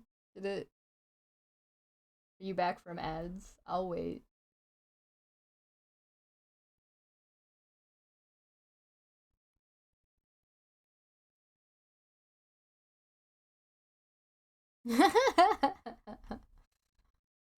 Right? It would do be like that. So when you cup another dude's nuts, you're sending good vibrations, good chi, spiraling up the back, down the front of each testicle. Oh yeah, baby! They're your batteries. So when you focus on your testicles, you're literally charging your batteries. And of course, you're probably the first guy. Could you imagine that coming out of like the water at you while you're just camping, and then fucking this pops out of the water? Nope. No way. I'm just gonna play it fearless. Again. The music gets me. Because fear in the present moment is fear. Fear in the past is shame. Fear in the future is doubt. So when you cup another dude's nuts, you're sending good vibrations, good chi, spiraling up the back, down the front of each testicle. Oh yeah, baby! They're your batteries. So when you focus on your testicles, you're literally charging your batteries. And of course, you're probably the first guy in your family lineage who's doing shit like this, at least for hundreds of years. So of course the shame's gonna come up. Of course the fear is gonna come up, and of course the doubt's gonna come up. So I always just tell my students, say, what do your balls feel like right now? Smile into that feeling. This one dude's face is so traumatized. Like, this guy's having nom flashbacks right now. Holy shit.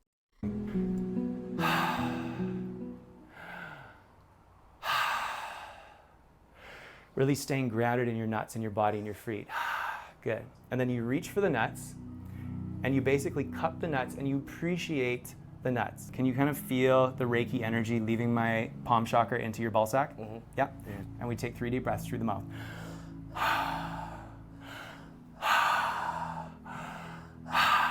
And then you say, I see you, brother.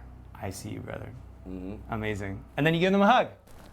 Nice. You smell good. Thanks, man. You smell pretty good, too. My name is Will Blunderfield. We're in my apartment in Vancouver, Canada, and I teach sexual KungFu. So it's the daily... I teach sexual KungFu.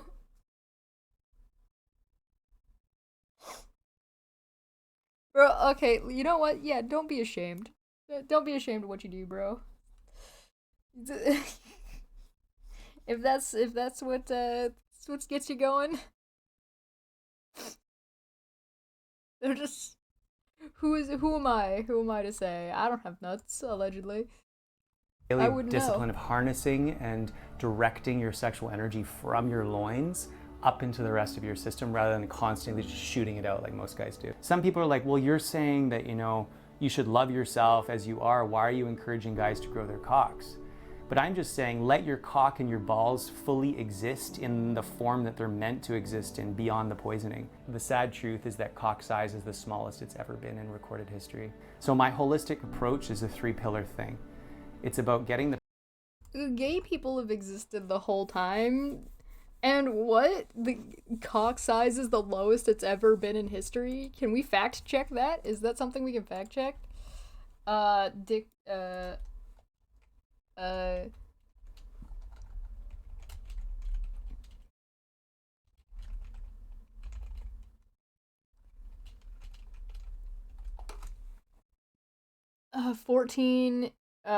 inches. The World Journal of Men's Health. The average is 24%, increased by 24% over 29 years. So, no, it's been getting bigger, according to the World Journal of Health and Stanford University. Okay, Men's Health, evolution of penis size. We investigate why you're hung better than a monkey. You know what? I appreciate the phrasing. That's funny.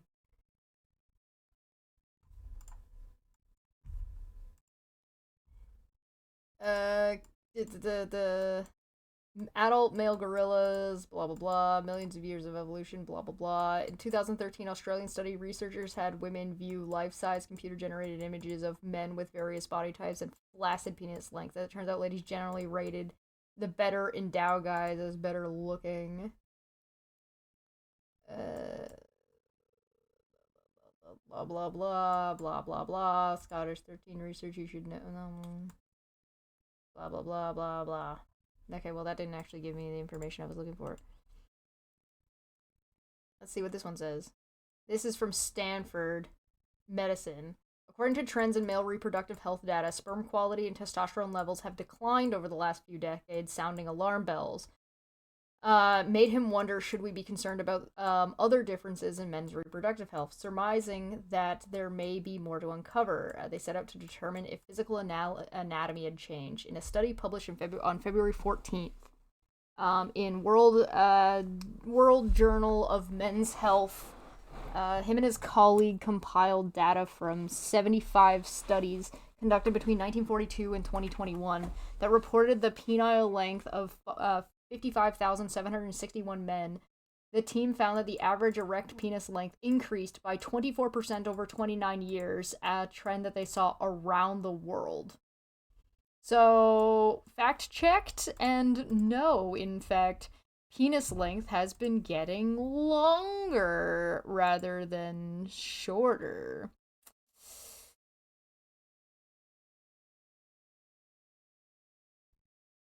Womp womp. The pesticides and the microplastics out of your body through superfoods and detoxification protocols. Then it's actually sexual kung fu techniques, like literally like taking the coconut oil and milking your penis down 50 times, up 50 times, left 50 times, right 50 times, and straight out 50 times every day. My balls used to be the size of like slightly bigger than an almond, and now they're both the size of like a Brazil nut. And it's great to be able to feel that. And it's also great to be able to lengthen the penis. Easiest way to really come into the penis in terms of lengthening it, you literally just make an OK grip and you just pull it down. The penis and the tongue are the outermost extensions of the heart in classical Chinese. No. He doesn't masturbate because he doesn't get off. He's like, no, you can't come because that's bad for you. You got to keep all that energy inside. Medicine, you're just like, Traditionally, you sit naked. My teacher, Montauk Chia, taught me this. Later on, we're going to talk a lot about screwing technique. Literally focus your consciousness into your nuts because energy flows where the mind goes. There's also something that my teacher, Troy Casey, taught me. It's called testicle slapping. So you do this for maybe 2 minutes, not too hard, not too easy, just right. Mixing the blood in the chi in your balls, increasing your testosterone, which will increase your manhood. And then you take the energy of nature.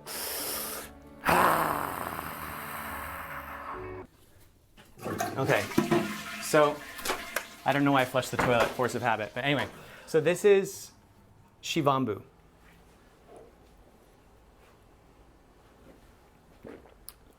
It's good. That is not apple juice.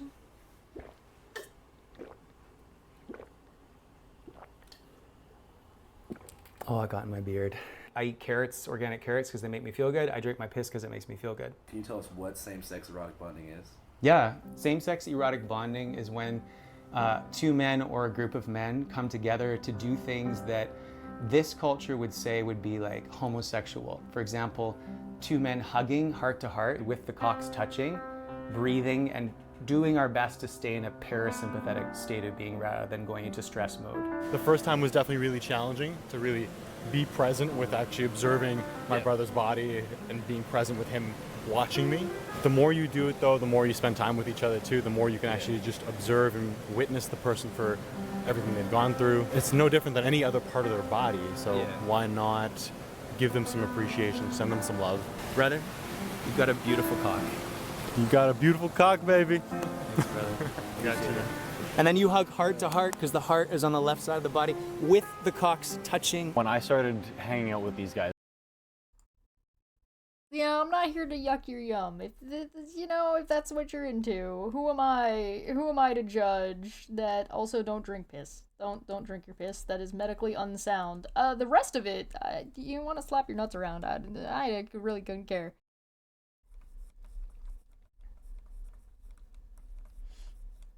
Hey, if that's what you're into, man, I ain't gonna judge. I ain't here to yuck your yum. But, yeah, don't encourage people to drink piss. That is medically unsound. Don't do that. Don't do that thing. It's not just Will, there's other people in Vancouver who are also engaging in these kind of practices. My assumption was like, oh, they must be gay. Oh, they must want something from me. It took a few years to finally build that trust with these guys that, oh, they're not trying to like subtly manipulate me, and maybe they are gay underneath, but they're not acknowledging it. Whether we call ourselves gay or straight or trans, like, we think that these labels make us all so unique and that they're so important, when really, to me, they're just tools that the Matrix uses to divide us and control us. Because I feel like we're so much more than just one little word. But if you're gonna call me something, call me a faggot. And then Facebook censors go off and I'm in Facebook jail now for 30 days. Plus I talk about medical freedom, so it's like a double whammy. Plus, I talk about medical freedom. The fuck is medical freedom, sir? I mean, you're clearly drinking your own piss, and nobody's stopping you from doing that. The piss police haven't shown up to be like, wee woo, wee woo. Yeah, of course it's the Matrix. Oh boy. I mean, for me, oh my god. The wild naked man denies the existence of viruses, and he just COVID denial. Like talks about all this crazy shit that I didn't learn about, and I've been going to med school for 5 generations, okay? Did you actually read the links that I sent? Oh my god, just accept that you're gay.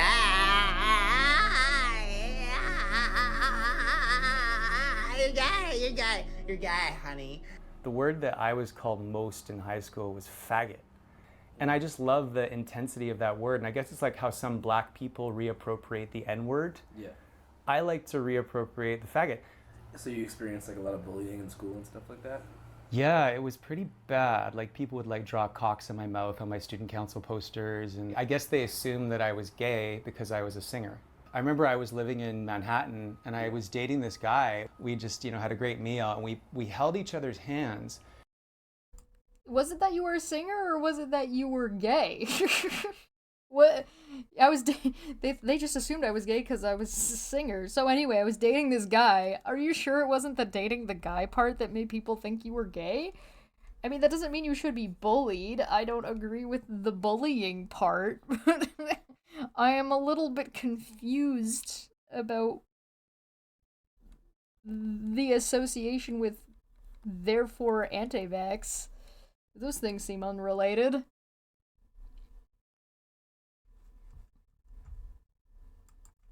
Right when we got out, it started to rain, and this guy takes out a switchblade, and he's like, "You fucking faggots, I'm gonna get you!" And like we ran, and it just like showed me that there still is a lot of like triggering that can happen when two men or two women are showing love. Right. I mean, yeah, I definitely have same-sex attraction, and it's interesting when I do things like detox from glyphosate and atrazine, I start to feel an increase in a procreative urge. The testes tingle around beautiful women, whereas before they were completely, I was cut off from them. The more I retain my seed, the more I eat well, the more I do same-sex erotic bonding, the more pussy I want to eat. So that's what I'm interested in. How can we use same-sex erotic bonding, superfood nutrition, detoxification to enhance male potency so that men can feel more juicy and primal and wild? Lingam means I think you guys are wild enough. I think maybe you need to calm the fuck down. Maybe don't. Pillar of light. Maybe please Sanskrit. do not do the that. The cock, the ears are really great places to massage because they've got so many nerve endings in them that relate to the entire body. Erroneous, so in erogenous my classes, zones. We get naked and we literally massage our cocks together. And this is called penis reflexology. This is a diagram in terms of penis Yeah, reflexology. be more gay to be more straight. So basically, we also drink massage piss. each other's heart meridians to help release self-hatred while cuddling and watching Obi-Wan Kenobi, and it was just so beautiful. And this is what my Celtic ancestors did. I love the additional detail of while watching Obi-Wan Kenobi. Which one? Very important information. The wild. They would also suck each other's nipples and share each other's beds before battle. If you do some more digging, Spartans were actually doing same-sex erotic bonding. They believed if you ingested the semen of a big strong man, that you would become a big strong man. And they still do that in tribes that have not yet been contacted by the West. In Papua New Guinea, for example, they actually have to suck as much cock as they can before they hit the age of 20 or 21, and then they can marry a woman. Just to get as much sperm into their bodies as they can, because they believe it, like, it's got testosterone in it too, that they are like increasing their manhood. My testicles attract girls from all over the world. My testicle attract humans from all around the world.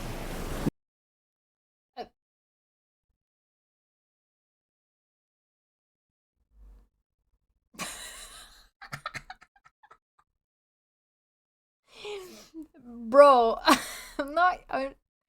just be into whatever you're into. I don't know why you gotta make it weird. My balls produce massive amounts of testosterone. My balls produce massive amounts of testosterone.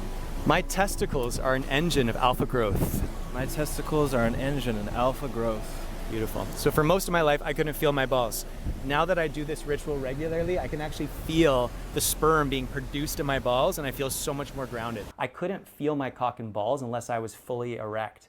And even when I was fully erect, I couldn't even really feel my nuts. I felt just like there was nothing there. Also, I was sexually abused by a doctor when I was 4, so it was a combination of like a chemical, almost like a chemical castration. What? You guys think this individual has been to therapy?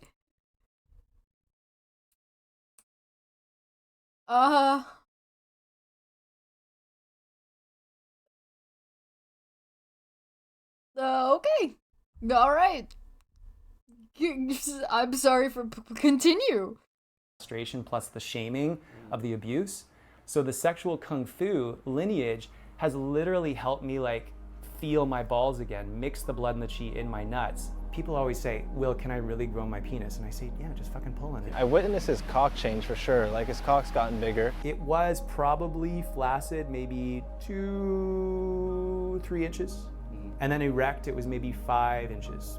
Now, it's usually about 3 to 4 inches flaccid, and erect, it goes to about 6, just over 6 inches. So many dudes that I work with and that I feel like it would be very easy to measure and demonstrate, and the fact that they just haven't like written that down and done the measurement is suspicious, but okay. Oh boy. chatted with, actually I'd say every dude is worried about, is their dick going to be perceived as small? This like fear of like, oh my god, if I show my dick. And this work has helped me to feel like I don't really care about what someone thinks of my dick. I'm just like, this is my dick. None of you guys have super small dicks. Thanks. None of you guys have. The changes I've noticed in my own genitals, not just localized to that area, it's more so their interconnection to the rest of my body. If I'm engaging in sex with somebody, I'm not just focused on this little, as Will would say, a bubble of awareness in that area. It seems to... So when that guy we watched at the beginning of the day, when his kid grows up, do you think he's gonna end up as like part of this group? From all the toxic masculinity? coalesced back into a full system where if I'm receiving a hug, for example, my whole body's involved usually except for my genitals. I seem to be unaware of that. Even in those moments now, my full body's back online. I'm not so much emotionally castrated from one area or not. A full revival of the intrinsic system.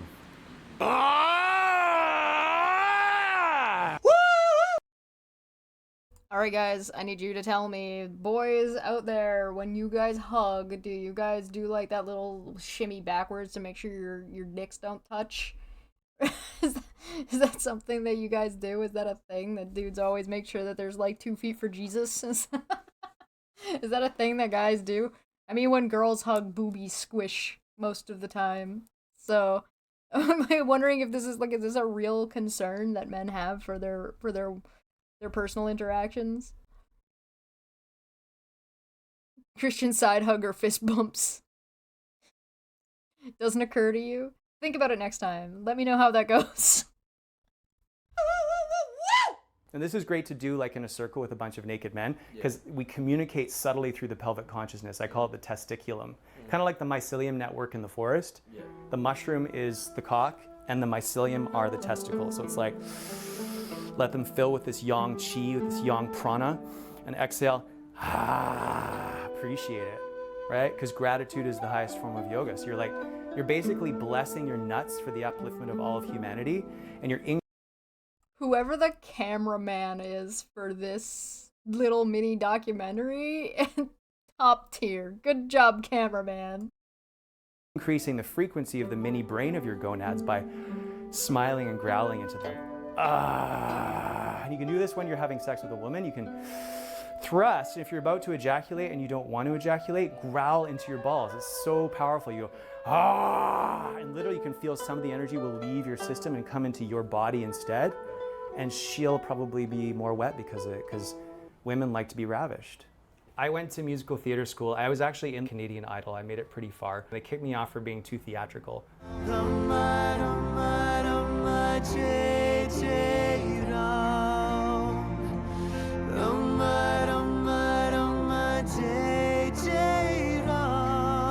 To fast forward throughout the ages. Was that the concern? Oh, what?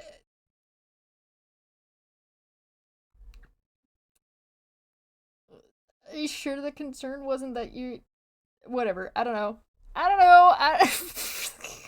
The bro was on Canadian Idol, dude.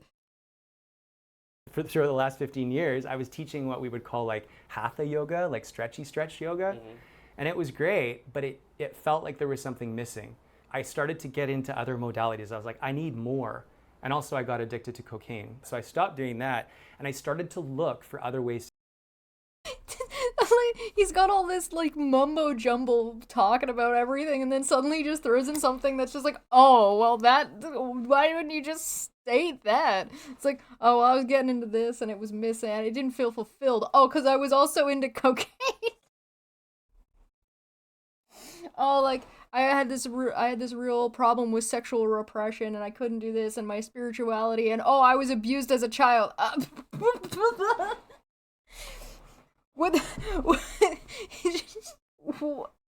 There's like these truths that are just woven into it. Like, so much of this sounds like a cope.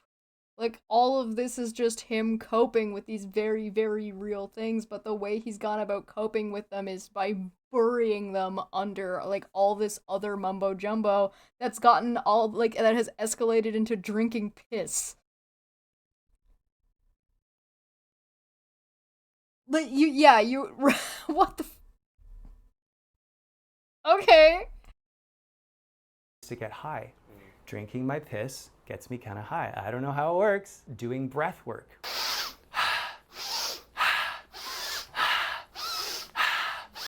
Yes, flooding your brain with oxygen will, like, mess with the chemicals in your brain. Yes, preventing your brain from getting oxygen will also mess with your brain. So, yes, yes. Hyperventilating will make you dizzy. What do you mean? Look at this guy's face. Inhale. Look at him, he's so concerned. This is just the look of, oh, sir, are you okay? Suspend the breath. Squeeze the anus, sex organ, navel. Shunt the energy up your spine into your pineal. Exhale, keep the energy in your body, round forward, suck your abs in, shunting all this creative energy into the rest of your system.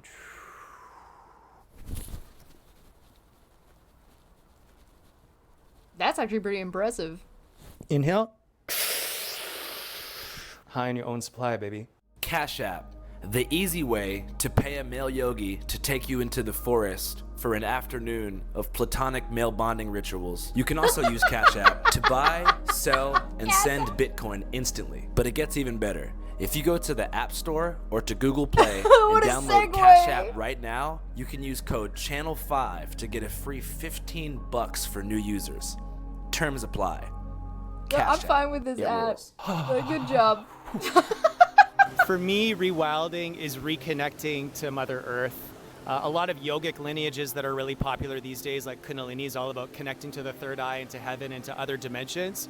But the thing I love about rewilding and sex kung fu, it's about connecting to your balls, your cock, your tribe, and Mother Earth. It's about coming back into that wild state. Instead of being a chihuahua, coming back into that wild wolf state. This is your body. There's no reason for us to not have access to being free at all times within reason. I think the apprehension that people have in wanting to create a set of rules around that is that so many people have unhealthy associations to their sexuality that they are a danger, hence creating these strong boundaries in society. In order to get to a place where you can free the nipple and free the rectum completely, you also have to look at, the shadowy, shitty part of people that would want to take advantage of that or are only doing it as this means of getting away with something. Just make porn. Just write fanfic, guys. You're making this real complicated for really no reason. Fuck the planet. I want to show my genitals to people because there's something unresolved there, as opposed to these are my genitals. It's fucking it. No big deal. Semen retention. So that doesn't mean you never ejaculate. It means that you increase the time between ejaculating. I mean, if we think about it, a whole new baby can be created from an ejaculation. So if we're just constantly ejaculating, we're kind of wasting our life force. So I teach them how to separate orgasm from ejaculation, so then they can choose when they want to come, ejaculate, or shunt that energy upwards. So when's the last?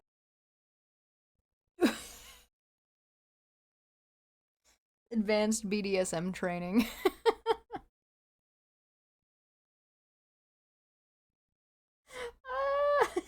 Beggery just says, you are not dealing with this in a healthy way. It's not a big deal. You have balls, I have balls. They're all derpy looking. It's fine. This is so bizarre. What? You're wasting your life for jacking off. Oh my god, you're wasting your life force, guys. Didn't you know? You only have a certain number of heartbeats and you don't know how many of those are, so you better not waste them. By getting excited about anything ever. Oh, brother. Last time that you ejaculated? Last night. What? Yeah, I can actually show you. This is pretty intense. So me and my buddy Brian did a new moon ejaculation ritual. We wrote what we wanted to let go of, and we ejaculated onto it. So it was actually very powerful, and then we let it dry. That's his. His is a bit more intense. Mm-hmm. With the recent ejaculation ceremony we did, my intent. Why was it that color?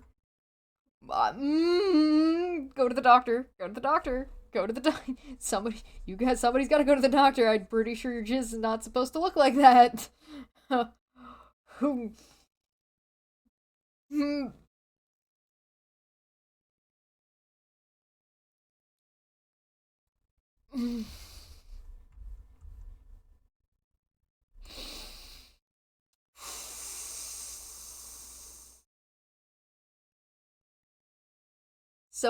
Can one of you do me a favor if you're feeling pent up about something? Please write whatever you're frustrated about down on a piece of paper, and then just just do this and tell me if it actually feels therapeutic at all. Let me know. I'd love it, particularly if you do it on a full moon. I imagine like anything would feel therapeutic in this way when it involves some kind of like tension buildup and then release. Especially when you set it up in your mind to be like, light some candles, hold a seance, it's a new moon. We went outside in the woods, danced around naked for a little bit, got high off of our own supply, drank some piss, jizzed on a list of our problems. I wrote down taxes on mine.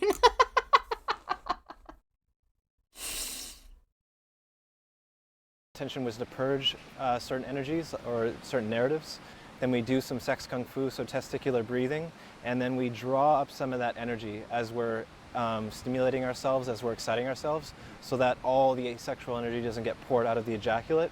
And then eventually we bring ourselves to full ejaculation, and then later we'll burn that paper. So we're letting go of shame, caring about what other people think, overthinking. I think my comfort zone is shame. So leaving the comfort zone is coming to joy. But it's like, do I deserve to feel so good and so juicy? Because I felt so bad for so long. And what I really want to say is that gay panic has been brainwashed into all of our psyches because these types of activities release high amounts of testosterone. They lower competition and comparison. It's a sense of de-armoring. You know, there's far too much competition between men. And if the world's male leaders did this work together, I believe there'd be a lot more peace and camaraderie. Yeah. Yeah. Yeah.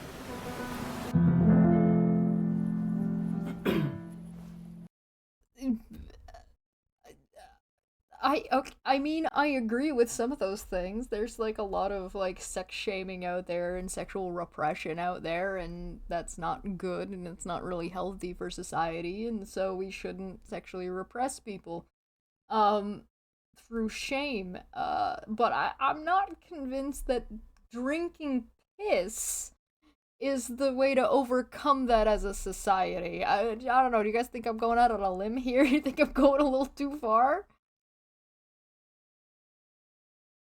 I feel like there's just been a lot, there's like a kernel in the shit that you're spewing, but there's like a lot of shit for that little kernel.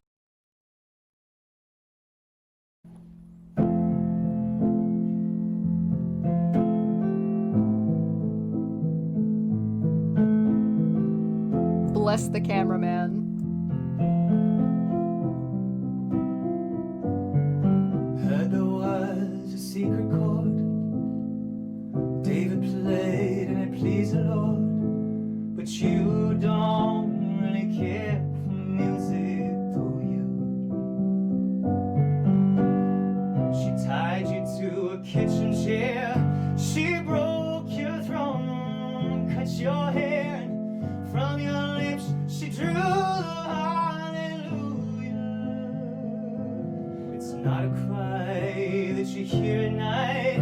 Oh, it's not someone who claims to have seen the light. It's a cold and it's a broken hallelujah. Sing. These guys are just going through his shit while he's playing, recording this. All I can think of is Shrek. Sing along.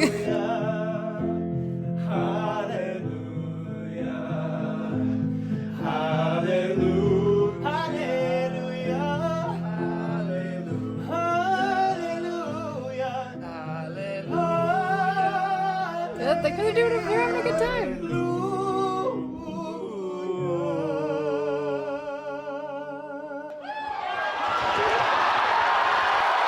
What's going on? This is too close for me for comfort. Oh no. Everybody sing with me.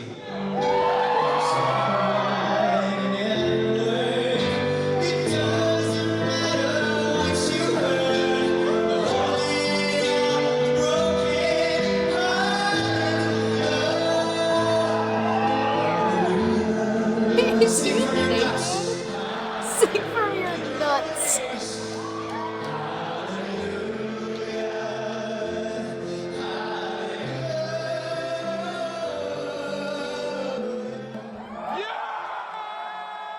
Yeah, if you want to get over your body confidence issues, this might be a way to do it.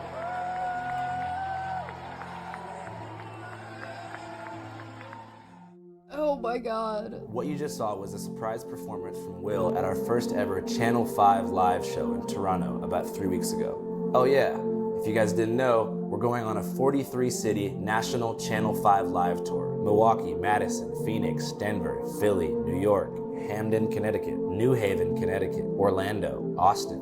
I can keep it going, it's crazy. At these shows, we're gonna screen scenes from a movie you guys have never seen. We're also gonna hire battle rappers and magicians via Craigslist to open each act. And we're going to bring out special characters from the Channel 5 universe for surprise performances. It's going to be a great time, and if you want to buy tickets to any of these dates, This is like if DP went on tour and said, we're gonna get King Cobra to swing by at the beginning. This was from 2022, by the way.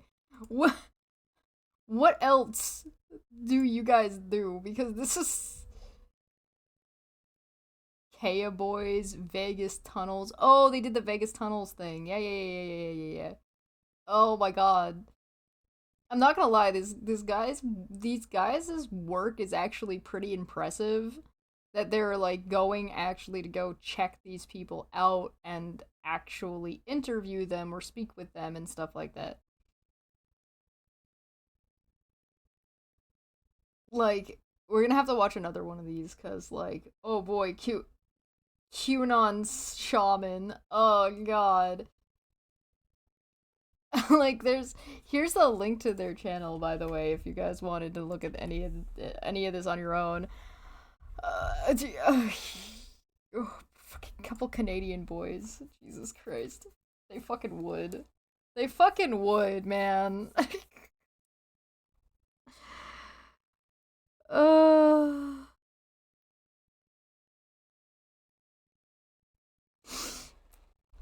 my god.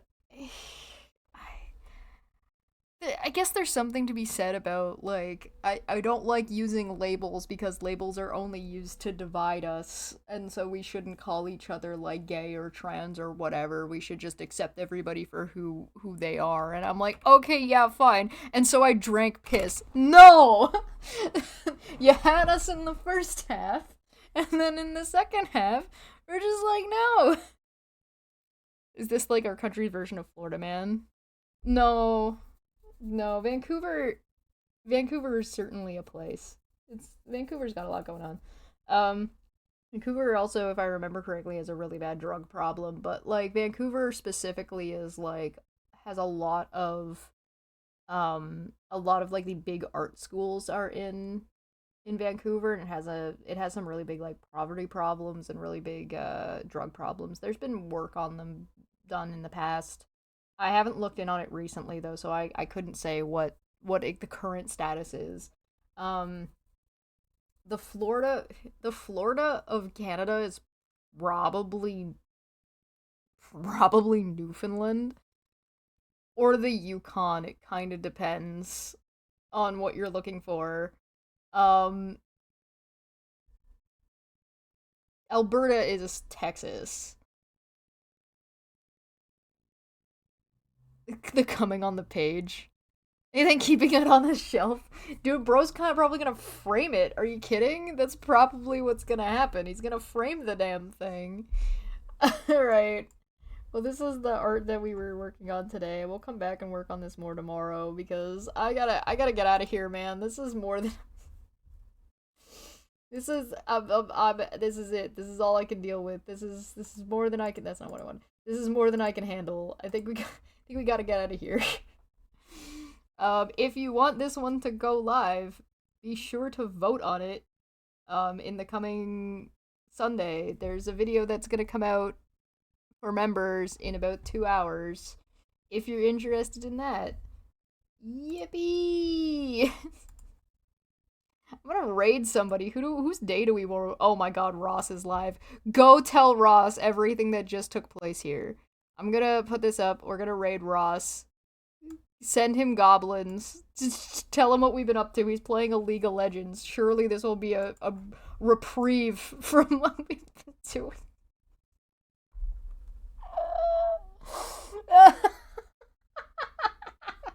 Send him goblins. Tell him I say hi. We're gonna get out of here.